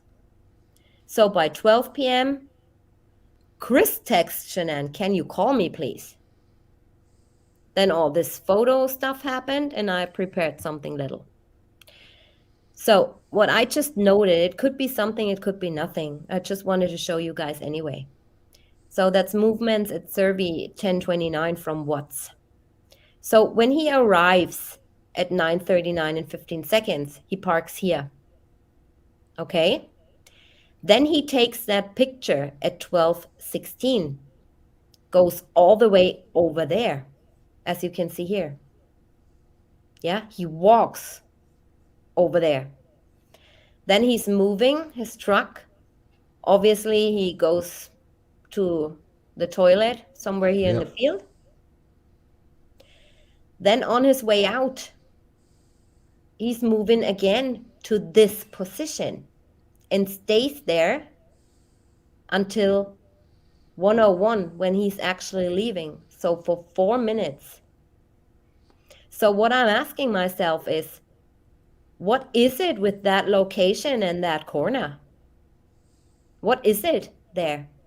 That he goes there, he parks there at 9:39, goes there on to this corner, takes a picture, then goes to the toilet, then goes back to the exact same spot and sits in his truck for 4 minutes. Minutes later, only minute, like 5 minutes later. So he's basically done it within minutes of his number two.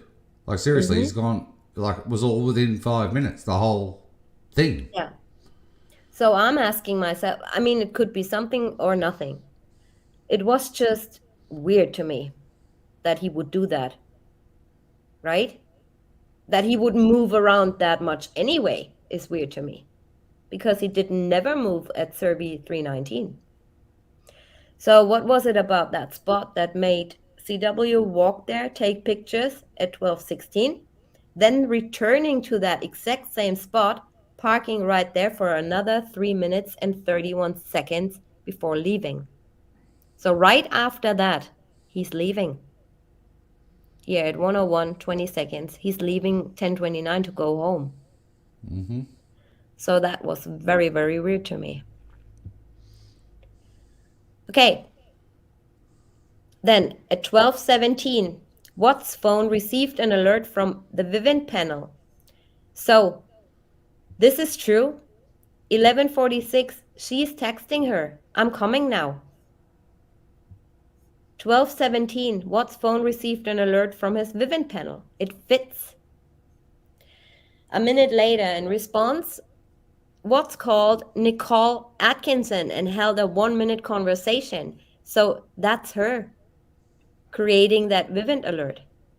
Because Chris heard and saw her at the front door. Right. 12:21. Watts told Josh, "I just called Nikki. Shanann left to a friend's house with the kids today. I haven't heard from her since. I will keep you updated though." Josh replied the girls were worried. Watts responded, "I know. I just saw Nikki on the doorbell camera." And when Nikki punched in the code for the door and it opened, but that hatch prevented her from entering, they have an Alexa alert. Right? So Yep. could it be that maybe Nicole was, you know, screaming or yelling or calling for Shanann, and that picked up Alexa? Possibly. Was just a thought. Then at 12:27, Watts called Atkinson and held a 2.5-minute conversation. Then at 12:27, Ann Meadows told Watts, "Hi, I'm working on your market analysis bull crap stuff." Okay? So then at 1:31, Addie asked Watts if Shanann was okay. Then at 12:41, Watts called Atkinson and held a 40-second conversation. And in that call, he was saying, "Stop messing with my door. What are you doing? Go away." Right? So at 12:43, Cassie told Watts, "Shanann is in a very bad way emotionally." Then Cassie told Watts, "Sweetie, nobody knows about you and her other than Nikki and I. So where would she go if not with Nikki and not to Arizona where I am at?" Right? So they fire him up now. So he's telling her, please don't call the police, blah blah. So in the end, he's talking to Ann Meadows, saying, "Oh, we have no other upgrades and the basement is still unfinished." At 12:47, Atkinson texts Shanann, "I have been to your house. You won't open the door." Then at 1:03, Cassie again with Watts, "So unless you want the police to bust your damn door down, you get home and check on your family." Then again, oh, he must be really stressed out now because Meadows is on his case, Cassie's on his case, everyone's Yeah. on his case. So at 1:05, he already left Survey because he's leaving at 1:01. Watts told Cassie, "I'm going home, Cassie, on my way. Don't call the police. I will be there in 45 minutes. Then Watts called Cassie and they held a 1-minute conversation. Then what I found odd was at 1:13, he's leaving at 1:01. And 12 minutes later, McCoy asks him if everything was okay. "If you need anything, let me know." I mean, you just literally saw him for 4 hours Yes. and he's getting into his truck and then you ask him if everything is okay and if he needs anything? No. Weird. So at 1:19 p.m., Chris texts to Shanann, "I'm on my way home. Please be there." Very odd. So at 1:14, Meadows again, 3-door garage stuff. 1:31 and 1:59, Atkinson calls Watts twice briefly, and we know that now it's under a minute. And I put also the little screenshot on when Watts was actually captured in front of the Evans family home. So it states in the discovery, on August the 27th at approximately 1:15, Sergeant Betzall asked Officer Dahl to respond to 6432 Saratoga Trail and talk with Jason Evans. Jason was provided a flash drive to download videos from August 13th between 1:15 and 2:10. Jason downloaded the video onto the flash drive. Jason said that the company that he has the camera through is Arlo. Jason said the timestamp on the video was the file name. Jason said Arlo uses Epoch, Unix timecode. Same thing Geotab uses. It's a pain in the bum. Jason said if you put the file name into Epoch Converter, that it would give you the date and time the video was taken. I doubt that Weld County, any of these Weld County technicians would be able to do that. But yeah, that's probably why we don't have the correct timestamp to this day from that little video. Yep. Jason said that the video footage that he provided is the only video footage available from a camera. Jason said on the video with time of 2:01, you can see a gray truck heading north of Saratoga Trail. Jason said that the other video activations are of wasps that flew onto the camera. So that was at 2:01. Heading the wrong way up Saratoga Trail away from his home. Yep, The wrong way, everyone. exactly. So at 2:01:56 until 2:06:37, CW stops at Black Mesa Road. At 2:07:44, CW arrived at home. Police and Nicole Atkinson already waiting for him. As soon as he walks up, 2 seconds later, an unknown Apple device connects to his home router. And no, it's not his watch. He did not have his watch with him. When you see Coonrod entering the bedroom, the watch is on his nightstand on the charger. It's Correct. not his watch. A minute later, or 44 seconds later, his personal phone connects to the home router as well. And I can give you a little sneak peek what you're going to see in the aftermath. Okay?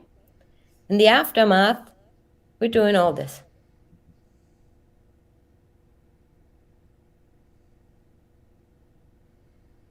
Okay?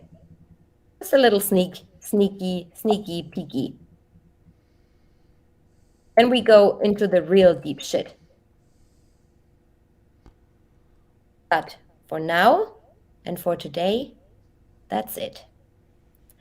And I hope that we could clear things up with detailing everything, like basically down to the second. Dave, now it's your turn. Unbelievable. Okay. But we now know exactly what happened that day and how the, alert chain was. Right? Yes. Who called who and who did what first and stuff like that, right? Absolutely. That was absolutely epic. If you excuse me for a second, please. Yeah, absolutely. No worries. All right, so what everybody's just got to see is what a true timeline looks like. It's amazing when everything is actually put in order, when everything is combined. The job and attention to detail TJ has done, in association with myself and Don in the background assisting, has been nothing short of outstanding. And these are true facts. We are not giving opinions. At times, we have to discuss what potentially things could be about. Okay, so it's just very interesting that what everybody got to see is how it actually all went down up until Chris coming home. And it's an absolute schmozzle. The performance of the DA's office, what they've supplied us with, their version of events in a timeline is to frame someone and to show premeditation when there isn't any premeditation. There actually isn't any. We showed and proved that's been out there for a long time that Shanann took the photo of the baby on the couch under the sheet. That was Shanann who took that picture, everybody. That was not Chris Watts. Chris was at work and Shanann posted it on Facebook.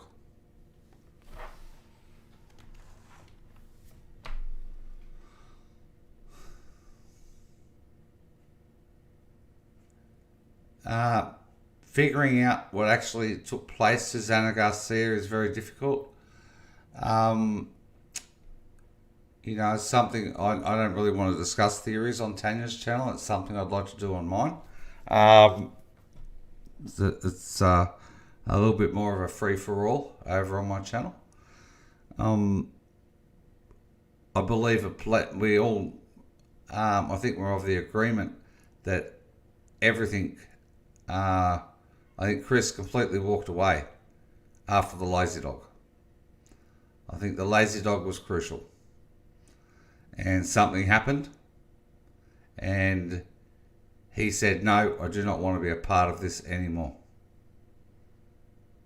But there was another plan in place.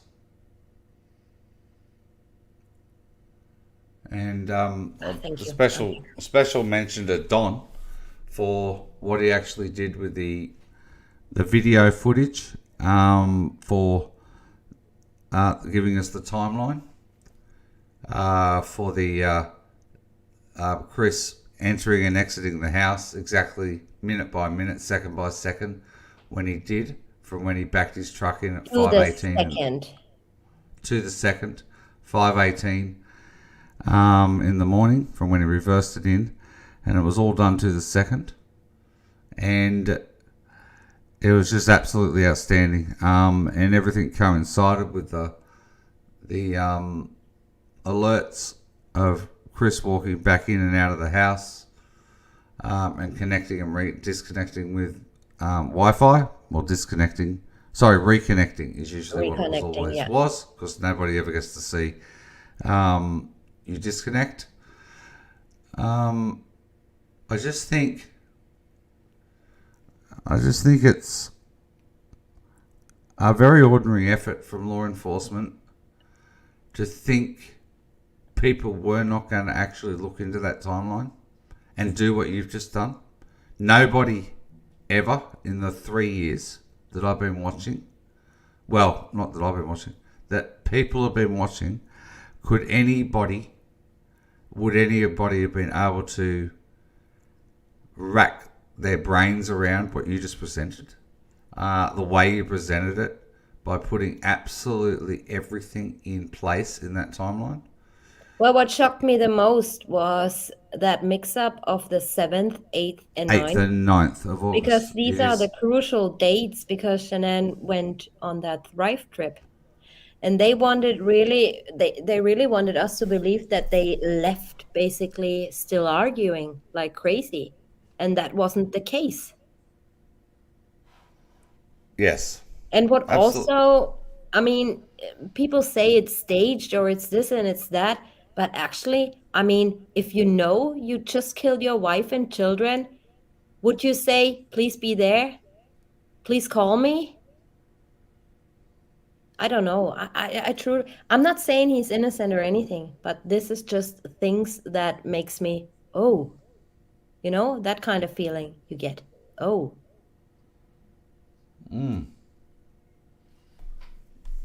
Yep. There's just so much that that 7th, 8th, and 9th, the absolute. I can't even talk anymore today. I know. Well, that's no The product what placement, happened on by the the way. 7th, 8th, and 9th is ridiculous. They're just painting a picture of premeditation. Hmm. They're saying, I just can't believe that they're actually trying to get us to believe that they're talking about a gender reveal. Um, When they didn't even know. the gender. Hmm.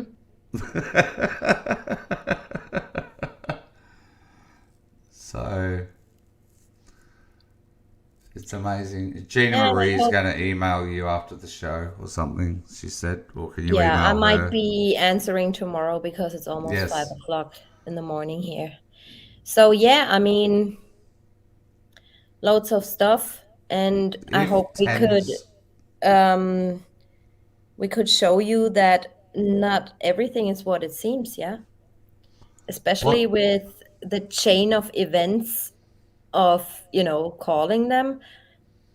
I personally don't know because I saw some messages on my phone before it went dead. I don't know why Sandy, Shanann's mom, called the school. I don't know. Maybe she tried to call Shanann and she didn't answer. I don't know. But yeah, she called between 8 and 8:30 before and Nicole Atkinson even knew that something is going on. So maybe she called Shanann and, couldn't reach her.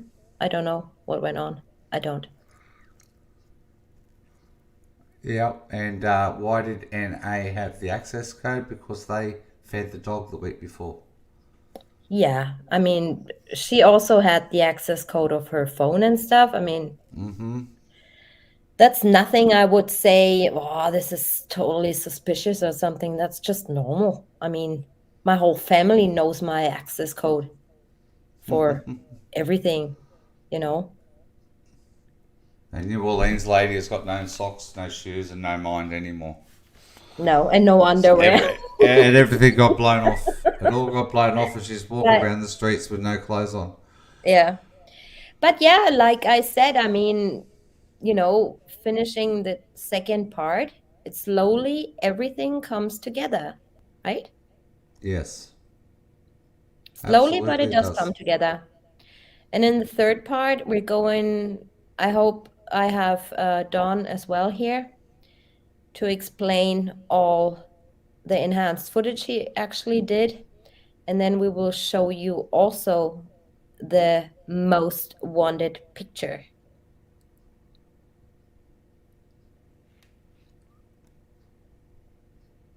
of the actual event. So stay tuned, you guys. Oh my God. My hair looks like, I mean, yeah, You look but it's great. You look 5 a.m. in the beautiful. You morning, so still look beautiful. thank So, you. so those that say you don't look beautiful in the morning, well, you do. It's 5 a.m. and it's still Well, I working. haven't been to bed yet, so ask me again when I wake up. Okay. Well, yeah, connecting the dots, I think that fit because we did connect dots. All right. So we did connect a lot of dots Hmm. and crossed out a few things as well. It's the aftermath. Everybody is something to truly behold. This is what we have been arguing and talking about for most of this week. Is actually the aftermath, not this actual live that we just went through. Yeah, but everything builds onto the next step. Correct. So the Absolutely. aftermath will be all his steps. I did a video about this already, but I found something new, kinda, and I'm gonna be working on this definitely. Then we have the footage, obviously, Dawn enhanced. I mean, we cannot show you everything, but parts a little bit. Then what else do we have? And yeah, and then we go in the actual what really happened with the DA. Who said what? What did her friends say? What did her parents say? What did the what say? What everything of this. Everything will come up. We go through it minute by minute, second by second, just like we did right now. Yep, and I'm going to have myself a much needed rest because I've had a big couple of days helping my brother out race cars, which he won his category. Oh, He won in his category. how stressed out and you must be in it. What a lack of sleep. Yes, well, I only had 3 hours last night, so Oh, why don't I feel any pity I for know you? because you've had next to no sleep in 3 days, and I fully understand. Yeah, yeah, right. Okay, so All right, you guys. I'm gonna try and reread the chat sometime tomorrow. So for everything I've missed, I'm sorry. and And I didn't want to interrupt today's live stream for thanking so many people for their kind and wonderful super chats. oh, There thank you so were much. many super chats. There was quite a few, and I do want to say a Thank you massive so thank you much. to each and every one of you that actually gave a super chat for TJ.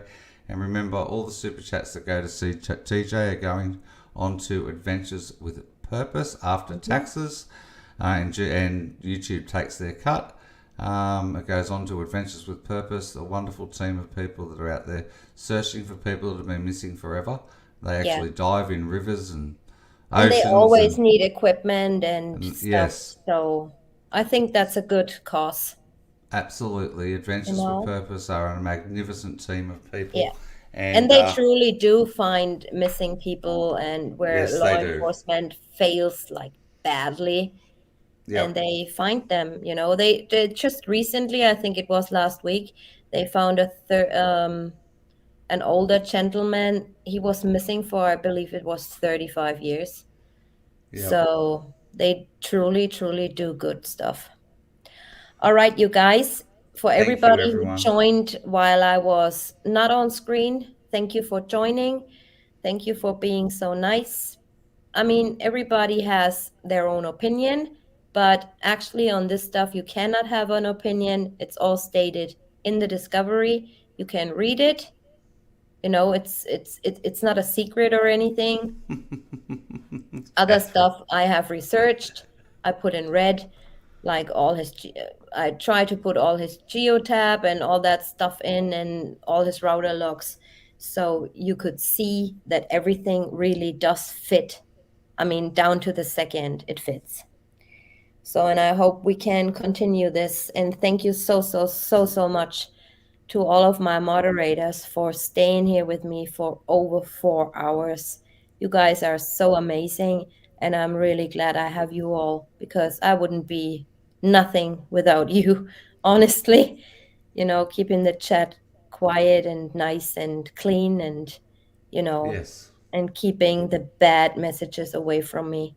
That's good for my mental health. So thank you so, so, so, so much for that. All right, you All right. guys have a good night.